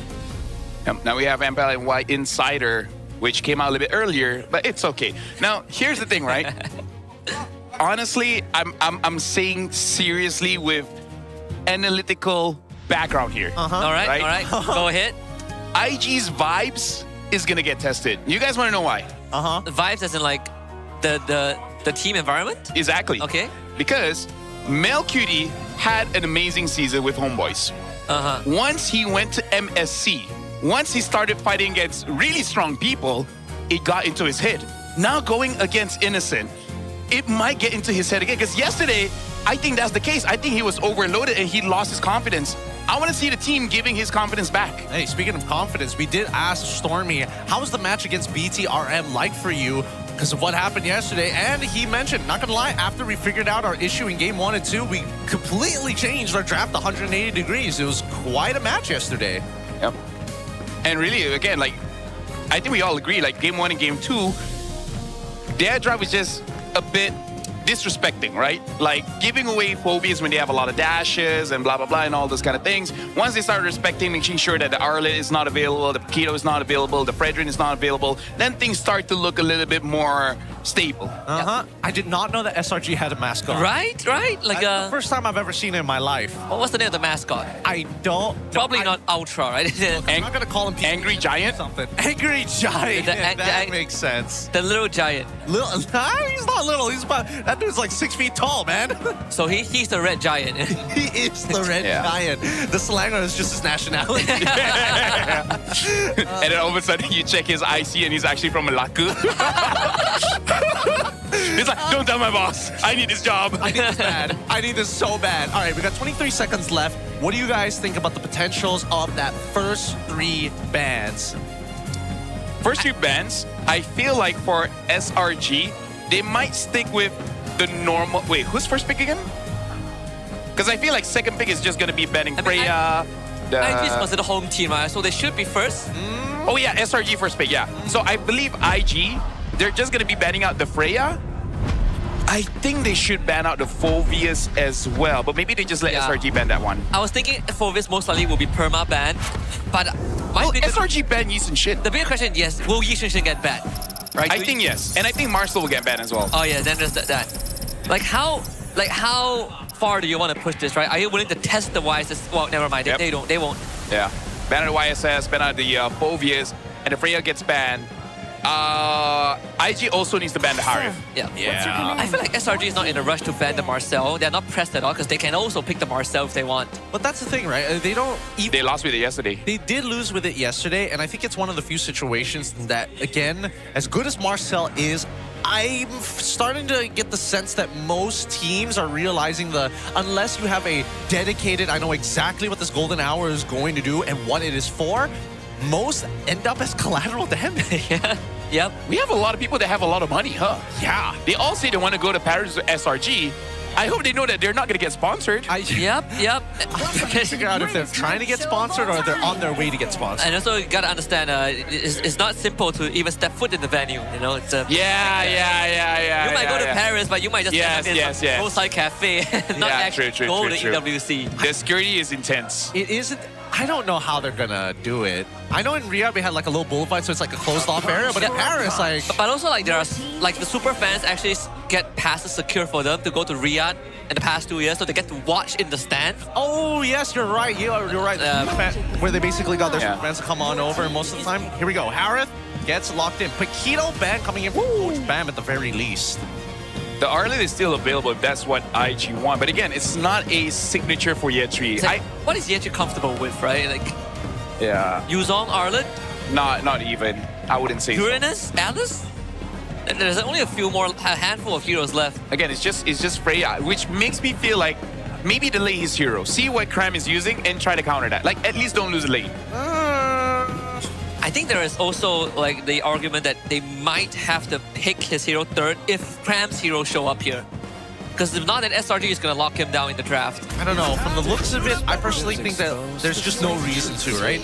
And I think that for Cram, his hero pool is flexible enough, especially when you have like Lapu and Yuzong as potential answers in your kit to win out the lane now that Phobius and Paquito are already gone. I think it becomes a little bit more What? Oh, I thought that was a straight up case. Oh my god, of course I get trolled by Mars, even on the English podcast. Look at the Marcel and the Claude. Let's see if SRG will go for the usual response of like, if you want to just trade out against Marcel early, Hilda and Khalid like comes to mind directly. The glue also isn't that bad, honestly. I don't think it's that bad of an idea as well. There's Suyo and Hilda. Yeah. Yep. Yeah, for now it looks like SRG, they're drafting cautiously in the sense of we're going through the tier list. What's strong, we go with it. And Baxia gets picked up. And again, this is why I'm saying we got to see the vibes of Invictus. Because right now, the team is putting a lot of trust onto Mel. And as much as Mel might feel honored, like, okay, you guys are trusting me, you guys are believing in me, which is, you know, their slogan. But he hasn't been the strongest when it comes to the mental side of things, as being like a lone carry in the team. He doesn't have that Chiku guy's confidence just yet. Okay, maybe it's something that he can build over some time, but the fact that they're doing it right here at game number 1 means that they have put some degree of effort into this, maybe in scrims, maybe trying to refine it later on. Second part of the ban, picks and bans have come through. Lapu is going to be the ban for IG. I feel like they just need to ban out heroes that can get out of lane very fast. They want to just get priority, right? I mean, for SRG, there's an argument to be made that this Hilda could be flexed into the XP lane, so either way, at least SRG secured a bit of that, you know, like backup solution for themselves. I feel like SRG, they need to ban out mids that can supplement the damage of the quad, right? Thinking of Eve, thinking of even Gord. Eve, Gord, yeah. Or Zushin even. Like, Zushin a bit less, because the damage might not be enough. Yeah. But it works great with the Baxia and Marcel. Especially the Baxia. The Valentina ban is also great as well because it opens up SRG room to pick down to Sin or Eve. I wonder if that means that SRG, they're thinking of a Sora. You know, a Sora, Terizla, but I think more on Sora. Because I feel like the moment IG show an Eve, a Gore, they're like, you know what? Sora, 100%. I think so as well. And mainly because the setup of the Smoke and Fake coming in from SRG side was done very, very well. Hilda, a good way to kind of flex into the EXP is alongside with your roamer. But now that Valentina is gone, I felt that SRG I felt like SRG probably wanted to be the ones to pick it up unless they were worried they were getting cornered into Eve. But there's also an angle that IG can look at and be like, with the Valentina gone, Terizla or Sora is also a decent option for them as well, which Yetri has played, especially the Sora, right? He had a great game yesterday against Vamos, where I think he went like, it was like God like that game. Yeah, I think IG should pick up the Sora. It kind of makes some mid picks a bit more riskier. Yeah, and Turtle Contest would most likely skew towards their favor in that early game too. I kind of want to see Sora Kimi coming in from IG. If they need more crowd control, then yeah, the Zushin. Sora Zushin is also pretty solid. Yeah, both of them are pretty great. I think it might end up just being... It might just end up being Lilia for SRG. I want to see it first, though. I was thinking either Lilia or Jusin. Assuming that both of them are let through. But the thing is, it's like Zusin on the side of SRG doesn't feel that great for either or, right? They have a lot of damage, so they could even pick up something like a Valir, and it doesn't feel bad. Yeah. Like, because right now what they lack is crowd control, reliable crowd control, right? Like, Jusin takes time. Lilia completely doesn't have that.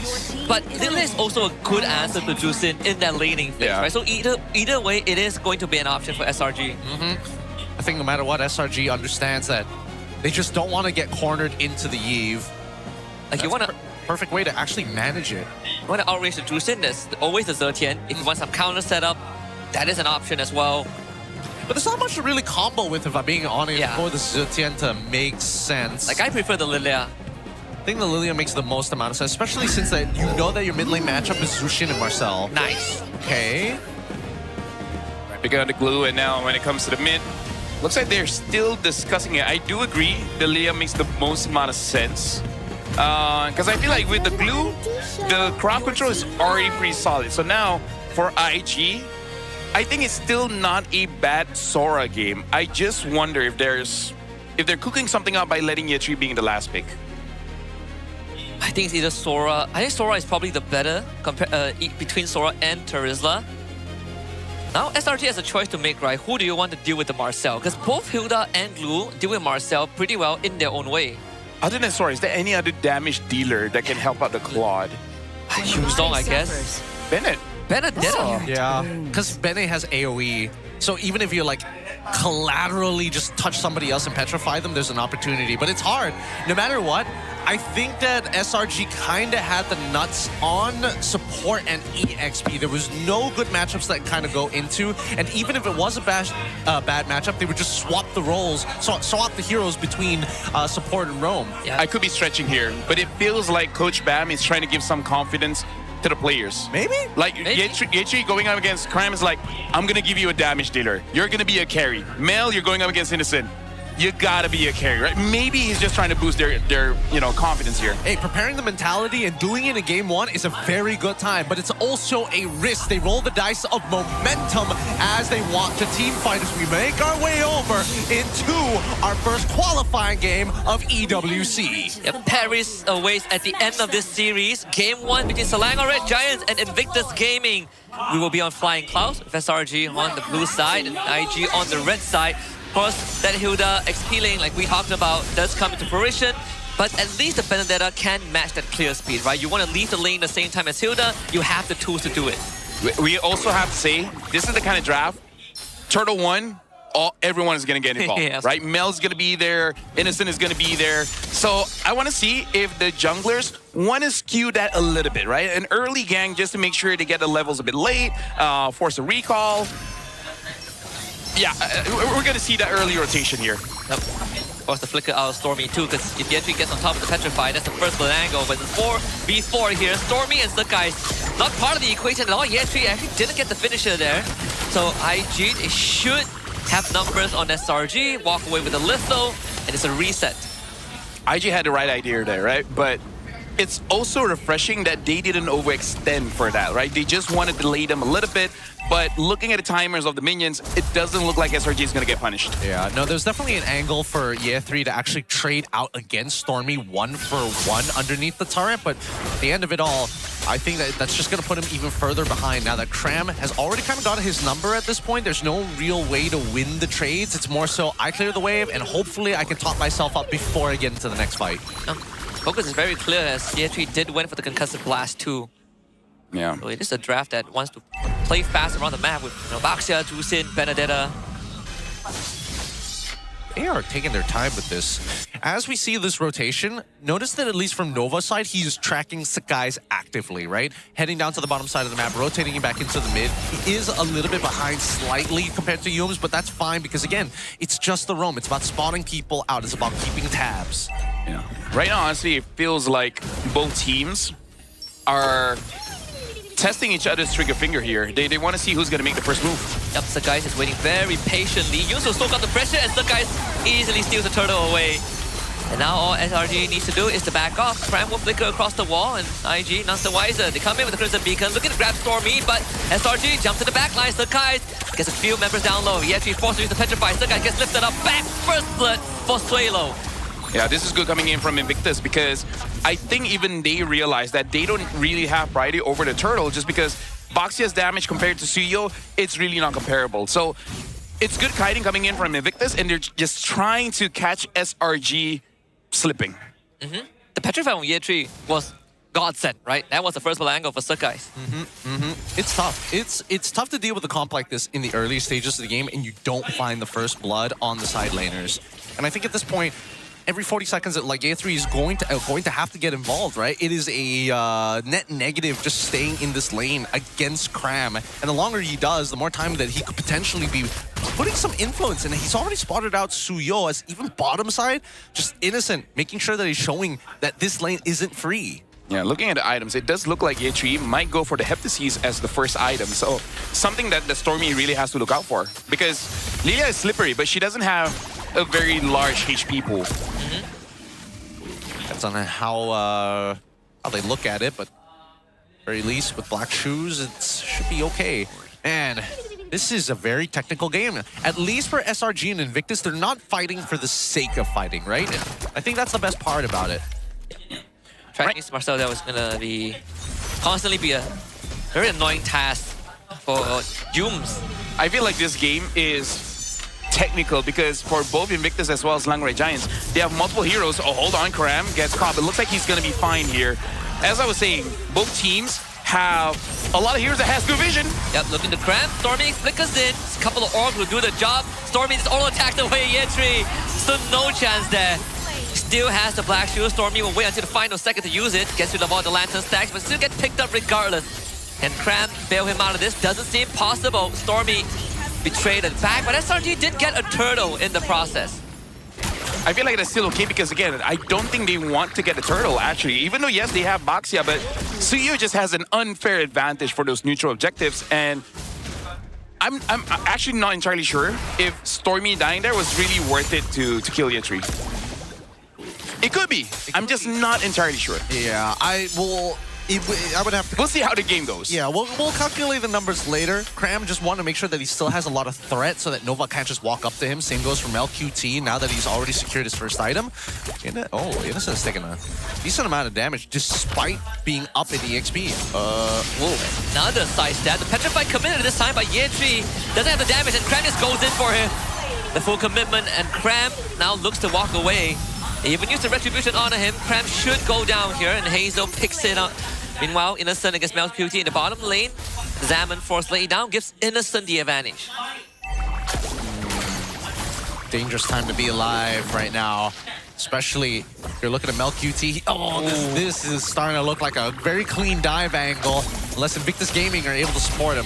And he puts out the BMI just in case. But even with Suelo around, doesn't necessarily stop SRG from doing significant damage to this turret. I think they're gonna take it down. So bot tier 1 to SRG. Yeah, I think that's good respect there. Mel, I know he wants to grade it out, right? But that's not a gold card anymore, so you don't really have to die for it. At least Suelo got something out of it, so it's not the end of the world because right now we're looking at the goal difference. It's 1,000 for Slangray Giants, but it's not that big of a deal just yet.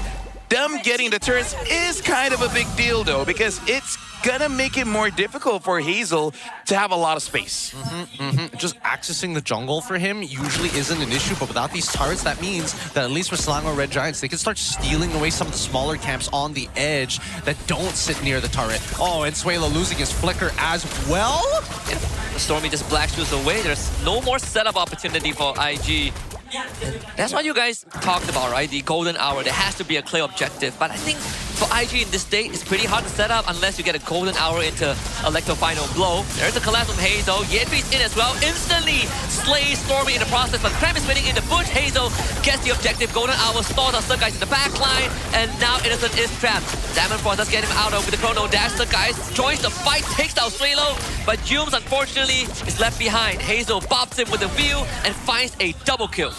And honestly, that was good from Nova, making sure that Sakai is not part of the equation. So that's good coming in from Invictus Gaming. But Selangor Giants, they still got some kills off of that. So it's not entirely bad for SRG.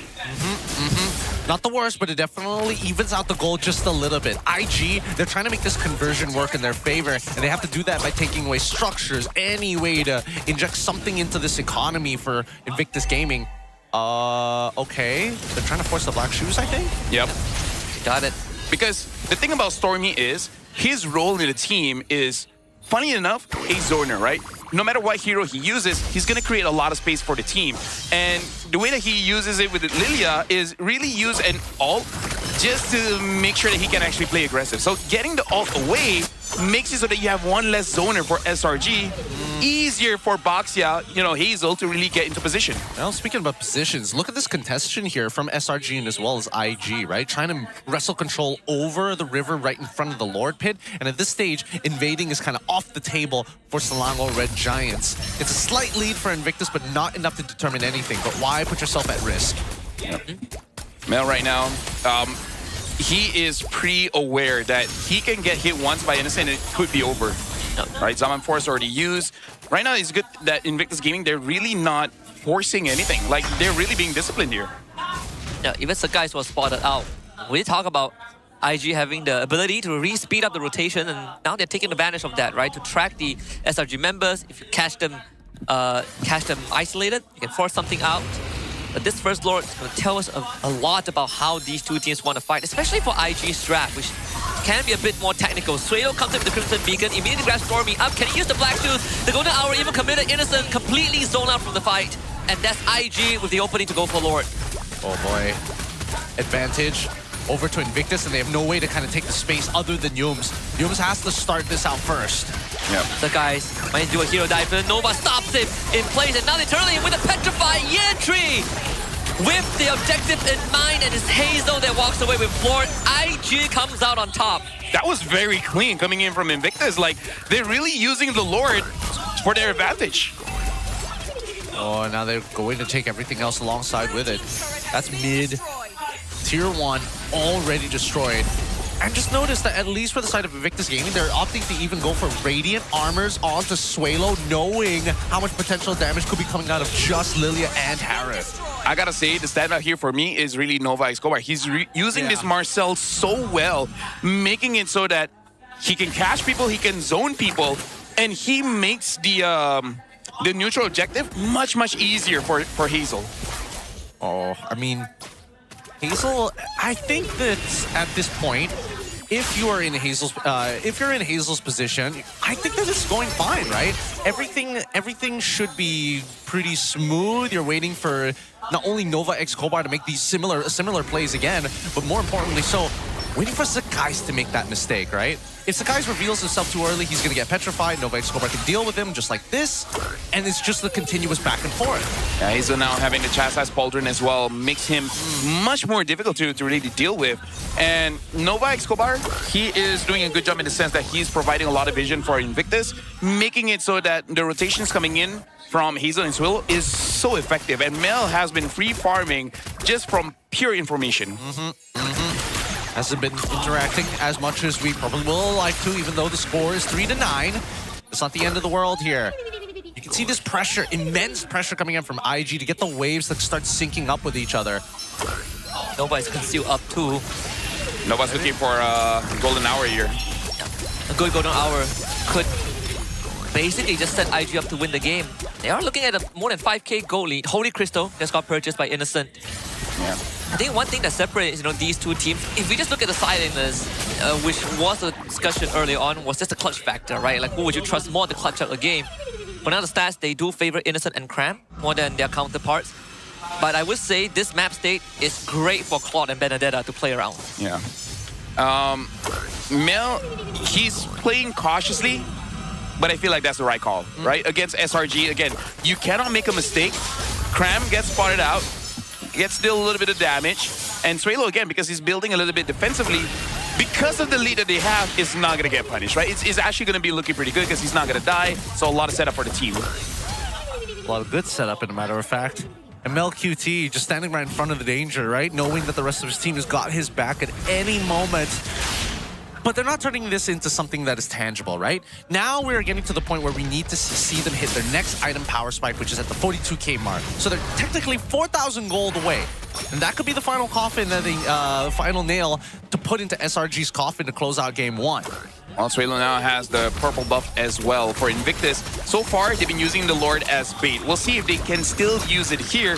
We gotta look out for Yetri as well as Nova Escobar. They're kind of the ones to really isolate a target and then see whether Invictus has enough damage. With Mel now having the Malefic Gun, I think they do.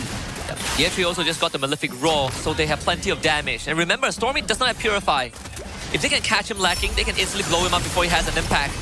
And Nova aggressively walks forward, looking for the zone out. Yetri goes in with the Petrify, instantly finds Cram, kills him off for the mega kill. As Hazel takes the objective away, Guys also has no business being around there. Stormy's gonna be next on the list. Black Shoes back, but is into the fray of IG, and Stormy gets slain. SRG just couldn't put up any resistance. Yetri killing Kremna, that was personal. Yeah. He's like, I don't care if I die. It doesn't matter. Doesn't matter. We'll risk it for the biscuit anyways, because where was he technically supposed to go once he was on top of E3, right? Like, either way, things worked out for the best, and now we're moving into the end game scenario. Oh, and looking to end it as fast as they can. Yetri clears up the way as SRG members slowly coming back to life, and a full health Lord. Even if IG doesn't end this, they will at least get all the inhibitors, and that's what they're looking for, because Cram is already dead. Zaman Frost laid out, there's the carpet to work with, but IG, they're looking to break the crystal. There's a wave coming in middle, Innocent is already dead, and IG looking to lay the first blow on their conquest to go to Paris. The golden hour as just a bonus on top. IG takes game one. Ooh, what a way to start a series. 1-0. in favor of Invictus Gaming to kick things off here. What are we thinking? We thinking the SRG is pulling off what they did yesterday, where they were trying a couple of experiments. This time, it looked a lot safer, and yet they still couldn't net the win. I think Marcel might need to go. Yeah. Marcel was a big problem in that game. I feel like for both teams, this is them testing each other out. I'm not saying like they're going in the game easy, like not showing their full strength or blah, blah, blah. This ain't an anime. This is real life, okay? Everyone plays with full strength. Maybe not full energy, but full strength, right? And then once, I agree with Husky, right? You see the problems, like, okay, Nova's a problem, and Yetri is using a damager, so Cram is like, okay, you know what? Screw the Hilda. I want something that can fight back. Yeah, I think like, as much as we know that Harv is actually one of the most broken heroes right now, but he's technically not broken if he doesn't get to join the fight, which is what the Marcel did the entire game. Yep. It's frustrating because the way that certain mechanics works, some of them are hard counter you. And unfortunately for Harith, this time around, it's just a little difficult when Marcel's on the opposite side. I wonder if during the off season, IG really has just been force practicing this tank jungle meta just for SRG, because that has been the most consistent way to deal with SRG. And that might also be another reason why not a lot of Malaysian teams able to deal with them. Because not a lot of people here can really utilize tank jungle that well. I mean, yesterday they lost to Fredrin Comp, also a tank jungler that can sandbag them and prevent them from making these heroic plays.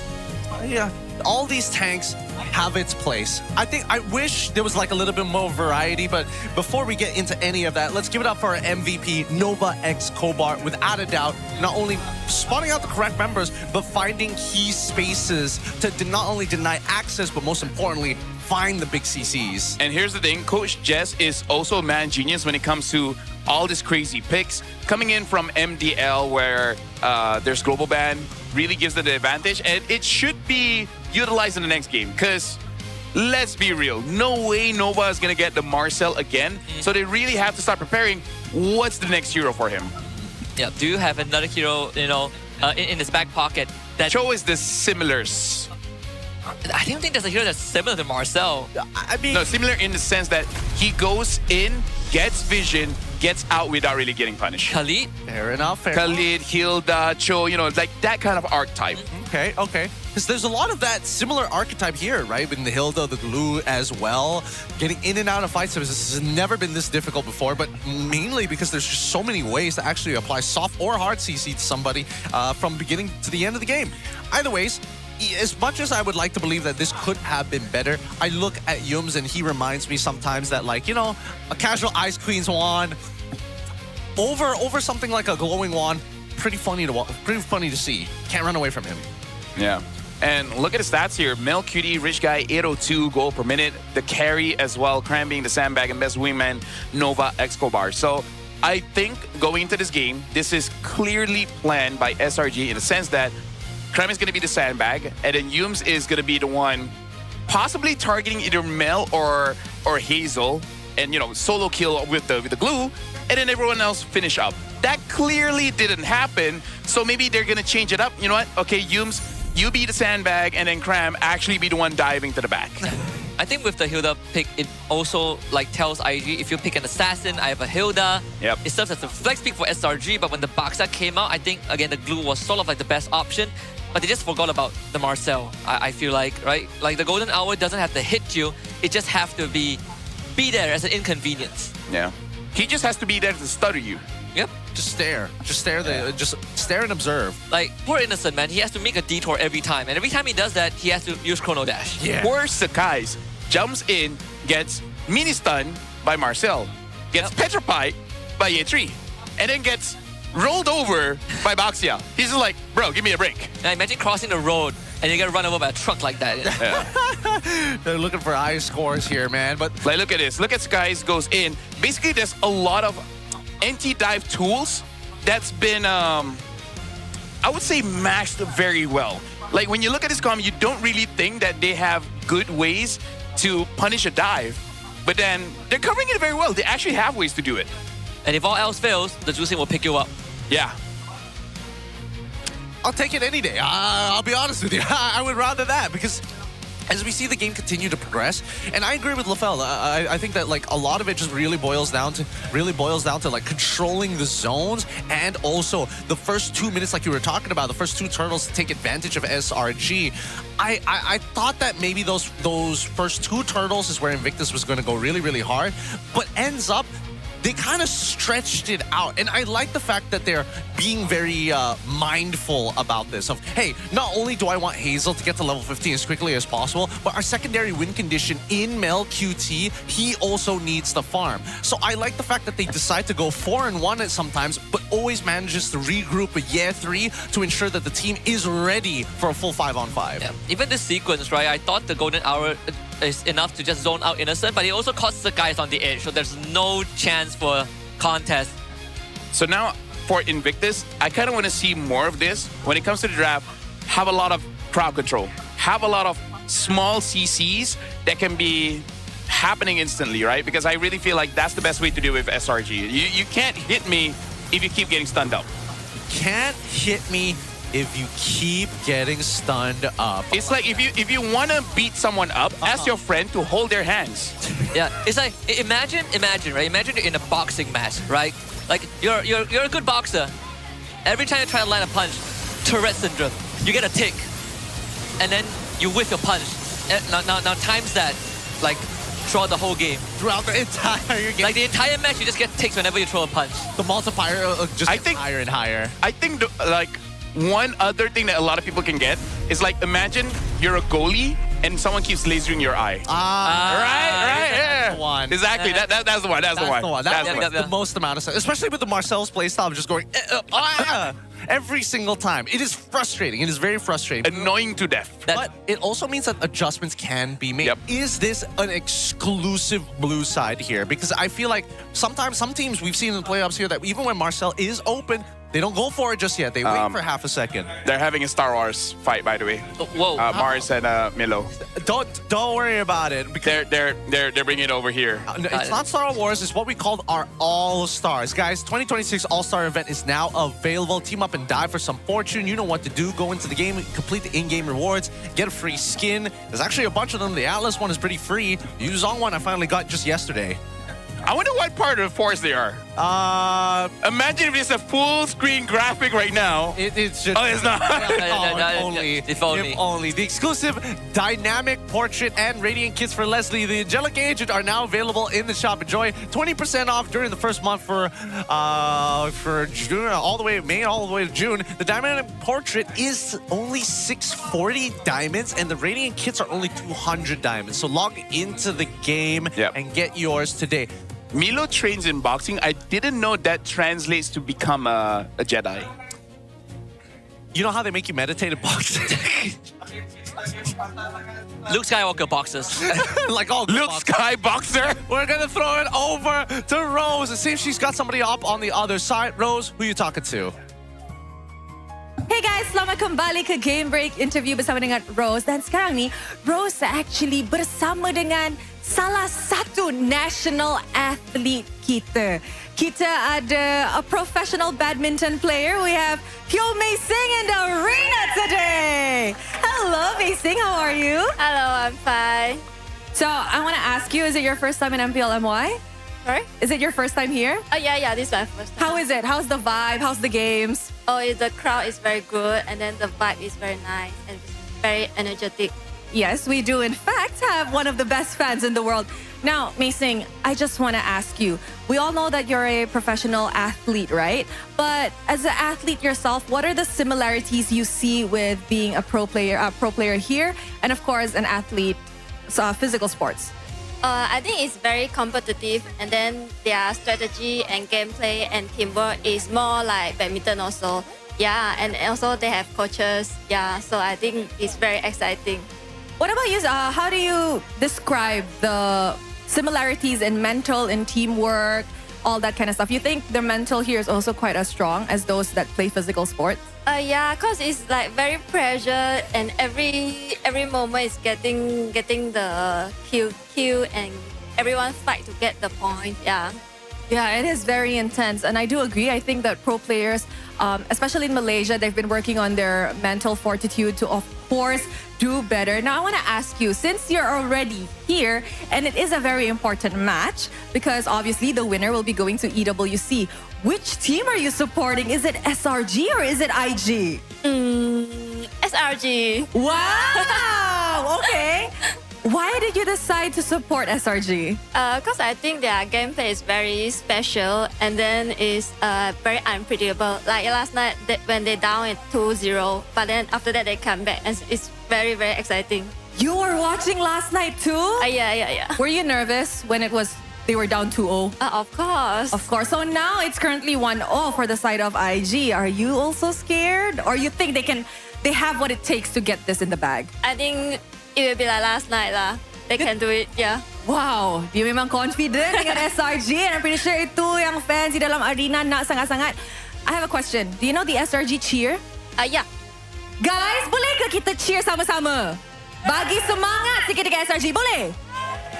Alright. Okay, you may do the honors. Okay. Everybody ready? Alright. SRG! SRG! SRG! Yeah! I personally think they can do more. Oh, they do it one more time? Okay, one more Guys, time. sekali lagi lah. Energy mana? Semangatnya dekat mana? One more time. Okay, ready? 1, 2, 3, go! SRG, go! SRG, go, go! SRG, go, go! Okay, much better. Do you feel energized now? Yeah. You feel semangat now? Yeah. Okay, Rose pun rasa sangat-sangat semangat. So with that guys, selepas ini kita akan pergi dengan short break for a Maghrib prayer. Tapi selepas tu kita akan continue perlawanan upper bracket final.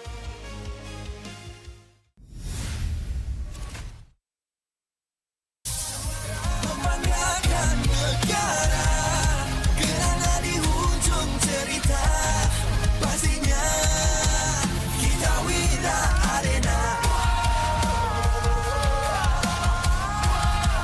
Kita wira arena. Kita wira arena.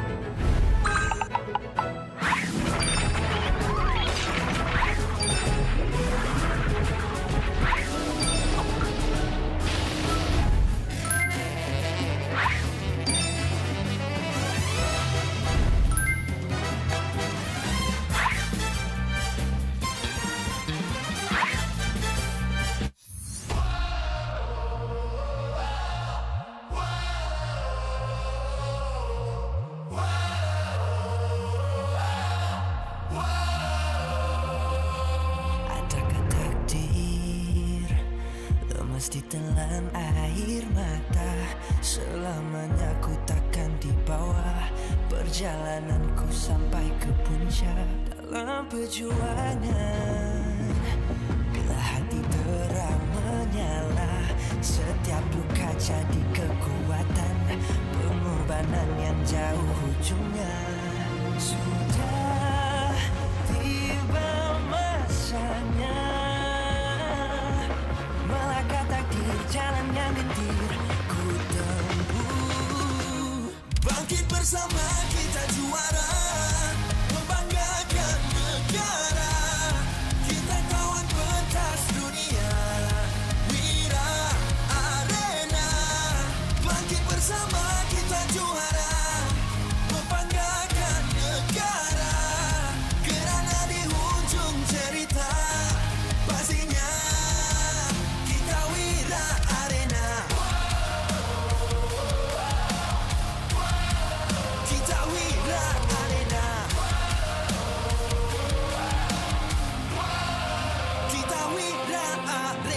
sweat and grind. Guess we never gon' fade. This that definition of a legend. Every single move that I make, feel it ain't no doubt. Dorang kena aku, I'm a winner. Cuba check gerak-geri aku semua tiptoe macam ballerina. Genggam bara api, biasa berjadi ada. Mimpiku mula menjadi, tiada siapa je yang halang. Kalau bikin hari-hari, benda susah jadi senang. Segala cabaran aku ready, masa depan aku terang.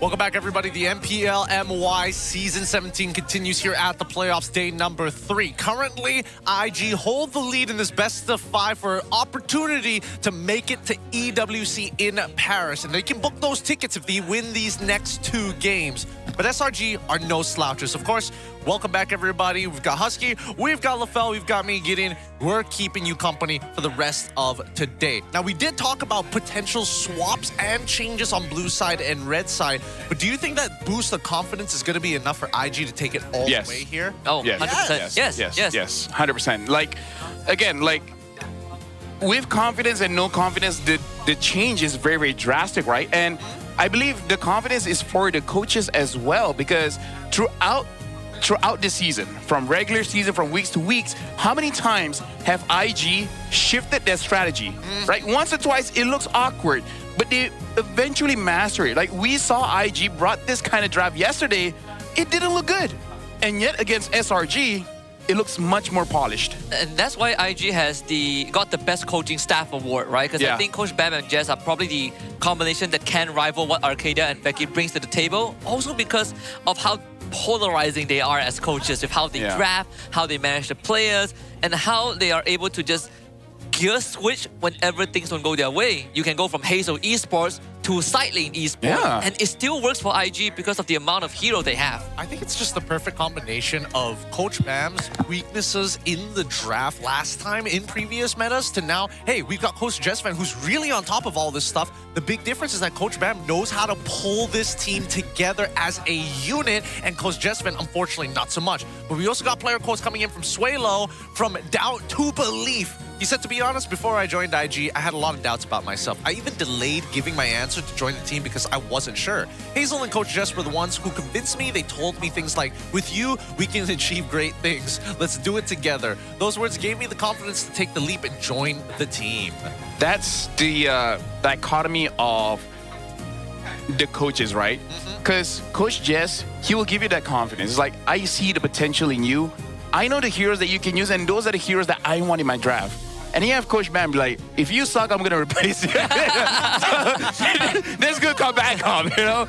It really keeps the players on their toes. Like, I will always be ready, Coach. I don't know. I feel like it's the opposite way around. I feel like Coach Bam is the one who's giving him confidence, and Coach Jessvan is just like, by the way. I feel like Coach Bam now, after, you know, it's like, okay, what? You guys are cool. It's like the first 3 weeks, he's like, I got my eyes on you. I mean, one of them is holding the player's contract. All right, let's talk about the EXP laner head-to-head, because so far... Oh, not that much difference. Yes, it's not that big of a difference. The funny part is that Year 3 only came in halfway through the season. Well, Cram wasn't playing half the season as well. Fact. So it balances itself out.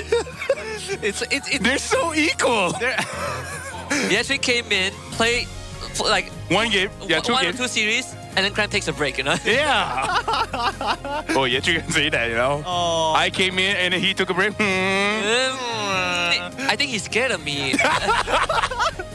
Vigorously. All right. Enough of the jokes. We're going to be jumping right into the draft in just a little bit, and we want to see some of the changes. And maybe, I don't know, whether we're going to see a bit of a repeat of yesterday's attempt to try and break certain meta drafts.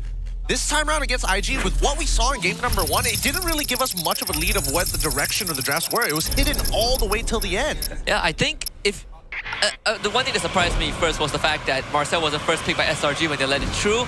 But now they're on red side, I feel like it is almost mandatory to consider a Marcel ban. Because you know Nova is going to first pick that. Yeah, but the thing is, if they ban on the Marcel, IG would have a good chance to just pick up the Harif, right? It's the pick up, or you open both, right? But then you run the risk of, now they have a Marcel, what are we going to do? And here's the thing, I kind of hope IG continues the trend of using a tank jungle, because this is one of those times I'm okay to see it just because it's not really an MPL MY thing. We haven't seen it for a while, and we haven't seen it done well. Yes, that is true. That is true. Most people just either whiff or they're not entirely sure what they're trying to cancel out. They just want to be in front. Yeah. Now, let's see. I feel like Marcel has to be banned or the Paquito. It's either two. Either that or Baxia, right? I think there's like... But then the Fredrin, right? Different perspectives expressed. All right, it's a tough choice. It's a very tough choice. I think no matter what, SRG is okay with it. Yeah. IG pick up Paquito here? If they take Paquito, there's Freya. What? If IG takes Paquito, there's still Freya open. Oh, right. Oh, wait, that's a good point. Because I'm thinking whether or not is it worth going... No, Freya. Freya Harris? Take Freya. If you're IG? Yes. I think take Freya. Take Freya. Yeah, Take Freya. best. One of Richie's best. Yeah, take Freya. That is Freya. Yep. Pack Harris, right? Do you want Pack Harif or do you want Pack Claude? Ooh. Because either way, IG will get the other one. Yeah. Either way, IG will get the other one. I think Harry still take. I think the EXP you can. Oh wait, no, they can be flex and gold, huh? But Mel doesn't play the Freya. Yeah, that's true. That's true. Unless Coach Jess is like, with your Freya goal, we can do great things together. I mean, if he dares to pick up the Hellcrit gold, I think the coaches can. I see great things in you. With you, we can achieve great things if you do Freya gold. You think that's the coach call? Not Suelo coming in and being like, "Yo, Mel, I've got this great idea, and I think that you're the only one who can do it." Look, I did Zaz twice. It's your turn to go Freya gold. It's like everyone has that round, right? Like Mel did Hellcrit and blah blah blah, and then Hazel, he had to use tank jungle. Like everyone has their turn of being like, it's not that great of a thing.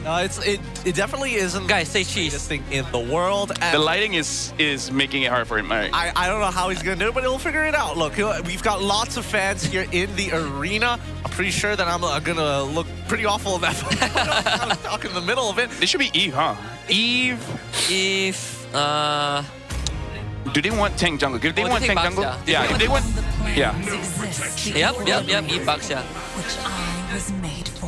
Baxia. You show no.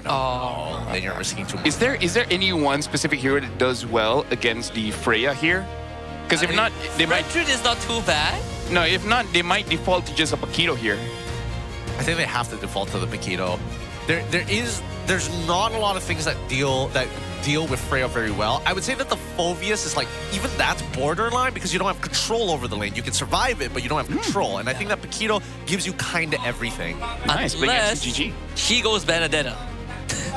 Gets real wild with it. It's like, this is the only way we're going to deal with Eve. But then that would be like second phase pick, right? Most likely. I think what it's going to... Oh, never mind. Paquito. Alright, so go Freya. The Paquitos. Yep, defaulting the Paquito. So now, I think the roamers are going to get attacked here. SRG might consider banning out the Claude, but then other than that, looking at the likes of Atlas, the Chose, maybe even a Khalid. Those are the things that has to be considered here. I mean, they themselves can also take Atlas if they want. Either that or Cho. I think I much prefer the Cho over the Atlas for SRG. It's more of, you are almost obligated to ban Claude, but do you ban the Moskov too? Okay, I agree with Claude. I think that second ban... Oh, never mind. Gets answered straight away. It looks like they're going to get rid of both of them. Yeah.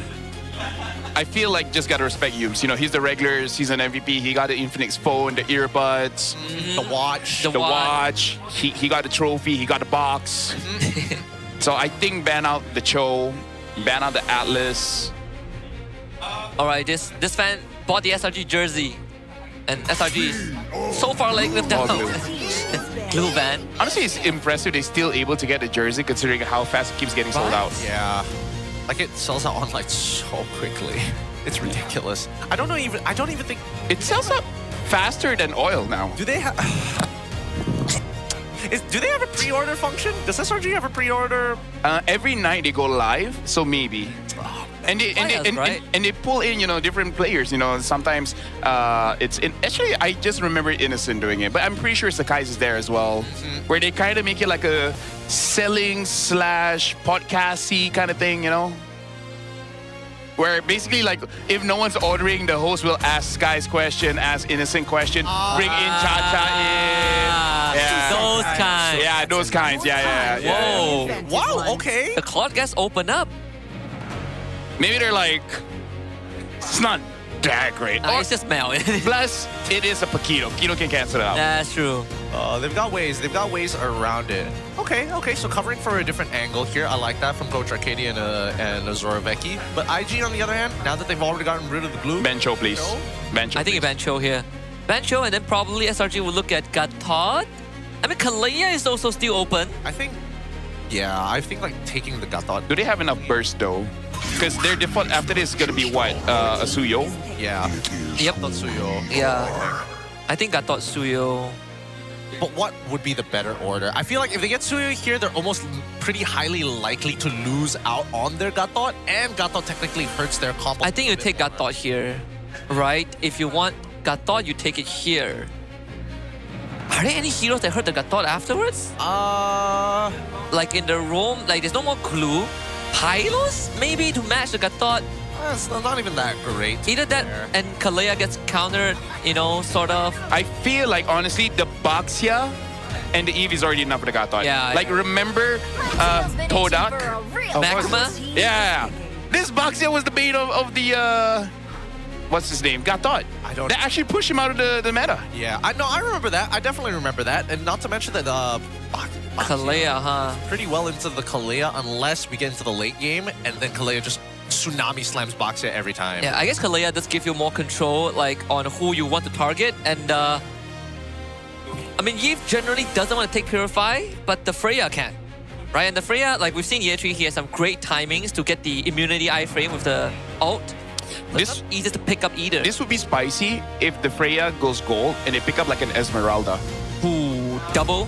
But then deals with the puck as well as the Eswin. But now they're still going for the enough quad. damage, right? Yeah. Without like then Gatot comes out. Yeah. Saw this.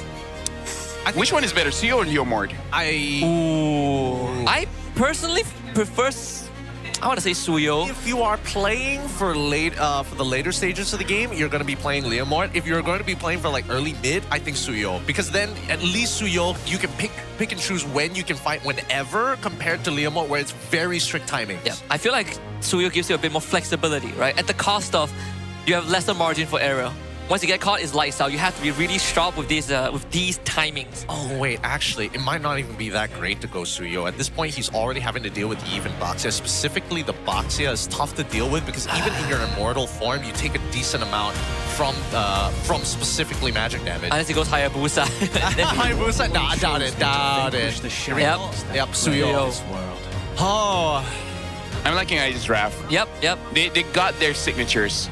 Well, you know what I mean. I mean, they've got a really strong style of play. I don't know how they're going to deal with this other than like big super plays coming out of either side laners. Yeah. This is what's good about having a flexible jungler, right? Like it forces teams that go up against IG, you're guaranteed to ban YSS and Fanny. And afterwards, do you want to ban Marcel? Do you want to ban Baxia? There's so many choices to pick. Do you want me to make you feel sad? Make me feel sad? That used to be just Gar. That used to be. God damn it. See, I know where it hurts. But speaking of which, for SRG to do well, they need to do two things. Let Cram escape his lane almost immediately, and then Cram, Yums, and Sakai's immediately go ham. I think let's see whether or not we see the proxy here. This is the most important level 1. Because I do notice that Yums and Stormy immediately there, and it looks like Cram is not going to be able to get the proxy down, and will just have to clear the waves. Yep. But the priority does go over to SRG, so they get to leave first and set up the Lethal Wanderer for Sakai's. It is not an easy Lethal Wanderer to contest, you know, just because it's a Baxia Gatot Eve. Hard to deal with this mid trio, but the Drusin is an insurance policy when you have someone like Kalah to constantly peel you back. Yeah, it looks like they're just really protecting the camp here. I feel like Sakai's just want to dash in and go for a retreat, and he won't have the time. Yeah, it's way too late to that. Yeah. They do go for the chunk at the bare minimum. Oh, Stormy. Oh, they need to not break his... Oh, they did. Even his rejuvenate's gone. Yep, now we get the lift off. There's some decent damage trade there. So the guy's still waiting for cooldowns, and Stormy can't really continue there. It was good by Yums. Yums was the one blocking Hazel. If not, Stormy would have 100% died there. And the good thing is, no one used their spells. So close, right at the very edge. I'm surprised nobody used their spells. Like, I'm thinking even just flickering in front of Stormy's face just to bait out the reaction might have been good enough. Yeah. And Yetri goes for the proxy. This is his very standard ammo. He gets level 2, level 3, and then he's gonna start the proxy just to get priority. Well, thankfully the wave clear for Paquito was buffed up. Can he get this river crab? Alright, well, he's not getting it. Well, Hazel is there, so should be going over to Yetri. I love how Hazel's like, I'm not even gonna take this. Yeah. Needs to stand in front, try me. No level 4 for you. The evolution of Hazel, it went from everything goes to me, now I'm gonna support everyone. Yep. I don't think they'll get turtle here. RWM gets used out, but Yetri is incredibly low. So they all gonna look for the counter angle. Yetri's still alive. First blood for the Freya. And SRG have no response. Shout out to Revitalize as well, man. Yeah, that has got to be very frustrating. Very, very frustrating for some guys because of that movement. And honestly, they weren't even looking. They were trying to get the pick onto Year 3 to try and stop a snowball from actually starting. Yeah. Yetri is looking pretty good on this Freya, man. Like, Freya needs to be adjusted somehow because at this point, I really think that she should always be bad. She should never be let through. Unless maybe a Phobias. Because like you said, it's the closest thing to a counter. Yep. Yep. And also Stormy wasn't even level 4 in that fight, right? So he couldn't contribute with his ult. Some minor factors that resulted in SRG losing Sakai's and purple buff. The audience is wrong. Audience. I mean, let's be real. I mean, SRG fans has hardly been right. Well, yeah. They'll be fine here. For the most part, Innocent, he knows how to hold on to his abilities for extremely long periods of time, but now they really need an answer to Year 3. This mid game is going to be pretty detrimental, but now that Yums is level 4, they could try and set up a play here up on top side or somebody who doesn't have a Purify. In this case, Nova X Kobar, but again, it's that AOG that's the problem. Dang, Mel actually got the crab. And win or lose, just to answer Gideon's question, yes, the confidence really helped out Mel and Yetri. Look at how good they're playing right now. Very clean movement. Very clean movement.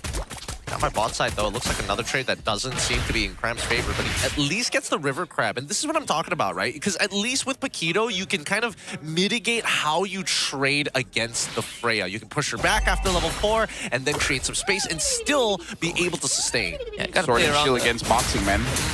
Gotta play around the combo points that she has, right? Because every time she has combo points, she gets some shield, and then that basically mitigates the trade. So honestly, it's just about control, and Year 3 has all the control in the world right now. Fortunately for Cram, he can't one-shot the wave.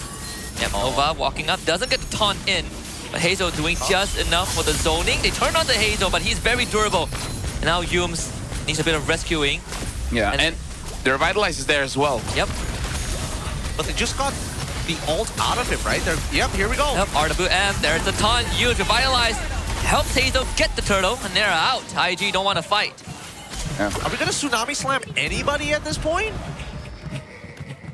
Like, we're not finding any targets. All like a majority of ults are still available from the side of SRG. So this is a hard call. I think they were waiting on two things. Yums might just be not confident his team has enough damage, and number two, they wanted Invictus to overstep, and Invictus is like, nah, we're disciplined gaming right now. We believe. I like disciplined gaming. That is very funny. Very funny indeed. DG, our sponsor. Yes. I want to slap something with self. It's not coming to me right now. I'll talk about it later. Yep. 75 seconds left on the next upcoming turtle here, but you can see that the impact has already been left. Do they have enough damage? They've got the early rotation here from Cram. Yeah, I mean, they have burst, but not if Hazel is right in front. I'm gonna say Hazel was the one that dodged that one. Yeah. He's like, no. Hell no. So 1v1, Innocent taking a lot into a tower shot and still finds the outplay. We see that twice today. One from Chiku and one from Mel. Yikes. He was confident. Fortunately got punished for it. And now Cram getting denied the opportunity. Oh, doesn't get denied. Yeah, 3. Didn't commit hard enough, and he gets the free proxy.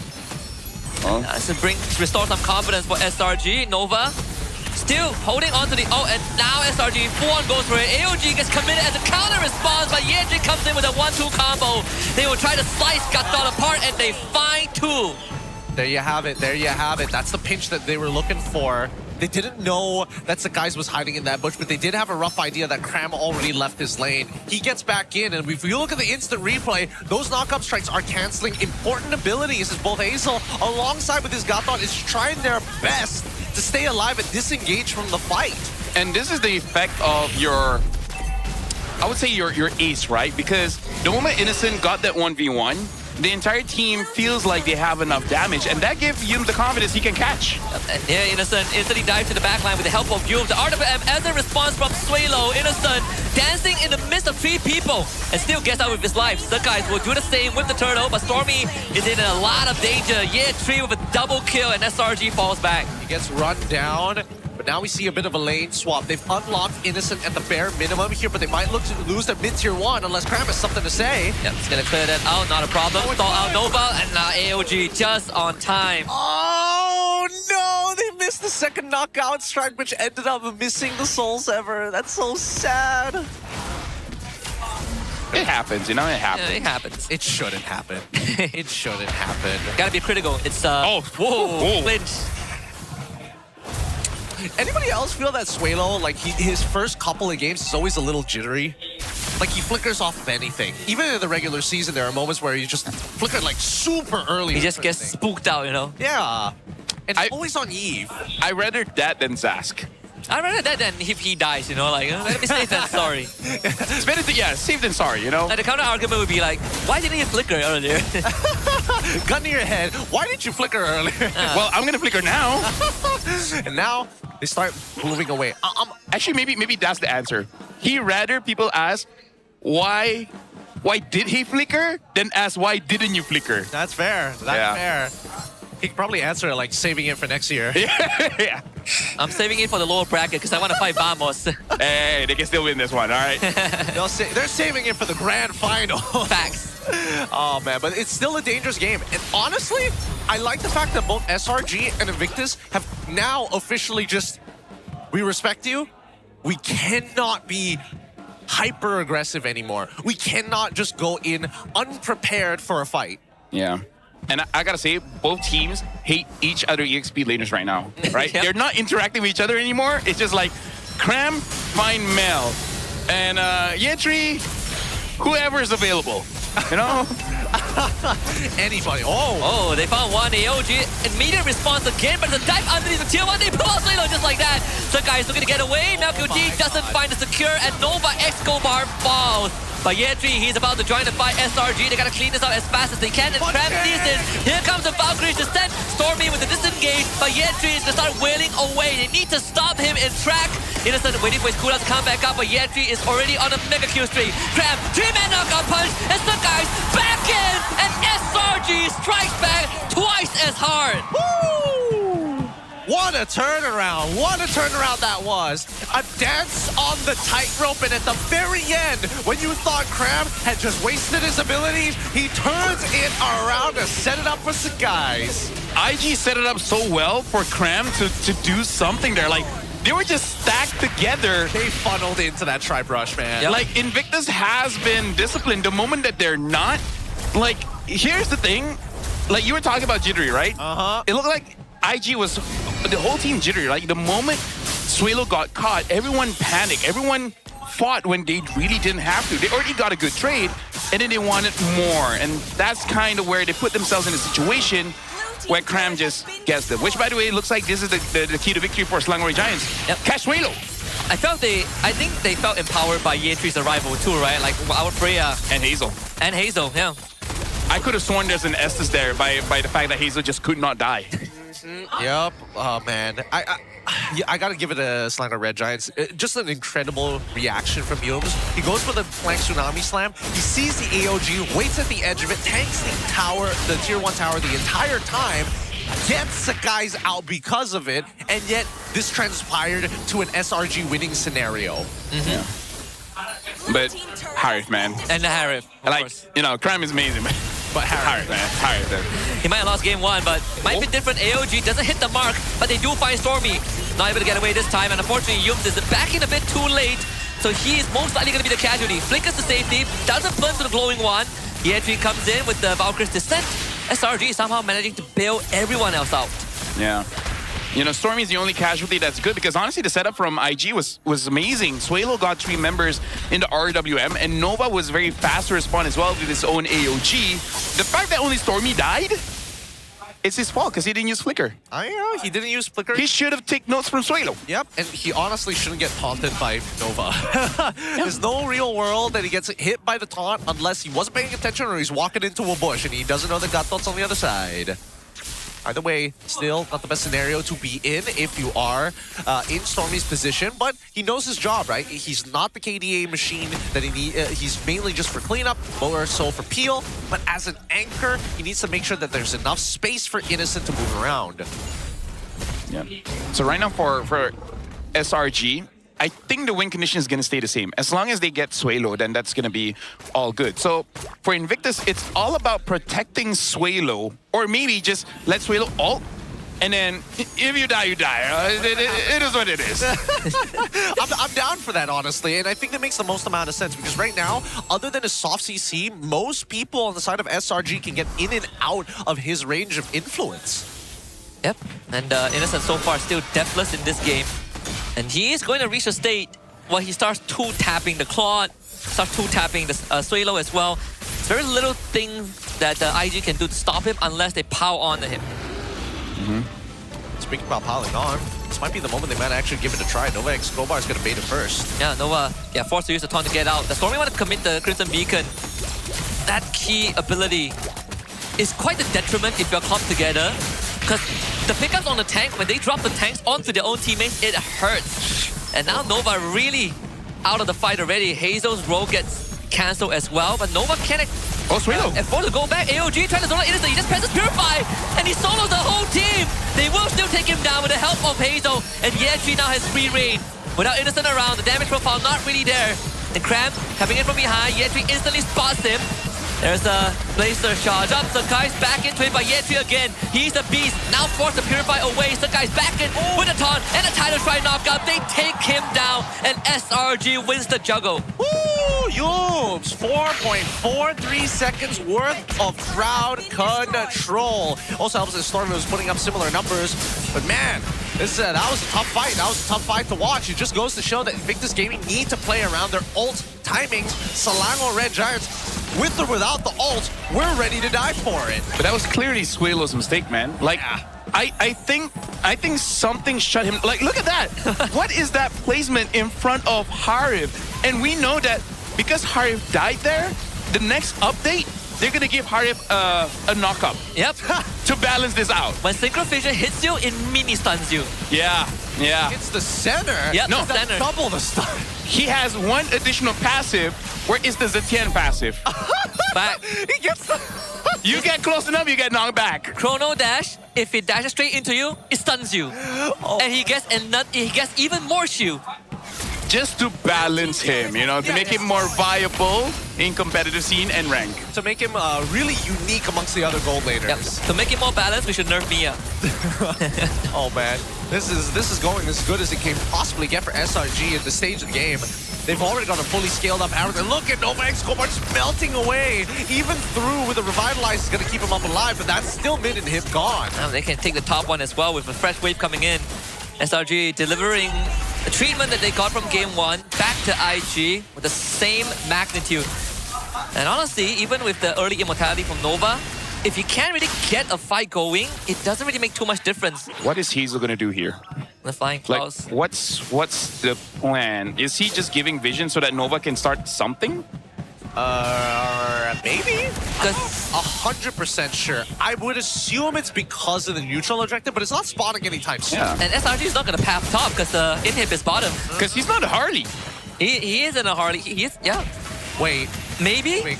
Yep, Okay, here he comes. Maybe he's looking for a pinch. Innocent has to be the target, no? Oh! Here they go. They go for Innocent. Innocent gets out. Great hero, by the way. They do see Sakai's, but Sakai's has iframes.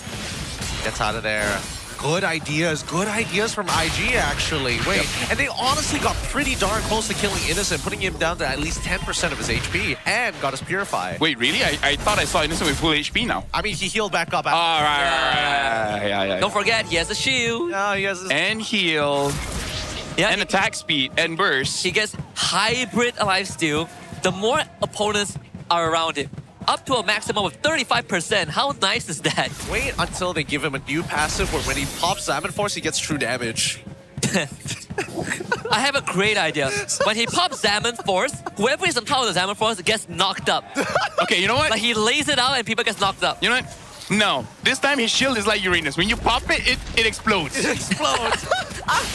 So he just dives you, right? Yeah. Or he just dives you and kills you. No. Okay, you know what? We should not give ideas. No, it's even better because it works like the Uranus shield, but it still has the low cooldown. So every time he chrono dashes again, it explodes straight away. How is it that we're designing Harif to be a better Uranus than Uranus? So Harif should get a skin off of that. It's called the SV Harif. You fill in the blanks. I can't say it on broadcast, but you know. I was thinking like the skin would just be like Pluto Harith or something. The Pluto Harith? But look at the pack, look at Cram. Look at the pack. Cram is waiting. Nova finds Yumes. Wait, they're waiting until Hazel shows up. Yep, they see him now. He's going back. And going on to Harif. Harif purifies out. Make up your minds! No! Hey, they're being cautious. And there's a bottom wave. God, this should have been a free inhib already. There's a bottom wave. Here he comes. Yeah, he's gonna go deal with the wave. I think IG will take this window to try and rush the Lord. Oh! AOG only hits Yumes. But remember, there's a lot of control there from SRG. IG gotta make their mind up now, and they pull off the Lord. Who do they want to go for? Yetri jumps away. And Mel gotta be careless with the crown out. Oh no, Mel! Not like this. Both is purified. They divert the attention onto Nova and gives the guys the room to grab the lore. And now the bottom inhibitor forced to be defended by Year 3. SRG gets a freebie. Bro, my God. Bro, your girlfriend is watching, man. Oh my God. you BMI and then you pause and then you enter and then you blazing the way. Hey, don't forget the purify. My favorite part of that was Yumes ignores him even after when he has no purify. I think even Yumes was freaking out. He was like, what the heck? He went for no. We need the comms from both teams for that. Cram looking for one shot onto Mel. Oh, about to get him. Mel still survives. And that's flicker from Cram. They're gonna try and mount this defense. The Lord pretty healthy. Yumes comes back to life, but Year 3 is already gone thanks to Stormy. And Mel QT assassinated. They lose the guys, but honestly, who really cares? There's Innocent around. And the rest of IG falling apart one by one. And SRG not gonna go down without a fight. They got denied game 1, but they sure as heck will fight back. And we go again. It's 1-1 between these two. 1-1. The scoreline with a ticket to Paris as the reward for the victors. At least Suelo was able to get one back on Stormy at the very end there, but that's going to leave an impression. I don't know about that confidence no more, because at the end of that, those blunders, oh my goodness. That's too much confidence. No. We have to change the wording, right? Oh, we're changing the narrative? Yeah. So it's not confidence anymore. No. The narrative is still the same. Okay. But you just changing one word, it describes the situation better. That was negative aura. He lost aura. They aura farmed in game 1, lost all of it, and now they're in aura debt. They have to pay the aura back. Not even like a neutral status. Not neutral. Not debt. They have negative aura. They have debt against SRG and the coach. Well, so Mel QT single-handedly tanked the stocks. Exactly. Like Wall Street of aura is in shambles. People are selling right after that play, you know? This is what happens when you sell houses too cheap and people can't afford it, and then the entire economy tanks. When you press that winner crown, people started selling stocks, you know? Truly wild. Truly, there's no words that can describe what I was expecting this game. But after what I saw, I would rather my expectations. I wanna hear Mirko's reaction to that. I'm pretty sure he was watch partying that. He's probably losing his mind. I'll be honest with you. I'm losing my mind already thinking about that play again. Just at what point was it like a good idea?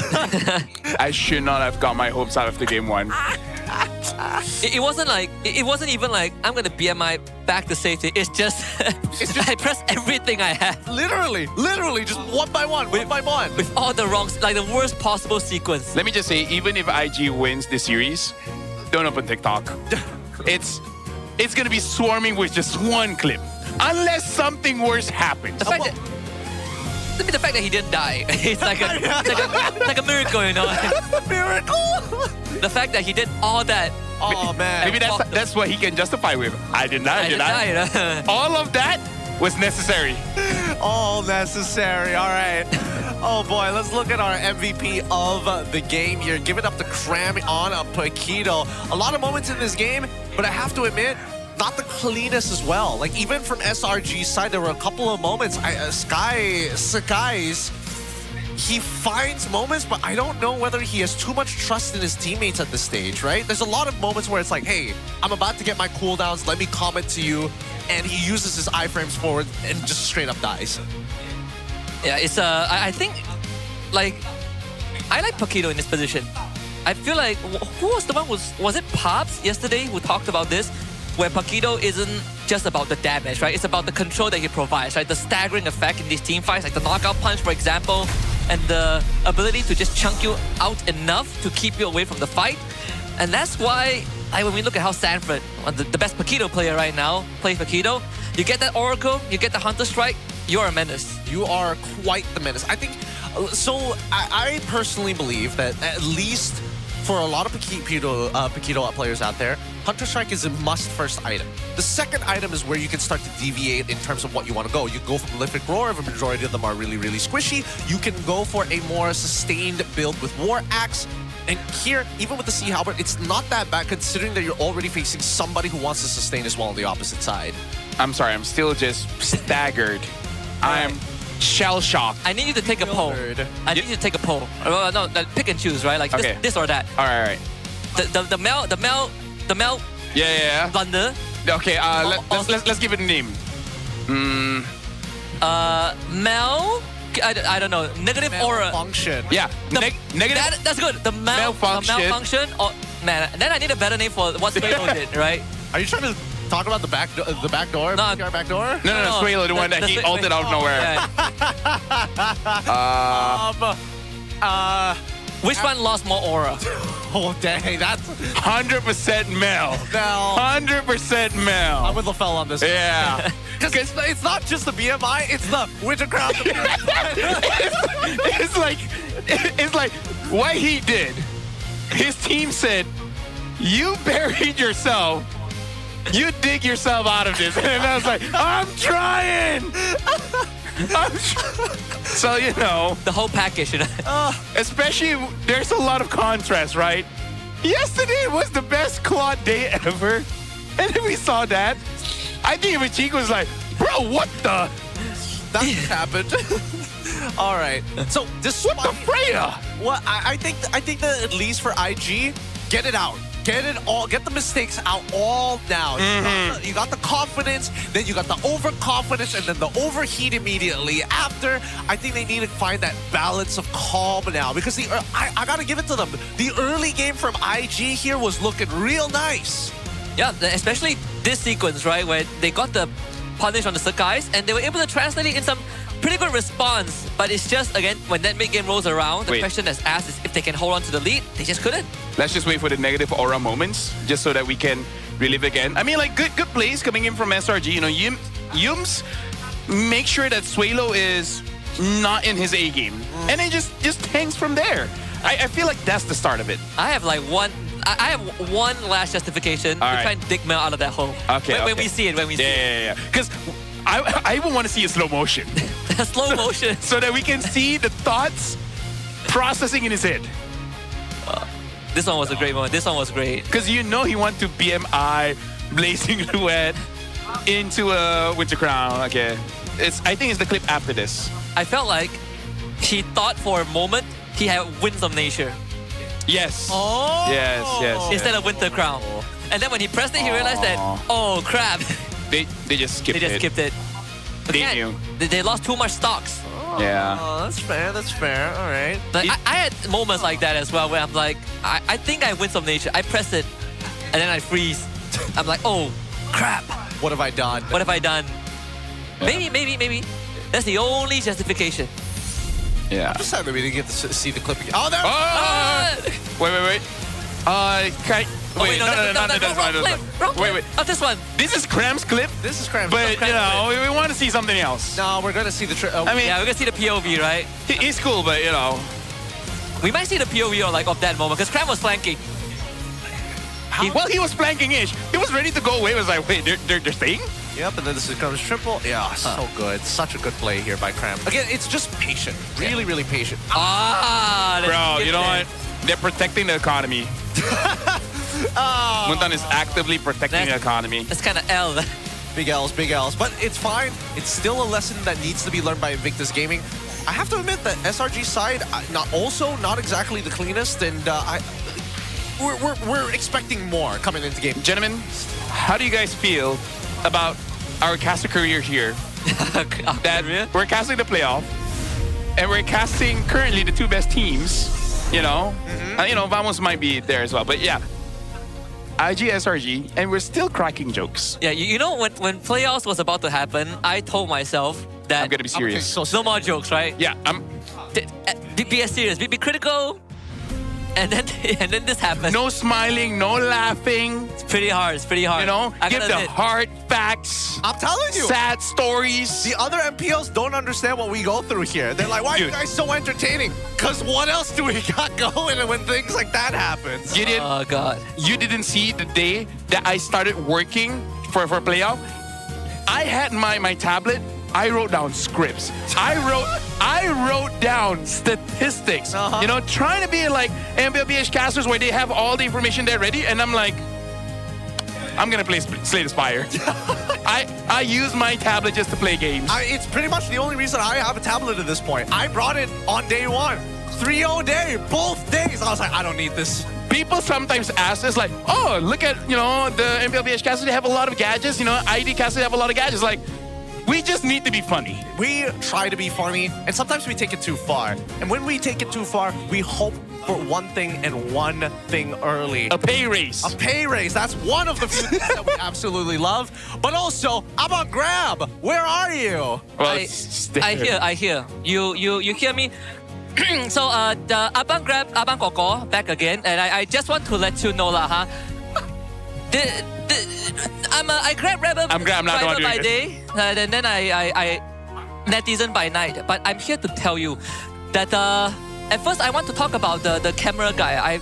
Uncle don't like paparazzi, you know, like the camera guy. I think he quite creepy. But after I saw that game too, I think that one might need to wash eye a bit lah. I don't play much MLBB.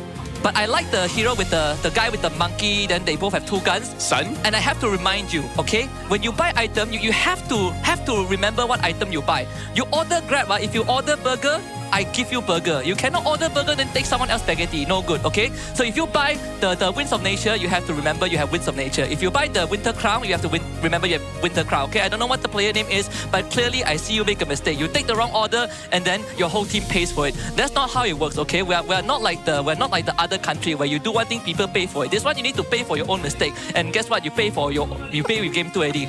Not good, okay? So Uncle so old already, still got good memory. I still remember your order from last season. They come in, Uncle, give me 1 roti canai, 2 teh tarik panas, kurang sugar. I remember that. So you must remember also. But also remember to use this Grab code whenever you play at night, because you need full stomach, full focus to play your best game. From 9 p.m. until 4 a.m. to keep your late night grind going strong, use this code, Larut Malam, okay? LARUT MALAM. I don't study much back at school. Uncle, father don't have money, but at least I can read this out for you. So remember, use this code to play more games, okay? Walao, Uncle. This person, I tell you, he come my house, he say, this your order, like, Uncle, you drunk, I don't order this. You need to understand, that time I come, I give you the order, I thought it's someone else to take, you know. It actually happened to me just last week. It actually did happen. I was ordering something else, and I got someone else's order, and I'm like, okay, but they compensated me. It was very nice. Shout out to Uncle. Hey, shout out. He good guy, best guy. Not so much education, Big shout but out. good. Very good. Abang Grab Singapore. That's as close as I could assume the accent was sounding. No, it's just like the first gen of Chinese immigrants. They didn't speak English. No, not like that. Not like that. Not like that. Not like that. We just learned English, all right? No. Imagine he's saying like, okay, Chinese first generation is like, excuse me. Sir, listen to me. We're turning over to Poji for the Vimix call just to say who he's talking with. My name is Yao Chan.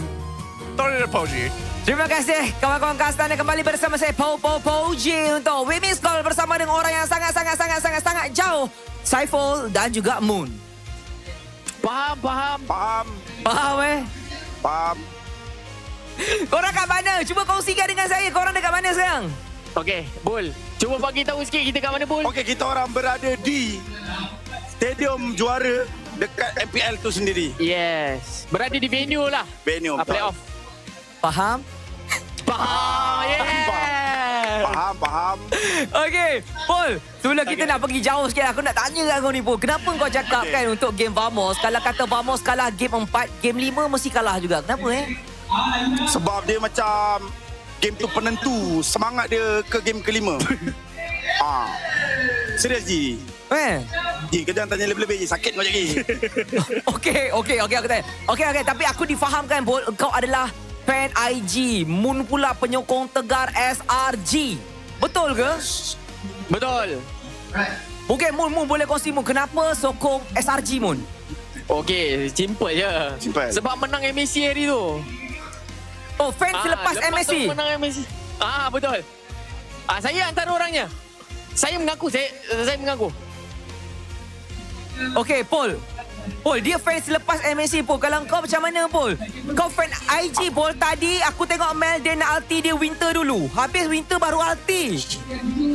Dia kena tahu muka gangster tak semestinya innocent takut. Jangan macam tu Tapi kalau kata minat IG sebab apa, aku minat vibe dia Haji Vibe dia, betul. Menari-nari, enjoy. Happy go lucky. Dia game ni tak stress sangat. Senang cerita sebab sebelum ni Apple tim dia sebelum. Faham. Jangan. Jangan live.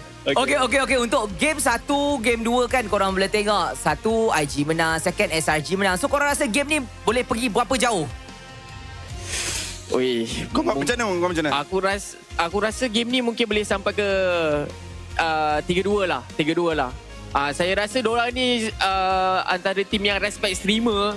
Diorang suka macam game tu biar lama-lama pun tak apa lah. Asalkan fans macam fun lah datang kat venue ni. 3-2. SRG lah menang kan. Biar puas lah dekat penonton. Tapi Paul, satu benda yang kita faham, SRG ni adalah tim yang cepat adapt dengan any situation. Macam tadi first game diorang dah memang kena tabrak rata. Memang tidur. Tapi game kedua, SRG buktikan diorang boleh masuk laju semua. SRG dah mula baca game. Bagi pendapat awak sendiri, Paul, kenapa SRG begitu cepat untuk adapt dengan keadaan-keadaan walaupun under pressure? Dia sebenarnya simple je jawapan dia Ji Dia sebab jangan pandang aku, kau pandang Poji sana. Sebab dia dah main international lama Haji. Dan dia ada prestasi yang bagus dekat international. So sebenarnya Liga International tu bagi aku lebih pressure daripada Liga Malaysia tu sendiri. So bagi diorang untuk adapt tu benda biasa kalau main dekat Liga Malaysia. Jadi boleh ke kalau macam IG ke ataupun Vamos yang tengah tunggu dekat bawah ni untuk compete sama-sama dengan SRG untuk diorang bersaing untuk be on the same level? Boleh je, tak ada benda yang mustahil Kalau Zeno main boleh lah. Kalau Zeno main aku tak ada mau esok stream.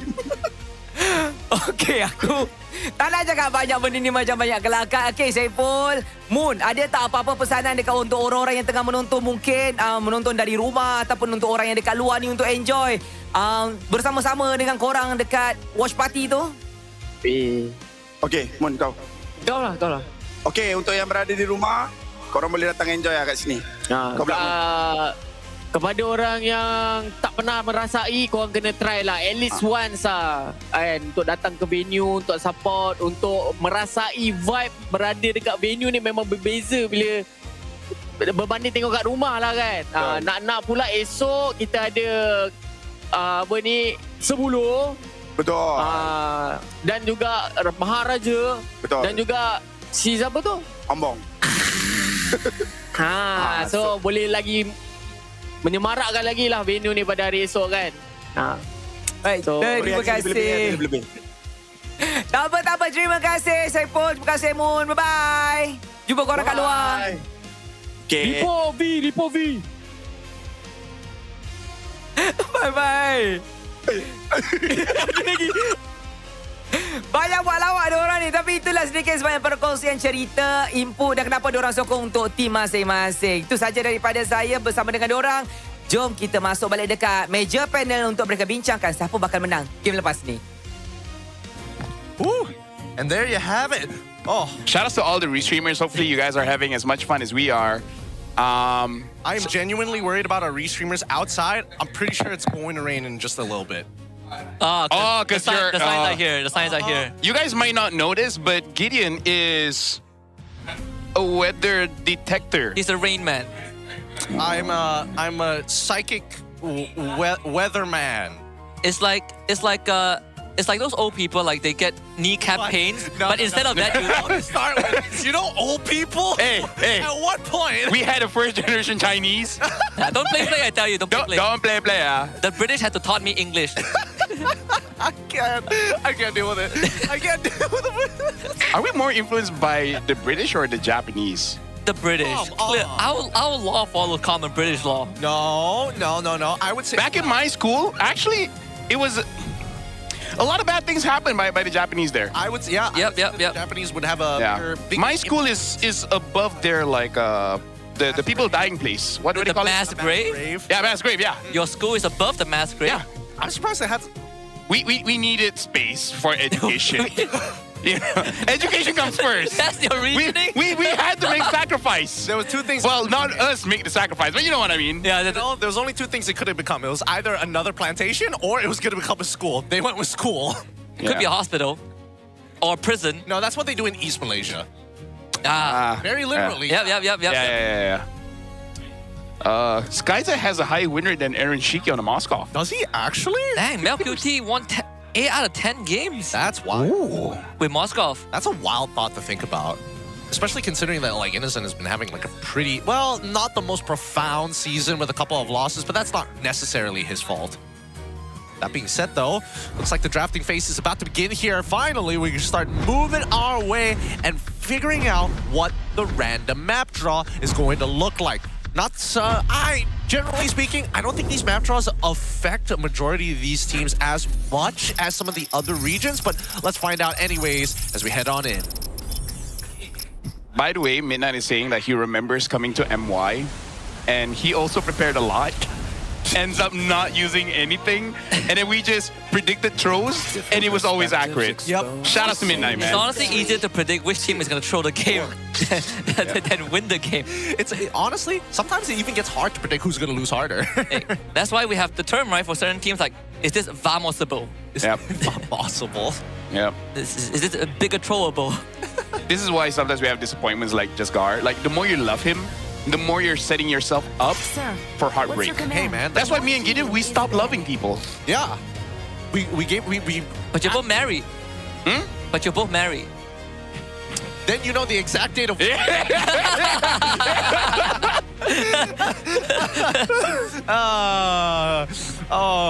know, the more I make jokes about psychopaths, the more I think that, like, damn, yeah, I probably have a psychopath. I'm getting to that line already pretty quickly. I get enough money, I'm going to the hospital to get a brain scan. Is that how they predetermine it? You can see the difference of like the chemicals in your head. Like you can do evaluation, but if you're scanning your brain and there's clear signs that it's not normal, that's kind of like a red flag. But for me, it's an achievement. It's an achievement. Yeah. Are you trying to? Because last time I checked, I had little dopamine. Oh. Yeah. So you don't get excited like easily? I don't get happy. I don't get excited. I cannot plan things well, and it's accurate, right? You guys know me. I'm sad every day. Yeah. Yeah. Wait, I'm realizing a bunch of things. Wait a minute, that means your entire reward system is kind of messed up as well. Oh, it's very bad. Yeah, it's very bad. It's a tough life, you know, but someone's got to live it. Somebody's got to live it. Somebody's got to live it. Try to end it, but it didn't end well.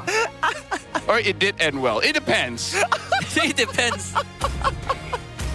Oh well. Now we finally we go. Wait, hold on. Well, they banned Paquito and the Freya.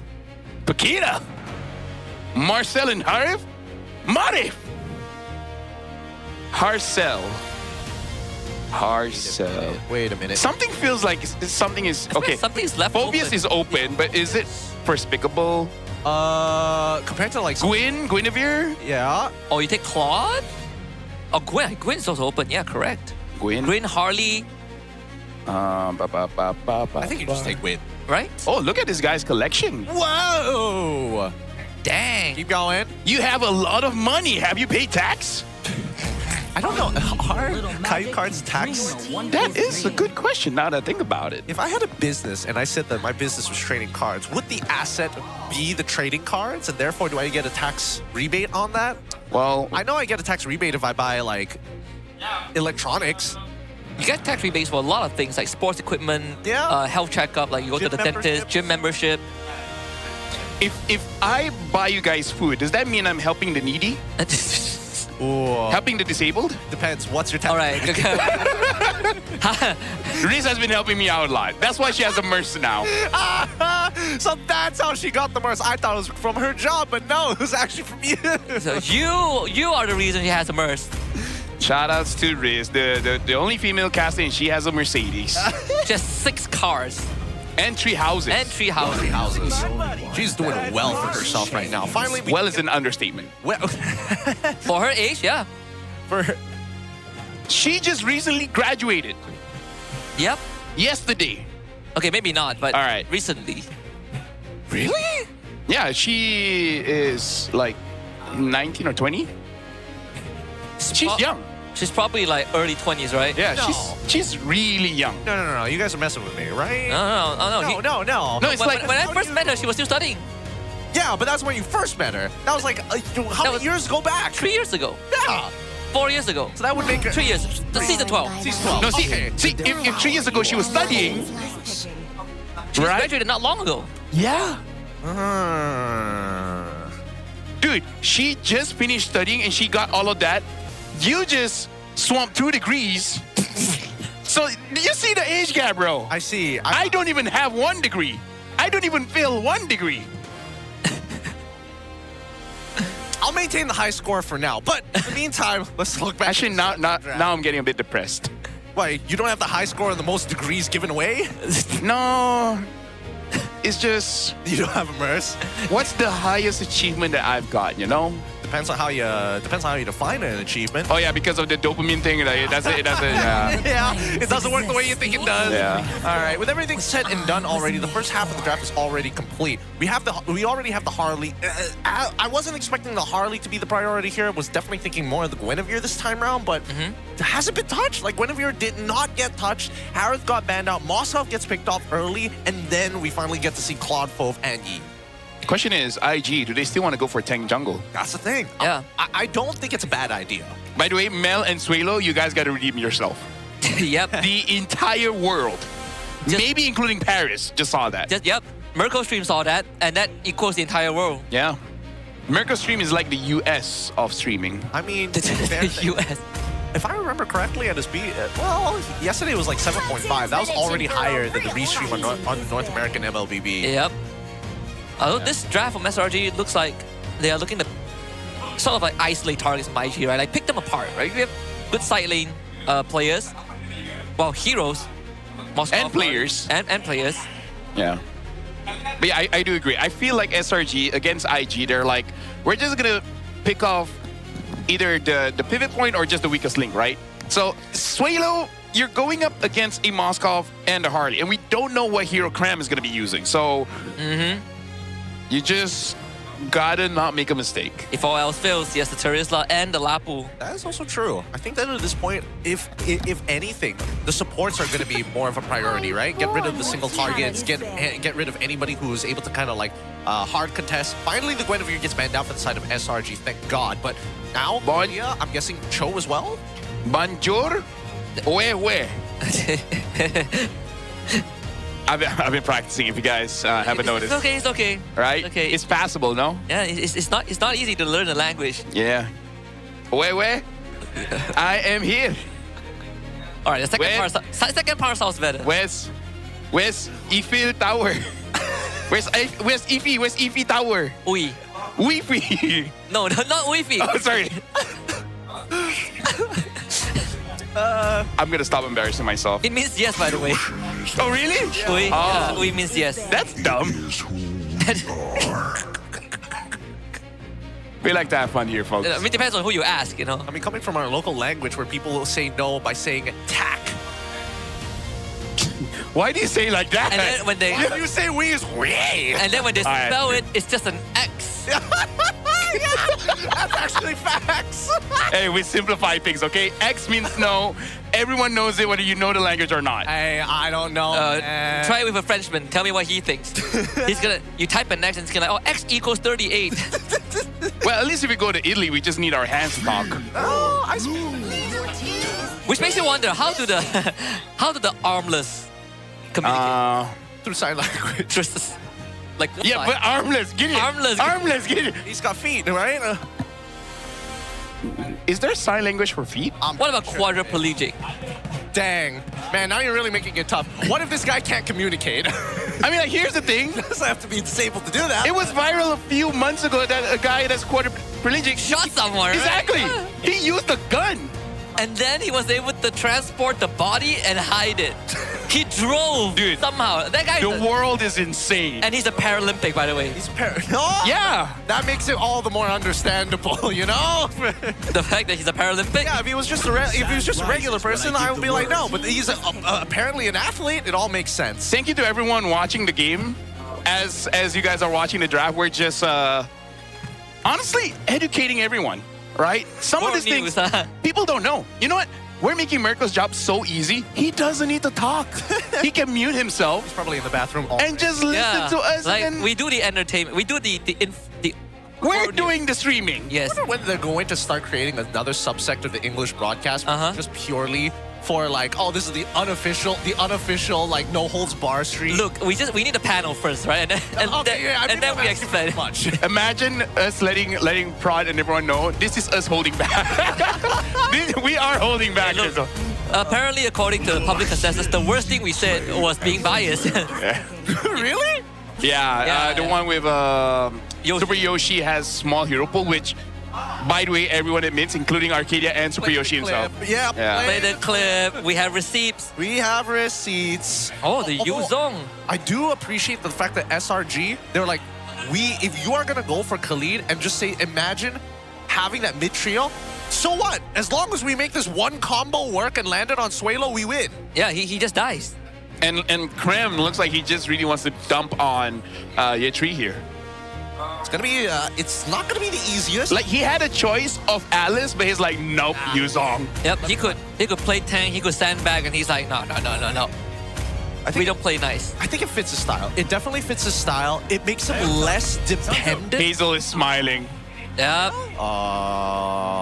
That's into Moscow show. Hey, do not doubt. I'm sorry. Do not doubt the black alien. Apparently, he said he didn't want that nickname anymore. Hey, he doesn't really have a choice, does he? No.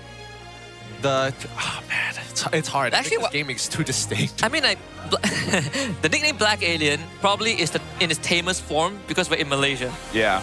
In Southeast Asia, in fact. Imagine saying like Sky Prince goes up against the Black Alien. Can you imagine calling someone a Black Alien in the West?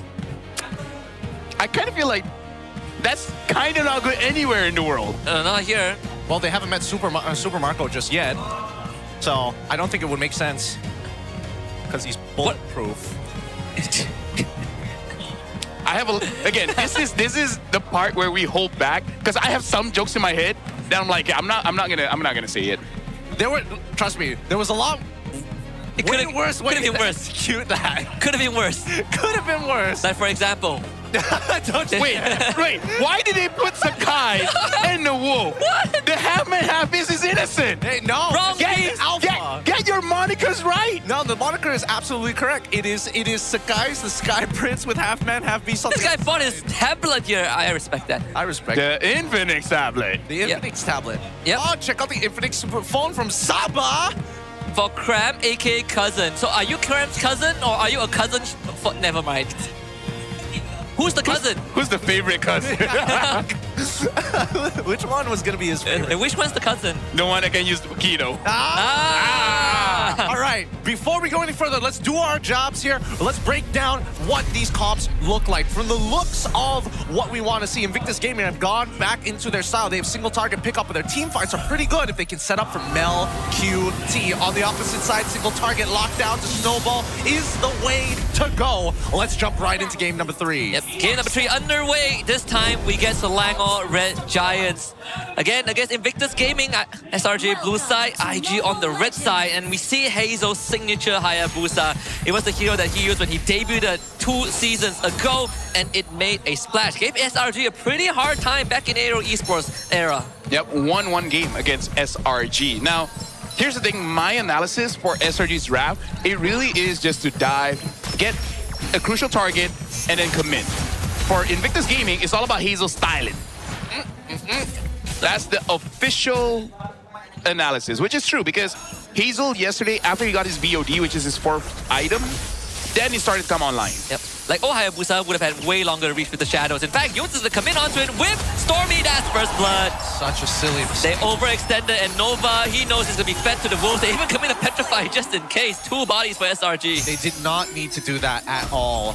Hazel needs to be careful here because, again, he's not going to find his relevancy until level 4. And worse yet, just keep in mind that Yums actively on this Cho is going to be looking out for his shadows as targets. So as much as he wanted to chunk people out and force recalls, that has costed him a lot in the early game. Gideon, you're showing your age, I am. right? The thing about styling, the thing about aura farming is doing things unnecessarily and get away with it.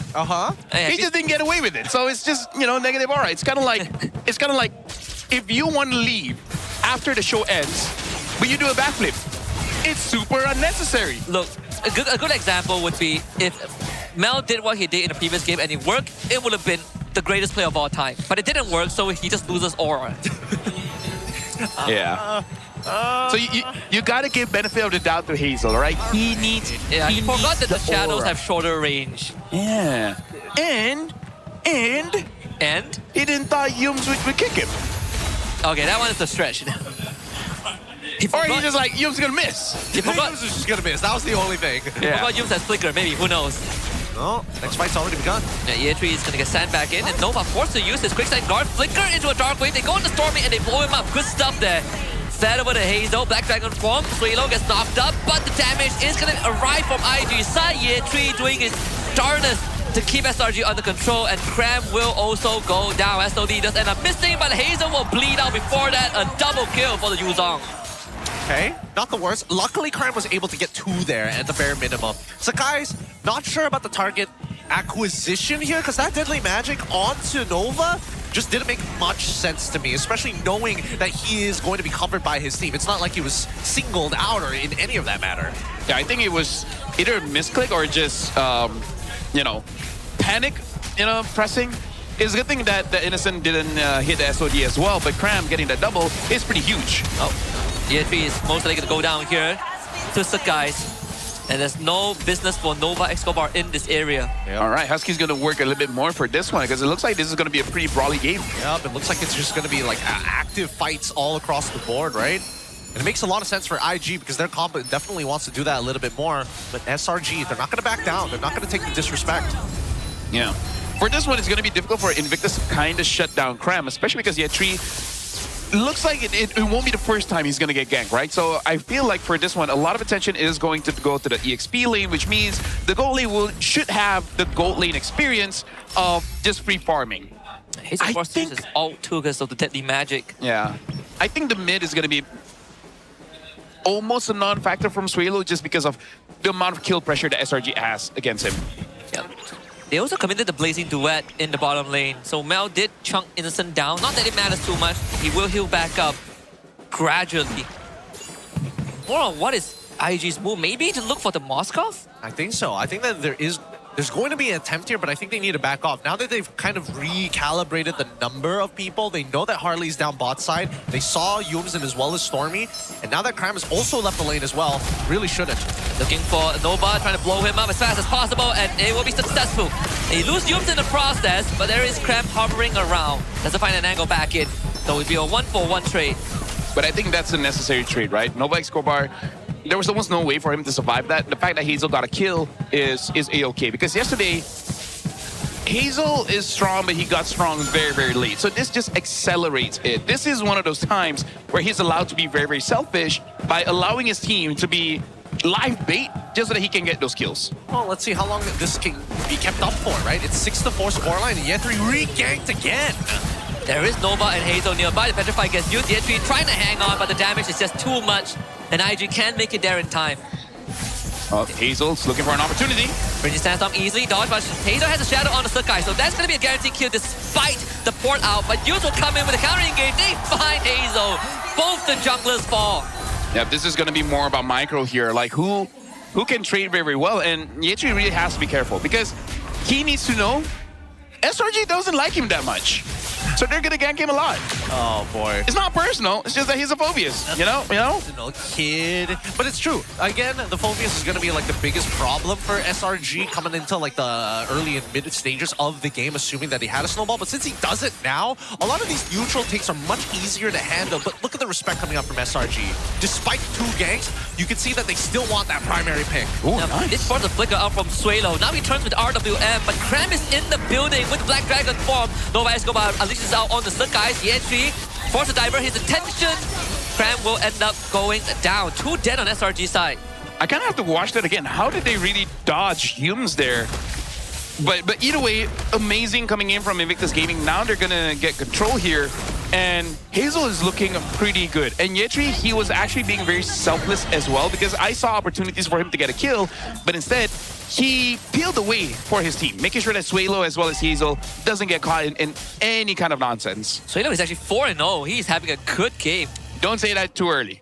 He's having a mediocre game at best. He's getting to play the game. He's like 5 out of 10. Yeah, he's playing the game.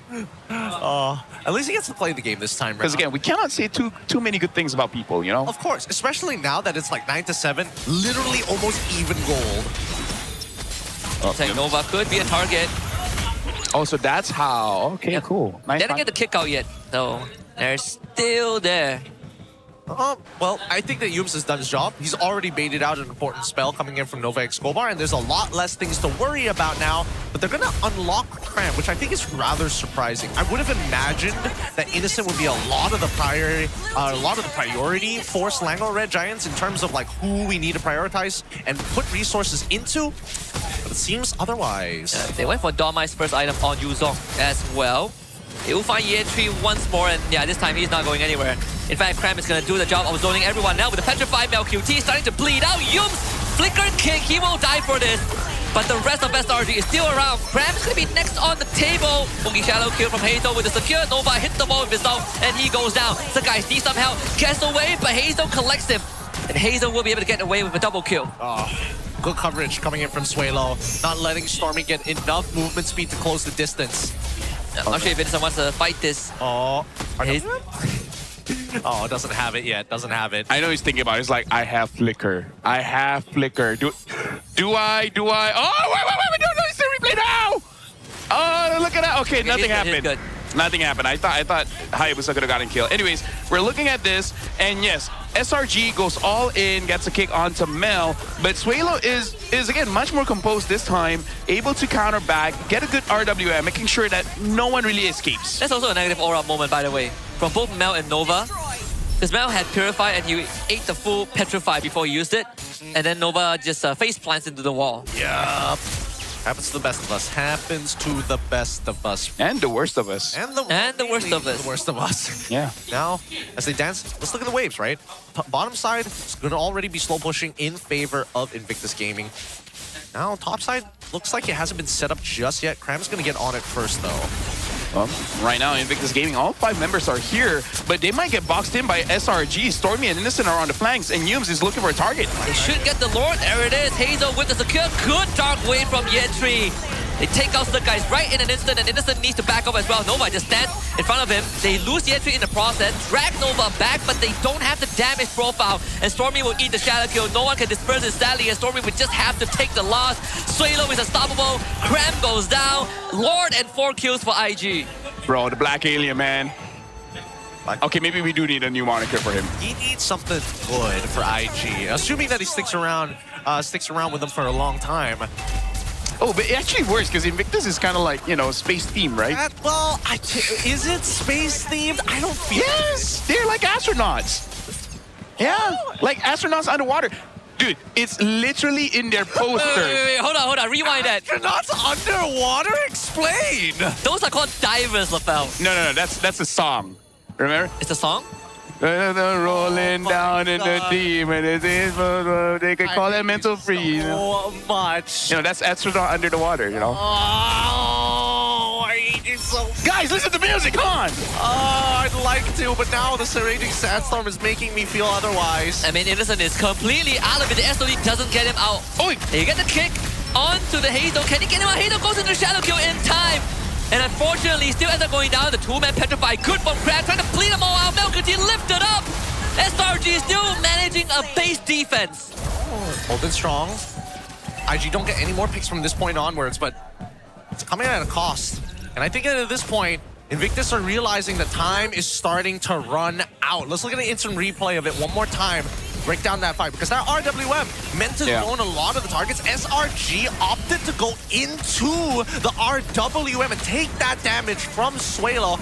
I don't think that was a good choice. No, the thing is, they were forced to do that because what actually happened there was Invictus Gaming, they were isolating Innocent. Innocent was all alone and they went all in. And then Yums tried to save him, which honestly, he might have been able to save Innocent. So they took that trade.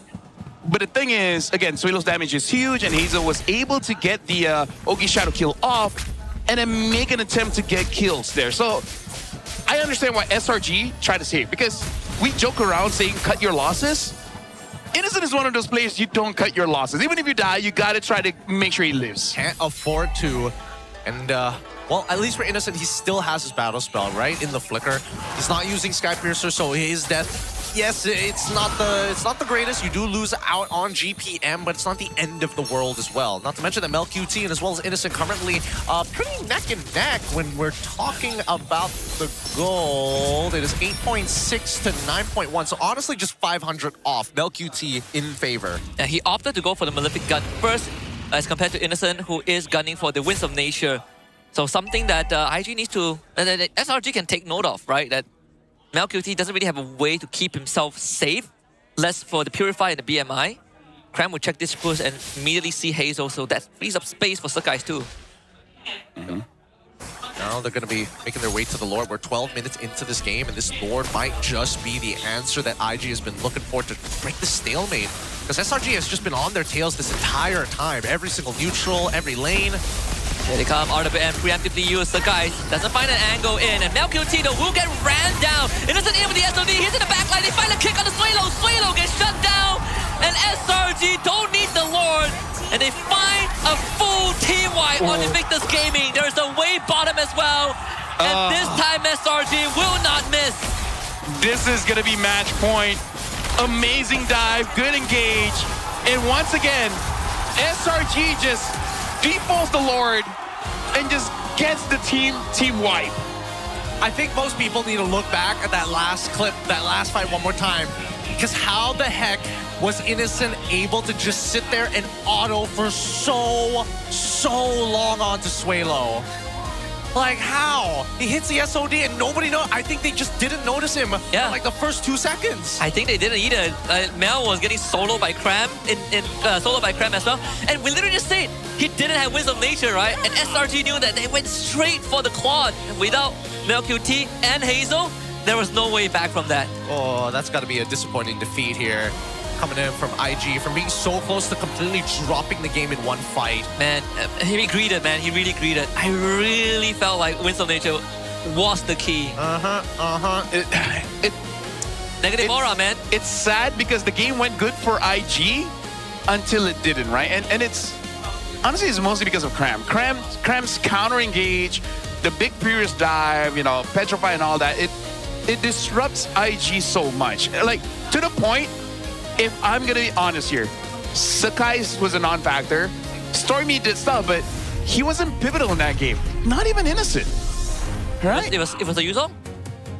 I know Mirko is still restreaming. I gotta ask Mirko's chat this, right? How many? Start a poll, Mirko. Should Mel have went for Winds of Nature first? Yes or no? Oh, man. I do have to say he's the type to not do that. Yeah, he is the kind that doesn't want to do that in general. But I don't know.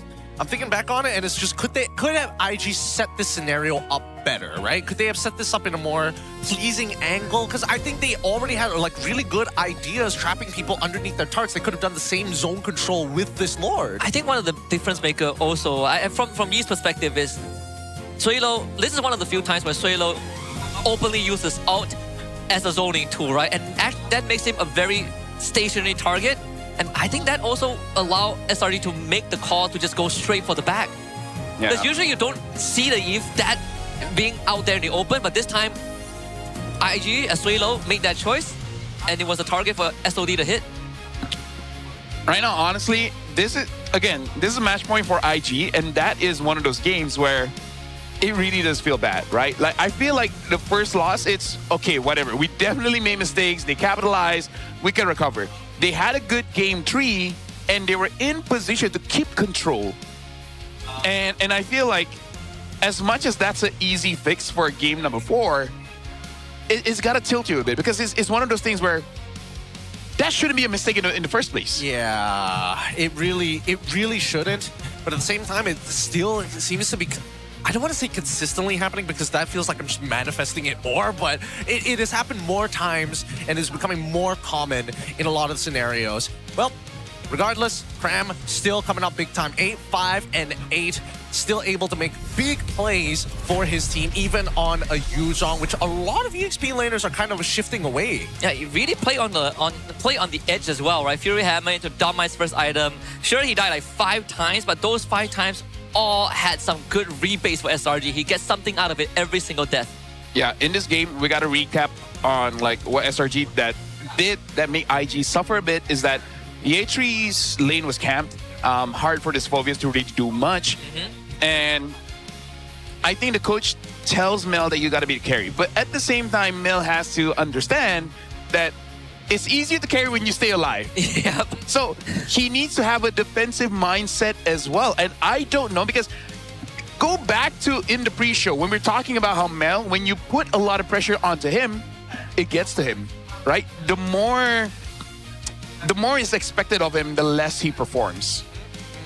And I think you also performance anxiety, that's it. Yeah, you also need to think more like in the big picture, right? Like what the enemy has and what they can do to you. This one, they have a Yuzong, man. That more respect needs to be given to the I think I know the thought process. All right. What can one do against a Harley? What can one do against a Harley? Yeah. You know, meaning the mindset is... Oh, wait. Like, even if I do have a Wind of Nature, you know, Harley targets me, I'm going to die anyway, so why waste money for that? Yeah, but if Harley finds you, it's your fault, you know? Yeah, I'm not saying it's correct, but I know that's the thought process. But I get what you mean. Right? Yeah. Overall, as we see the gold graph, it tells the story exactly how we were expecting it. When all things were looking pretty good and going up, going even, it breaks midway as IG steals the lead, but unfortunately could not find a way to close this game out and lose in one fell swoop, resulting in 20-16 scoreline in 13 minutes, 11 seconds. A lot of money earned in this game. But now we need to start thinking about game 4, right? Game 4, and you see what happens in this early game coming in from Hazel, I don't think you lose too much confidence from this, especially if you are part of that mid duel. But you've definitely ruined the odds for things like this where no comms were given over to year 3. Yeah. He was left on the island. I will say Hazel still recovered pretty well despite that early game. But you know, SRG, especially in that first Lord push by IG, the fact that they were able to trade even and deny any inhibs from going down and basically just stop the push, basically caused IG to have like a negative Lord push, right? And that gave SRG the sort of like the agency to just walk up onto the map again and just constantly go for even trades. Let me just say, for this series, which is something that hasn't really been said the entire day, even since yesterday, this is not about a draft. I feel like both teams had a pretty solid draft. Like, it makes sense with the players that they have, with the style that they have. It really is just on the execution and some things that you just kind of autopilot. I feel like IG needs to stop autopiloting. Yeah. They're finding themselves in a lot of that dead air space where you're not, you know, you're trying to like make certain things happen, but it doesn't show up exactly the way that you imagine it to be, or at the very least, when it does eventually occur, it's kind of messy, right? And that's what happens a lot in these types of fights. Yeah, like this one, he gets hit by the deadly magic. Man, he came from, alright, I mean, he came from the side with no one to lead him in. So I guess you're right, Lafel. What can he do against a deadly magic? Yeah. It's just too much. Just too much to handle here. This is a tough game. I feel like SRG, I feel like they've kind of committed to, you know what? If Invictus Gaming are going to show all these different styles, let's just fight. We'll beat you on a mechanical level. Yeah. And that's, I would say, kind of dangerous. At this point, I really don't know what else IG can do, because again, it's easier for other games when they clearly misdraft. Over here, it's not so much on misdraft. It's like you get what you get, and then how do you play around it? In this game, maybe the difference that they could have done is help Year 3 a lot more, or just make sure that Cram doesn't get this kind of freedom, because he got a lot of freedom in this game. We also did establish, like, at the start of the pre-show, that if we are looking at a weak link that might cause IG to go down, it's that goal lane. And we're starting to see the cracks, right? More and more apparent as the series progresses. More and more errors start to show up. Yeah. I don't know whether it's coming to a point where it's like the polish is starting to fall off, the, you know, communication starting to break down, considering that it's a huge arena with plenty of people packed from left all the way into right. We're on the right side of the arena right now, and there are still people. Just mountains and mountains of people. There's drums. It's loud. It is very loud right now here in Stadium Juara. Drums, violins, guitars, smash trombones, the triangle. Bila awak cakap macam tu, saya dapat bau-bau yang perkara tersebut akan melibatkan para pemain mereka barangkali. Cuma saya risau satu sahaja, adakah ini sudah terlewat? Sebab kalau kita melihat skrip pada hari ini adalah 3-1.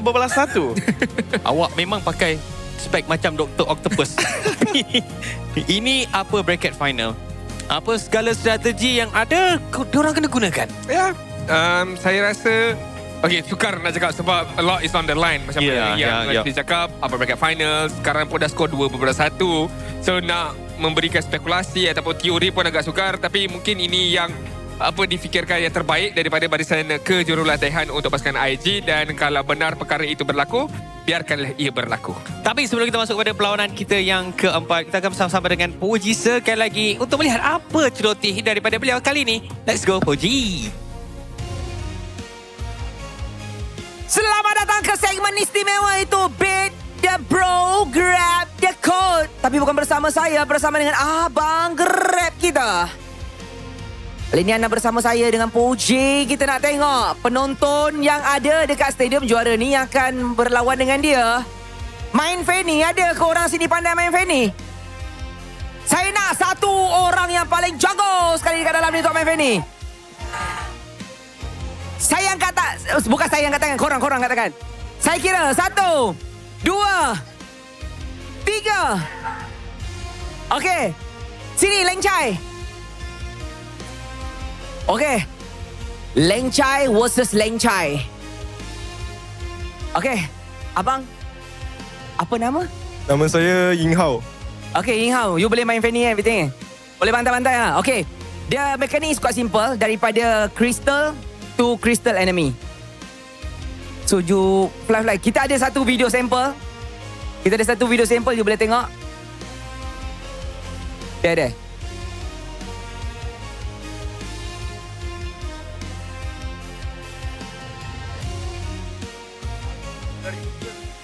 So itu adalah contoh gameplay daripada Annabelle from BTRM. So ingatlah daripada your base to enemy punya base. Okay, this is the phone, the device. Okay, you can start. 3, 2, 1, let's go. Mid, go mid. Tak ada mana. Okay, lalu tepi. It's okay. As long as the fastest time. Okay. Dia sampai dekat situ. Berapa second? 7 second, okay. Time to beat 7 second.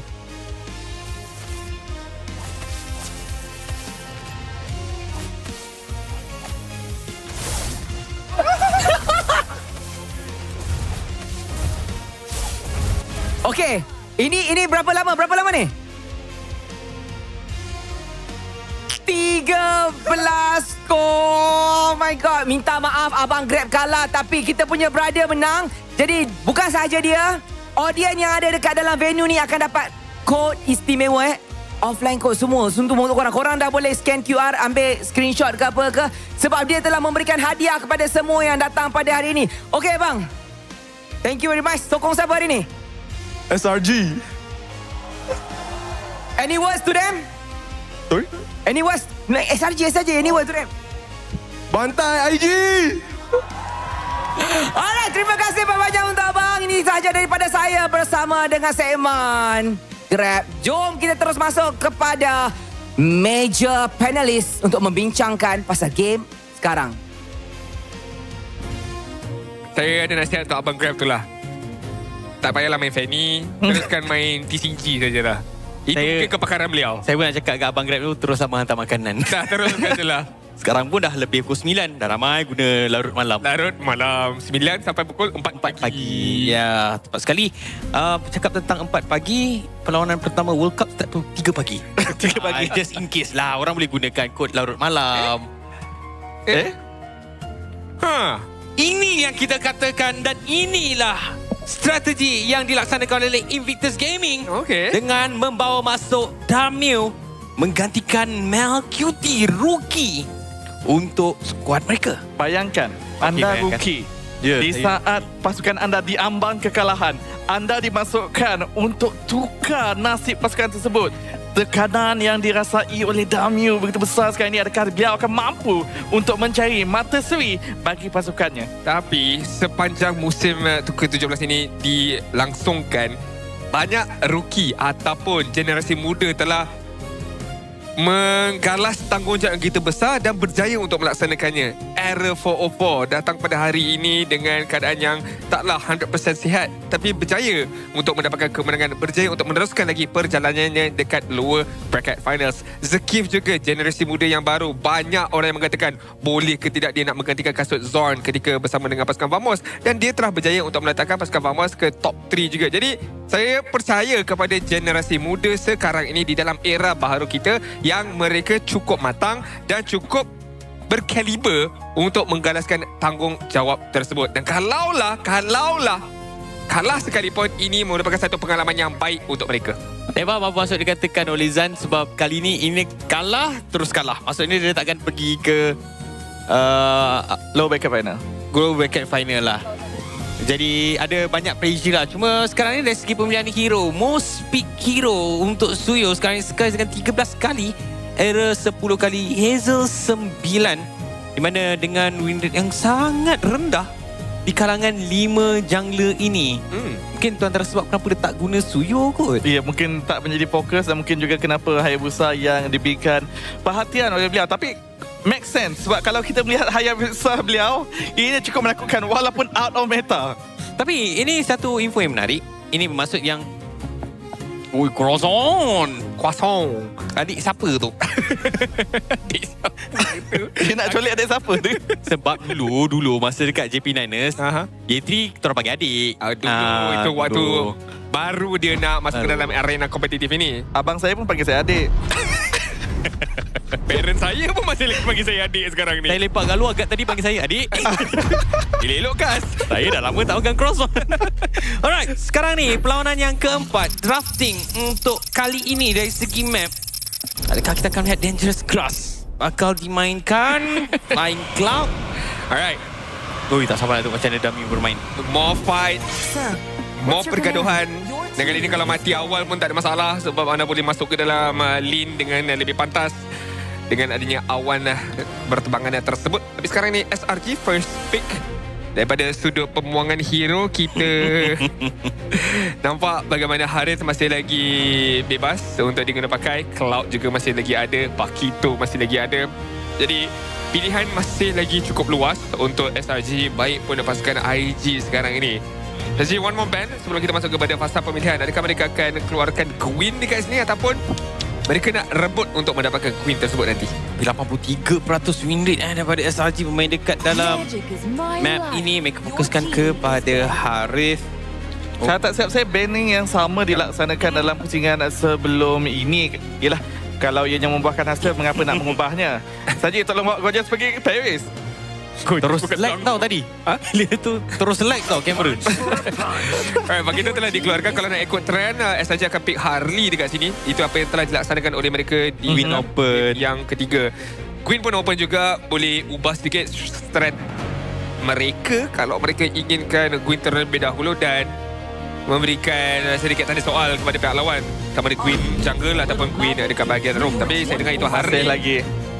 Inilah waktunya lah saya rasa kawan-kawan. Ciao. Inilah waktunya untuk triple sweep tu keluar. Ciao tu perlu ditangani. Kalau tak, kombinasi mudah. Kalau nak keluar pun last pick lah. Kalau awal sangat habis, tak boleh buat apa. Cuma nak tengok sekarang ni macam mana prestasi yang akan ditunjukkan daripada Darmio. Saya rasa Cloud +1 dekat sini. Cloud Queen, saya rasa Moskov tiba daripada Sungai. Ya boleh je lah Sungai Hisap. Daripada Sungai Hisap ke SRG. Sungai Hisap tu kat mana? Kita nampak dia ada satu hashtag kat bawah tu. Nampak macam nama kawasan dia juga. Tapi tak apa, saya akan dapatkan ini info tu untuk awak. Okey, terima kasih Abang Chat GPT. Fobias bersama-sama dengan Juxin kali ini di mana Suelo sedikit berubah. Instead of penggunaan Yif 2 kali berturut-turut setelah tadi, kali ini meletakkan Juxin sebagai hero yang diletakkan di bahagian tengah. Amin. Amin ya Rob. Amin. Okay. Saya harap dia doakan untuk kita semua lah, dimudahkan rezeki kan. Saya pun aminkan saja dekat situ. Apa dia Sungai Hisap di Kuantan? Kuantan. Oh, okey, faham. Okay, SRG sekarang ni pilihan yang kedua dan juga ketiga kategori. Queen terbuka, kalau mereka nak main ke Queen Room boleh, tak ada masalah. Tapi mereka akan mendapatkan hikmat Cloud bersama-sama dengan Yif. Saya rasa Cloud Yif ni memang kombinasi yang dah cukup common dah diguna pakai dekat MPL Malaysia ni. Dan konsep sama drafting yang dipamerkan dalam pusingan sebelum ini. Tunjukkan jungler, gold laner dan juga mid laner. Ya, hero mungkin berubah sedikit dengan Yif dan juga Cloud. Tapi Invictus Gaming, adakah mereka akan menunjukkan Hayabusa sekali lagi di sini? Triple sweep. Triple sweep. Triple sweep je. Kalau dia dapat good early game, snowball, skytracer. Aduh. Hayabusa, sebab kali ini Hayabusa konsep sama, boleh sahaja menangkap Cloud, boleh sahaja menangkap Harley dengan mudah dengan mobility yang dimiliki. Cuma mereka kena elakkan dominasi early game terutamanya dengan pick off yang mampu dilaksanakan oleh SRG. Kalau tak ada Kalah, kalau tak ada Chow, mungkin itu jawapan kepada Invictus Gaming. Sekarang ni tak ada Moskov. So saya rasa Hayabusa daripada Hazel sepatutnya tak ada masalah. Sepatutnya lah. Tapi senang nak target dengan ni. Kalau macam dia tersilap langkah, kena apa ni, deadly magic tu, memang dia dead terus. Kalau SRG ban Moskov kat sini, kekurangan sedikit sebanyak lagi marksman yang mampu digunakan oleh Darmio, maybe carry yang boleh digunakan pakai, tapi itu akan menjadi barangkali target yang mudah untuk Harley nak kena deadly magic. Dan dia kalah lane dengan Cloud. Benar, RWM juga boleh dikenakan pada waktu yang sama, dan itu yang akan menambahkan lagi statement yang agak benar daripada kategori. Dah lah, ini game yang cukup penting. Anda pula player yang I would say still baharu, and then hero pula anda pun semakin lama semakin dikurangkan, dikecilkan lagi pula. Ya, ianya adalah tekanan yang cukup tinggi sebenarnya. Khalid tu sahaja di bank keluar situasi ini. Satu soalan saya adalah lebih kepada, kalau pusingan sebelum ni SRG fokus kepada pick off sehingga target lock terhadap pergerakan Hayabusa, kenapa Invictus Gaming tak melaksanakan perkara yang sama terhadap Cloud, terhadap Harley yang dimiliki oleh SRG? Mungkin mereka yang boleh mendapatkan Charles lepas ini. Itu bergantung ya, sebab sekarang diorang boleh dapatkan Hardy, diorang dapatkan Claude. Jadi itu satu pilihan yang baik juga untuk daripada Nova. It's a good band daripada pengambilan ataupun pengeluaran hero tersebut. Cuma sekarang ni mungkin ini juga waktu yang sesuai keluarkan chip.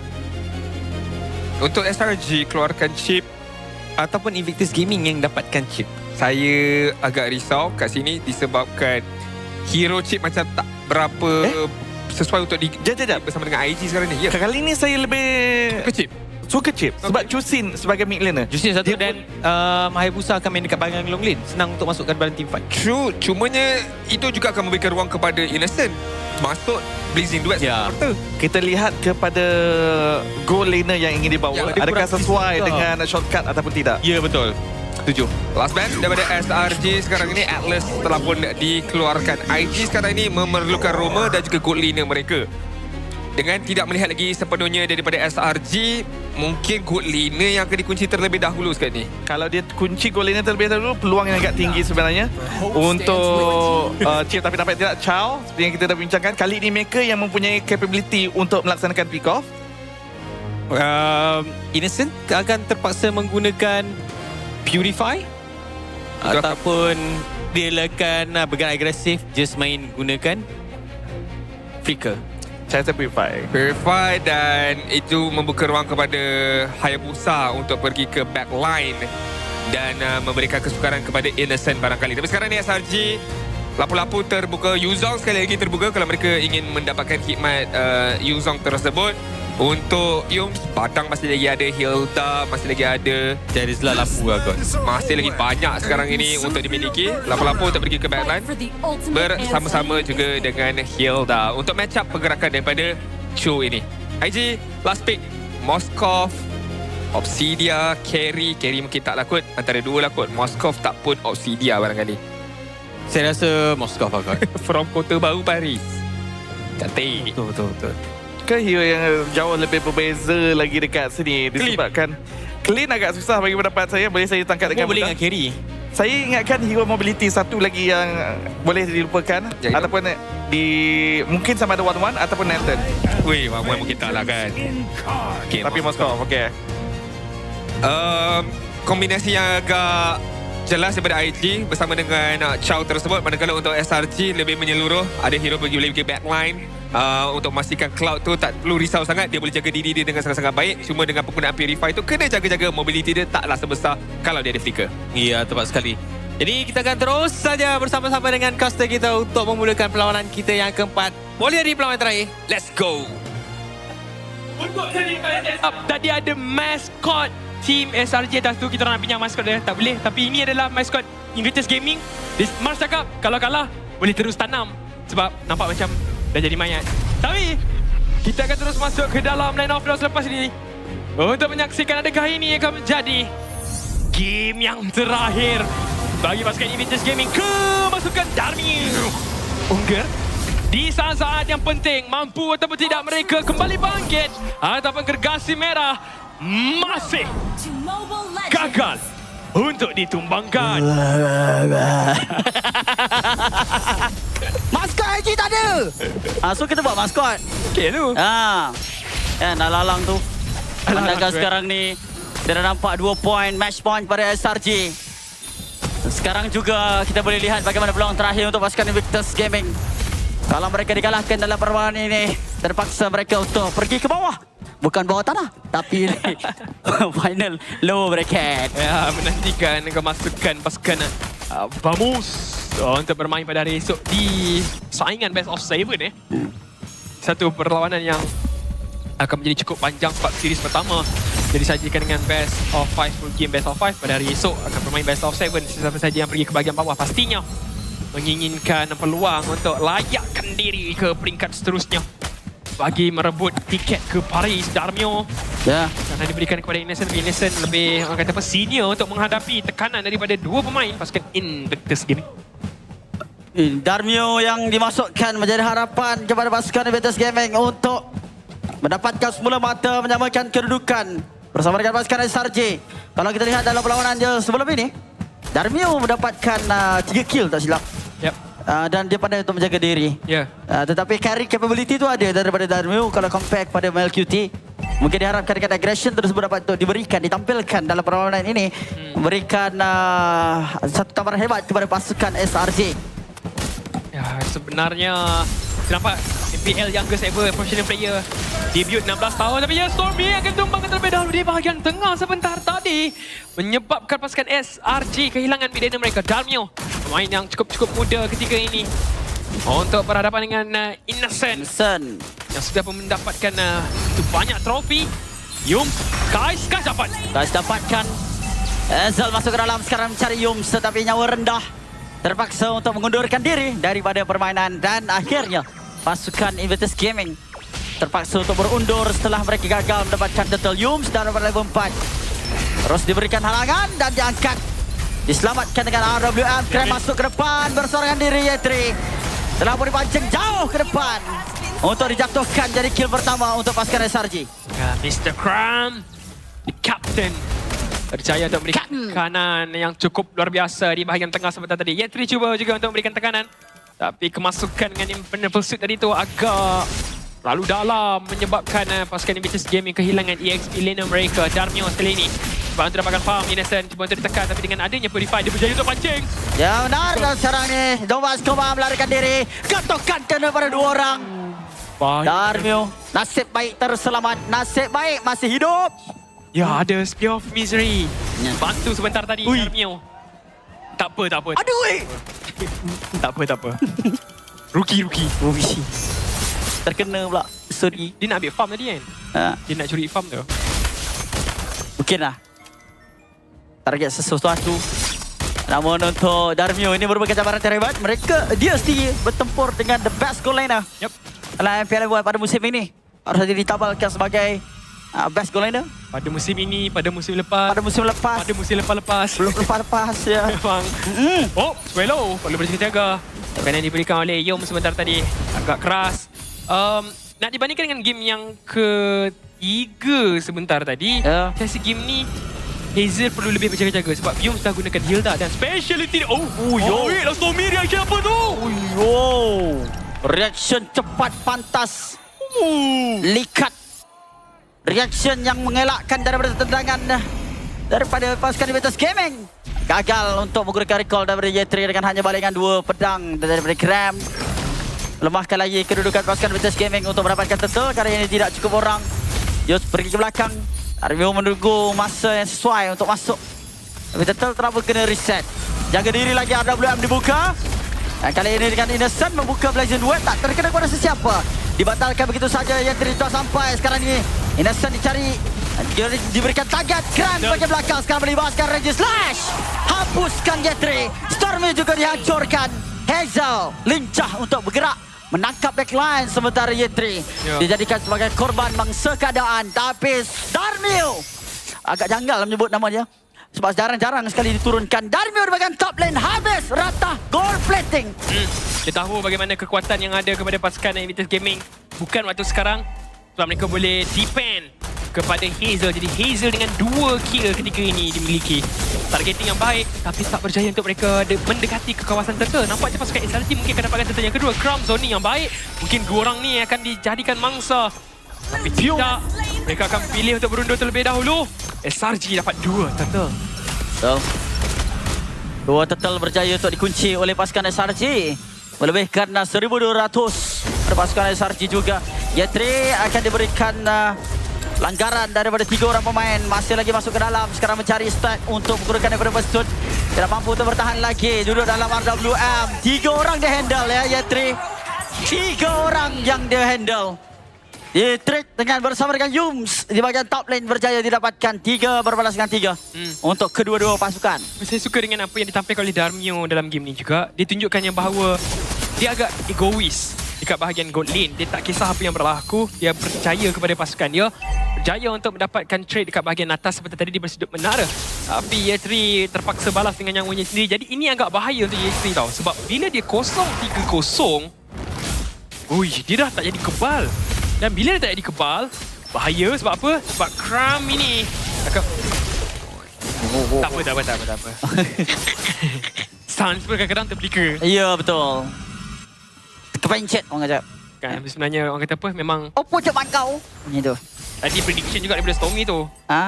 Yang pertama tadi jadi, yang ni sebabkan macam Nova pun tak flicker kan. Jadi benda tu nampak betul lah. Tapi kalau Nova flicker kau, memang gempak momen tu tadi. Pada kenapa kita abaikan yang itu, kita nampak pasukan SRG sekarang ni dengan 1.6,000 gol. Invictus Gaming. Mereka cuba untuk memberikan ruang kepada Darmio untuk dapatkan farm. Lihat, ada 3 pemain yang mengiringi Darmio. Betul jaga. Di bahagian late game mungkin Darmio dapat untuk membuat sesuatu. Korang cakap makna. Apa dia tu? Pasal Invictus Gaming iaitu Darmio lah. Mungkin lah, dia paling muda kan maksudnya.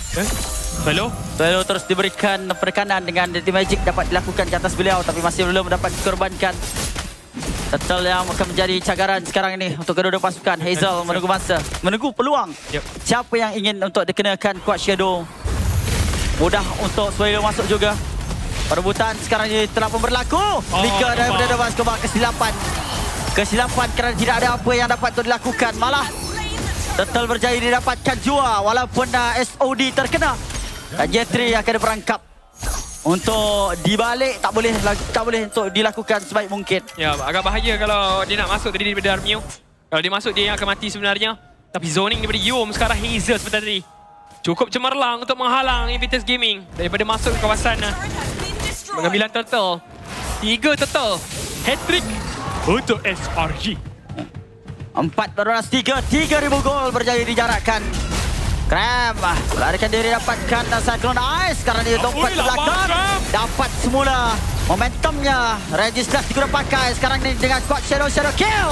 Dapat 3 orang diangkat dengan Yetri. Masuk ke dalam tetapi Blazing Web tidak bertahan dengan lama-lama. Kram akan dihancurkan daripada double kill. Triple kill untuk Hazel. Masih mengejar Darmio. Momen cantik mengorbankan Innocent.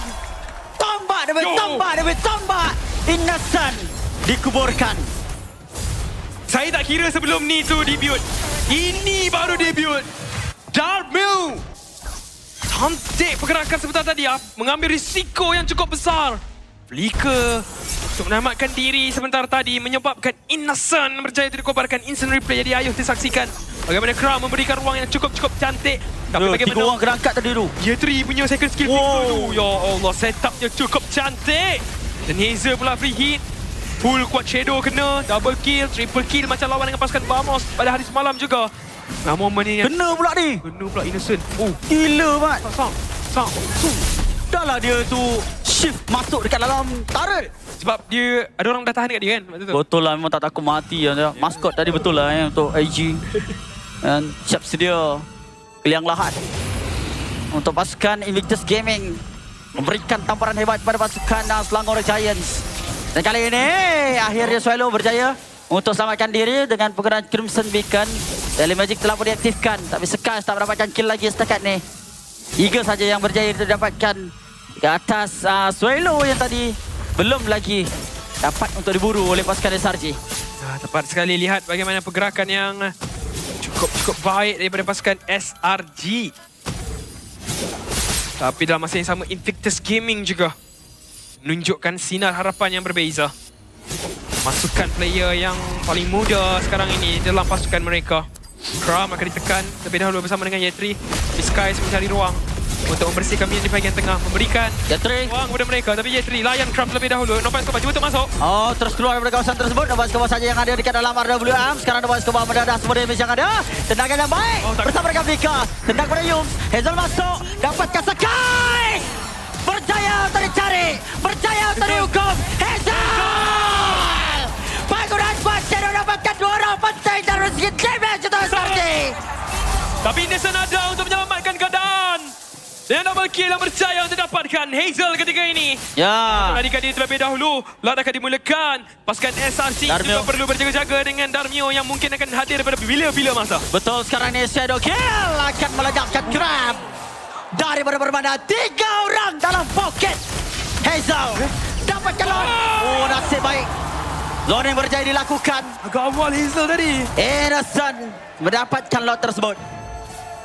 Oh, memang dramatik.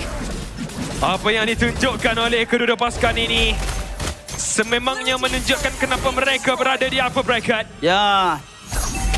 So far, kita tak boleh nak ramalkan lagi adakah pasukan SRG akan tutup perlawanan ini kerana Invictus Gaming lihat daripada Hazel sahaja dalam game ni 9 total kill. Darmio gila. Terkat tekanan untuk berapi the final boss.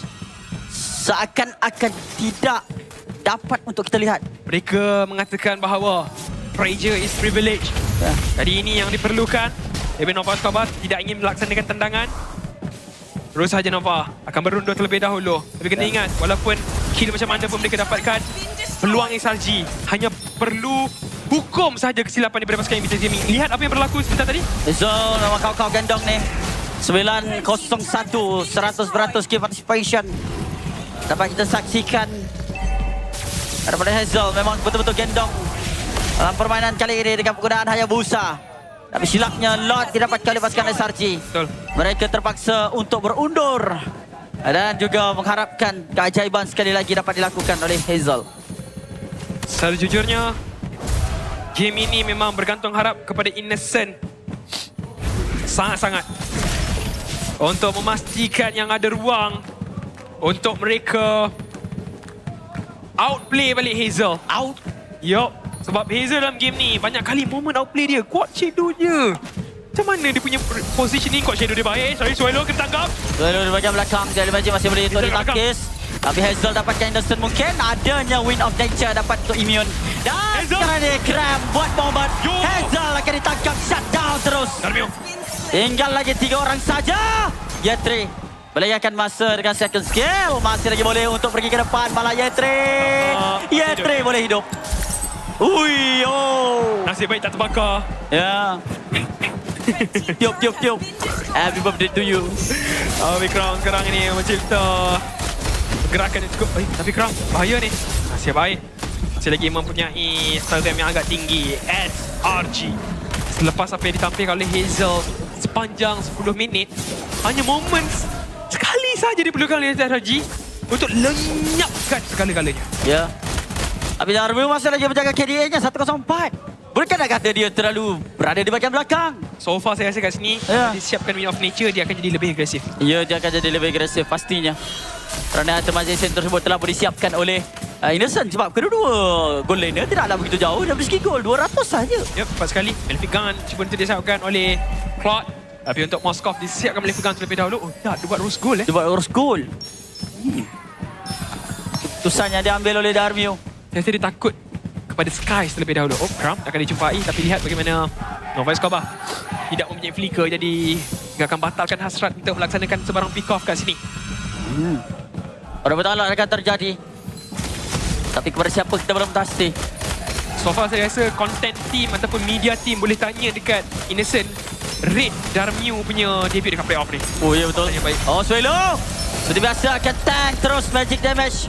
Daripada Halil terlebih dahulu. Yetri mendarat damage banyak-banyak. Akan terus dikorbankan Darmio. Berada di bahagian belakang akan terus dikejar. Nampaknya 3-4 orang mengejar Darmio. Masih lagi hidup. Dalam keadaan yang cukup tertekan. Grab akan fokus ke depan. Tetapi kali ini juga pasukan SRG meneruskan tekanan dan Darmio akan dikorbankan akhirnya melalui Deadly Magic 3 tumpas. Ya, dan nama pun Deadly. Hazel! Ya Allah. 3 kali lah. Invictus Gaming. Ya. Macam mana mereka nak asal dengan pertahanan. Swallow bersorangan. Swallow hilang. SRG! Keparis! SRG akhirnya lock terus slot ke Grand Final secara lantas menguji tiket ke Paris.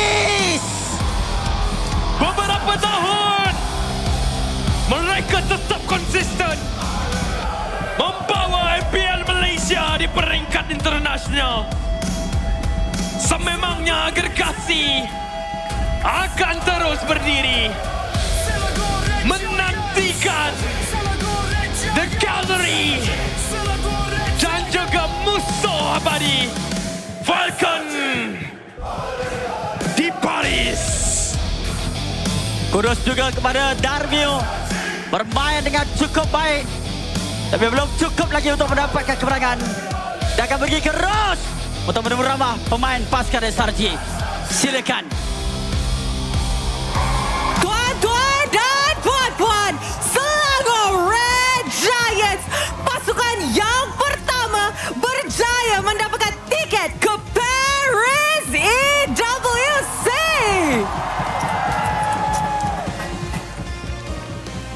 Boys, congratulations. Your journey to EWC begins now. You may raise your key in a count of 3, 2, 1.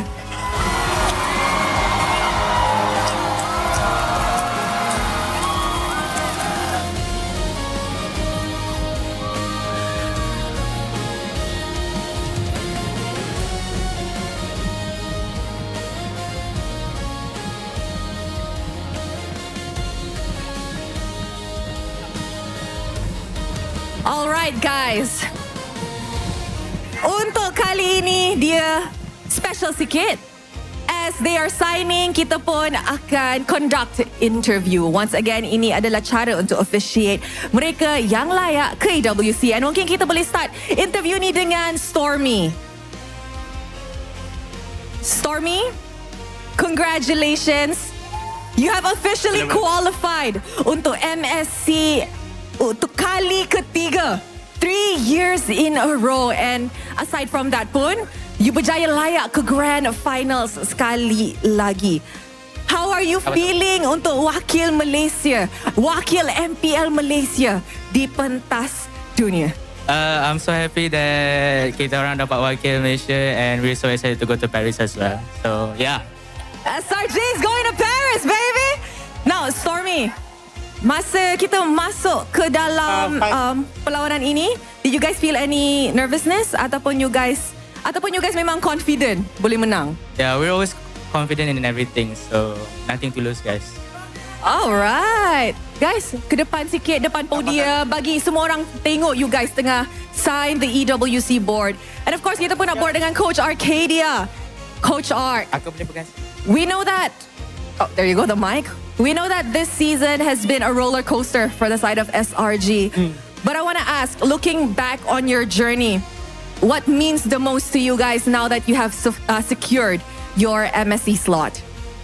For us, what means to us is really this season. Because as you mentioned, actually, this season is more like of a season of learning, a season of accountability. And we believe that this season is a very memorable season for us. So that's why we want to make sure that we can finish strong and defend our championship. And that's what we're aiming for on Sunday.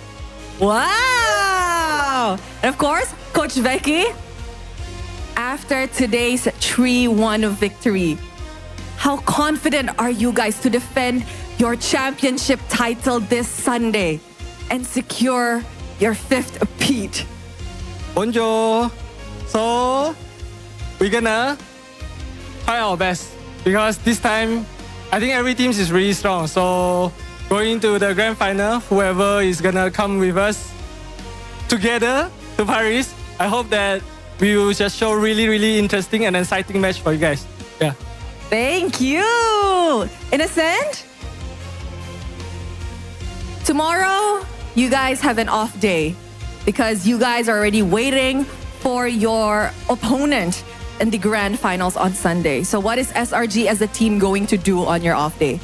No rest day because we're going to practice. Wow, Yes. you guys are working really hard? Yes, hardworking. Hardworking, so you guys are just gonna grind and practice to ensure that 5th P is on your hand. Yes, still normal schedule. Still normal, nothing special, just because you guys secure the card? Eh? You wanna say anything to Cha-Cha? Hey! We will go to Paris. We are going to Paris! Cute, so cute. Alright guys, kita pun sudah saksikan perlawanan 3 berbalas satu, tapi hanya seorang yang boleh menjadi MVP. So guys, who is your MVP? Mari kita tengok MVP in a count of 3, 2, 1. MVP jatuh kepada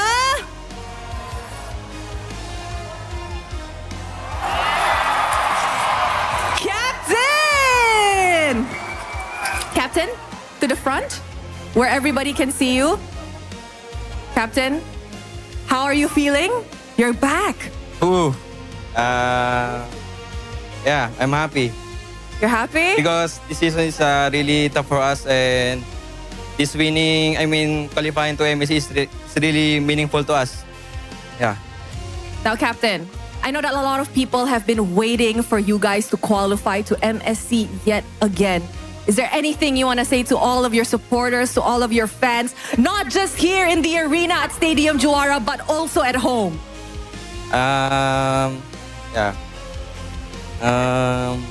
Thank you guys, and you guys are really important to us, and we love you all. Thank you for always supporting us and giving us a spirit, to keep fighting every game. Yeah, thank you guys. See you on Sunday. All right, Cran, I will be taking the mic from you because I want you guys to start a second lift.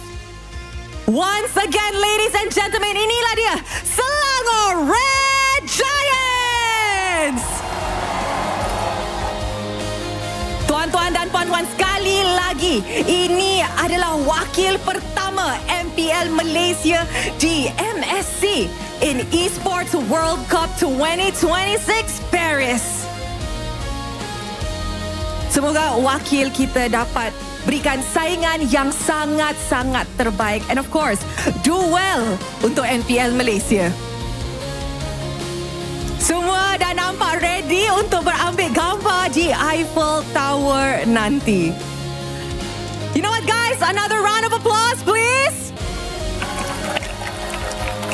With that, mari, let's show it back to our panel untuk discuss apa yang terjadi dalam perlawanan upper bracket finals ini.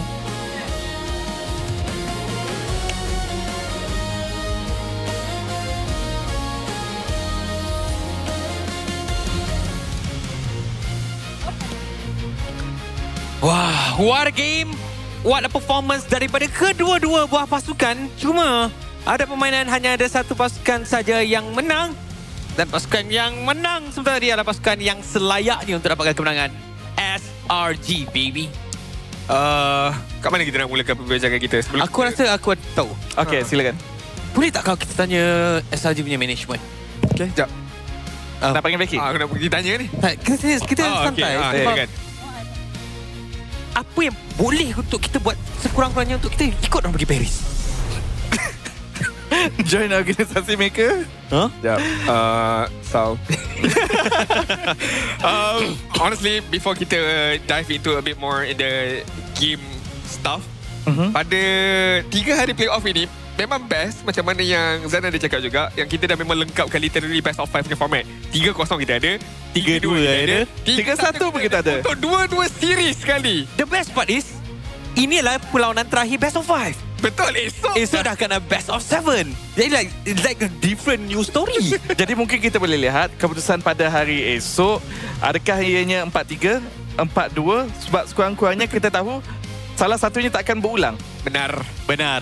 Dia tak ada continuous sebab dia kalau sama pun dalam hari yang sama. Ya, tapi disebabkan selepas ni satu hari satu match sahaja lagi tinggal. Ianya mungkin bergantung kepada preparation yang telah pun dilaksanakan dan kedua pasukan. Sekarang ni kembali serius. Okay. SRG menang. Kenapa?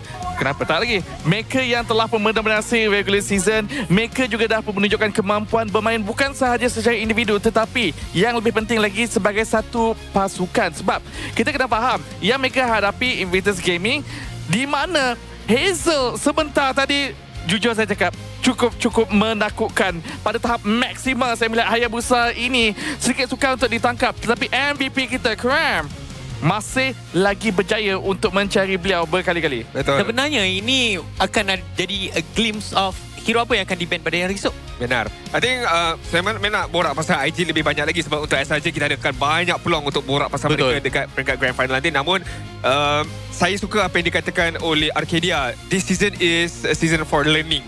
A season of accountability juga. Bagaimana accountability untuk mid trio mereka, untuk duo import mereka, sebab semuanya kena be accountable for their very own performance. Captain Cram yang dibawa masuk semula dekat peringkat playoff, dia pun kena buktikan yang rehat dia ataupun tempoh rehat dia tu takkan affect gameplay dia, which he proved dalam masa beberapa hari saja peringkat playoff ini dilangsungkan. Dia dapat buktikan yang dia masih lagi deserve of that EXP spot, walaupun Uni telah menggantikan dia dengan cukup baik, tapi the true EXP laner akan of course diberikan kepada Cram. Skies juga step up juga bagi pendapat pribadi saya. Mungkin belum performa finals MVP dekat MSC 2024, tapi saya rasa memang telah pun menyampaikan prestasi yang cukup cemerlang. Now, we talk about IG. Hazel, the defeated MVP, yes. But what a performance daripada beliau. Memang truly the rising star dengan penggunaan Hayabusa. Kerisauan saya untuk hari esok adalah untuk mereka di mana IG memang dah keluarkan segala-galanya, which is memang diorang kena buat benda itu. Dan untuk hari esok, untuk pasukan Vamos, memang korang kena telitilah game ini. Bagaimana Hazel menggunakan Hayabusa dengan cukup cemerlang. Dan saya rasa IG gamble letak Darmio dekat bahagian goal lane itu. I think itu paling sesuai. Bukanlah kita nak being critical tentang MLQT. Peluang dah diberi. Still part of strategy. Dan cukup menarik untuk bagaimana Vamos cuba untuk react. Sebab kita dah lihat bagaimana strategi daripada pasukan SRG. Fokus bank keluar YSS terlebih dahulu. Ada satu ketika mereka bank keluar Harley terlebih dahulu. Betul. Dan juga performance daripada Hayabusa Hazel dah patut jatuh hukum wajib ban dah. Ya, sebab kalau kita lihat sebentar tadi 100% kill participation dimiliki oleh Hazel. Bermaksud di mana Invictus Gaming berjaya memenangi teamfight, di situ ada Hazel yang menyumbang ke arah faktor kemenangan tersebut. Dan kalau kita nak menyentuh tentang kemunculan Demi yang kedua di dalam MPL Malaysia musim ke-17 ini, saya setuju sepatutnya penampilan lebih banyak lagi, terutamanya untuk membina keyakinan. Sebab saya dapat melihat potensi beliau sebagai seorang goal laner. Pemain muda ini ada.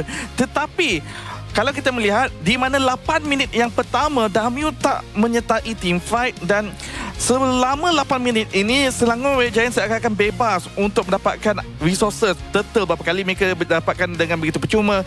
Buat masa kini meta terkini, marksman sering kali menyertai perbuatan objektif di turtle pertama, di turtle kedua, di turtle ketiga. Tetapi untuk turtle kita tak melihat Damio menyertai pergaduhan tersebut, dan mungkin ini menyumbang sikit sebanyak kesukaran kepada Invictus Gaming.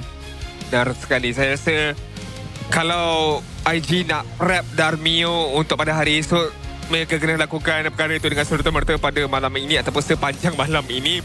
Andai kata itulah salah satu tindak balas mereka, sebab itu boleh memberikan satu nafas yang baru juga untuk hari esok. Menurunkan Darmio sebagai the main line-up, dan untuk memastikan Vamos tak ada banyak info mengenai Darmio sepanjang musim kita dilangsungkan. Pandai Adin. Aku baru nak cakap point tu, tapi dia dah cakap on behalf. Dan ini juga akan berikan lebih banyak homework kepada Vamos. Apakah hero kesihatan Damio? Apakah hero yang boleh digunakan? Adakah Moskov itu dia punya main hero? Kalau boleh diberikan pilihan, adakah dia cukup power menggunakan hero-hero seperti Moskov, hero-hero yang ada high individual skill, ataupun dia sebenarnya sistem gunakan fighter kat bahagian goal lane. Jadi semua itu perlu dijadikan sebagai uji kaji. Kaji selidik ataupun apa benda kaji lah.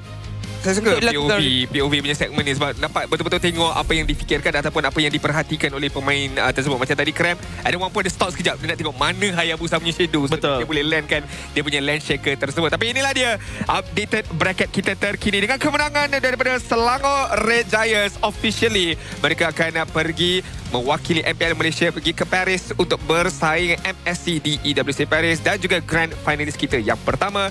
Manakala kita ada lower bracket finals pada hari esok, IG akan bertemu dengan pasukan Vamos, dijadualkan bermula pada 5.30 petang. Ada berita baik ke Guana? Kita rasa macam ada berita baik untuk penonton-penonton ataupun yang berada di Stadium Juara ini sendiri. Okay. Di mana? Tak tahu kita dah boleh announce atau tak? Boleh. Boleh announce di mana kita akan beri extra tiket untuk Grand Final dan juga Lower Bracket Final. Jadi bagi siapa yang masih lagi belum mendapatkan tiket tersebut, korang boleh dapatkan sekarang juga. Ya, di mana jualan tiket legend tambahan telah pun terbuka bagi kedua-dua perlawanan. Ini adalah peluang tayar anda untuk merasai vibe di dalam stadium juara apabila low bracket final dan juga grand final akan dilangsungkan. Boleh saja layari website MPL Malaysia sekarang juga untuk anda mendapatkan tiket pada hari esok dan juga lusa. Lower bracket finals, Grand Finals tiket ditambahkan. So make sure korang dapatkan dengan segera. Jangan dapatkan daripada scalper. Belia benci scalper. Dapatkanlah daripada laman sesawang yang official, PBS. Dan berita baik yang kedua untuk anda adalah di mana tamatlah sudah format Best of 5. Kita akan mulakan Best of 7 pada hari esok. Bermaksud, siapa yang dapatkan tiket, siapa yang hadir pada hari esok, pastinya akan menikmati lebih banyak lagi match yang mendebarkan. Dimulakan dengan award ceremony pada hari esok jam 5 petang dan of course highlighted match pada hari esok akan dimulakan pada 5:30 petang. Best of 7 IG bertemu dengan pasukan Vamos. Bukan itu sahaja kawan-kawan. Kepada anda semua yang kalaulah tak bernasib baik untuk mendapatkan tiket, it's okay. Datang juga pada hari esok. Bukan setakat kita ada eSports Con, kita ada Food Fest, kita ada Big Giant Screen TV untuk anda watch party. Malah, sebut pasal watch party, hari esok, kita ada idola-idola anda semua. Betul. Kita ada siapa? Solos. Maharaja Solos. Kita ada 10 fix. Kita ada what's good daripada Ombong. Yes. Penjuang SGD. Walaupun tim dia tak masuk pun dekat playoff. Tak kisah, dia kata janji dapat gift daripada SGD. Itu yang lebih penting lagi. Tapi di mana untuk anda, kami juga ingin mengetahui bagaimanakah pendapat anda tentang MPL Malaysia musim ke-17 kali ini, terutamanya playoff. Jadi pastikan anda laksanakan survey di bawah ini supaya kami mengetahui bagaimana kami nak menambah baik lagi program kami pada masa yang akan datang. Ya, penonton-penonton, peminat-peminat masih lagi bersama-sama dengan kita untuk meraihkan pasukan pertama yang akan mewakili Malaysia ke EWC Paris. Esok adalah waktu je untuk mencari pasukan yang kedua. Kalau boleh hantar 3, kita akan hantar ketiga-tiga pasukan ni. Lepas tengok prestasi pasukan Vamos pada hari ini dan juga IG pada hari ini, it's gonna be a very good It's gonna be a very, very good game. Best of 7 saya rasa. Let's go lah. Walaupun kejam untuk cakap kepada para pengulas saya yang awak bertugas esok. Tugas, brother. Tugas. But saya rasa it's gonna be a 7 games. Mereka bertemu semalam dah 3-2. Betul. Saya tak kisah. Sebab esok satu game je. Can ask audience to watch. Oh. Sorry, tak nampak. Jadi korang boleh lambai. Selepas ini kita akan ada All-Star punya KOL punya fun match. Jadi korang just stay tune dekat dalam page yang sama atau kat mana-mana korang dalam tonton live stream ini.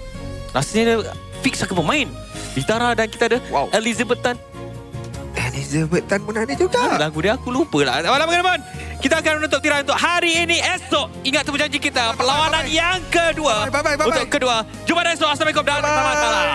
Bye. Maju. Ayo. Gulu. Saya. Buang. Hidup. Dia makin. Sami. Ayo, Yo, gua kena ni. Aman. Guys, coba. Triple prayer guys Tengok guys. Aman. Triple prayer. Boleh saya sorry. Buka. Saya boleh. Ambil lagi. Bahasa darola. Boleh kram. No. Nice grab. Boleh bang. Nice one, bro. Nice grab. Boom. Almost. Cuba pok sini tak. I try. Pok sekali tak. I try Phobias.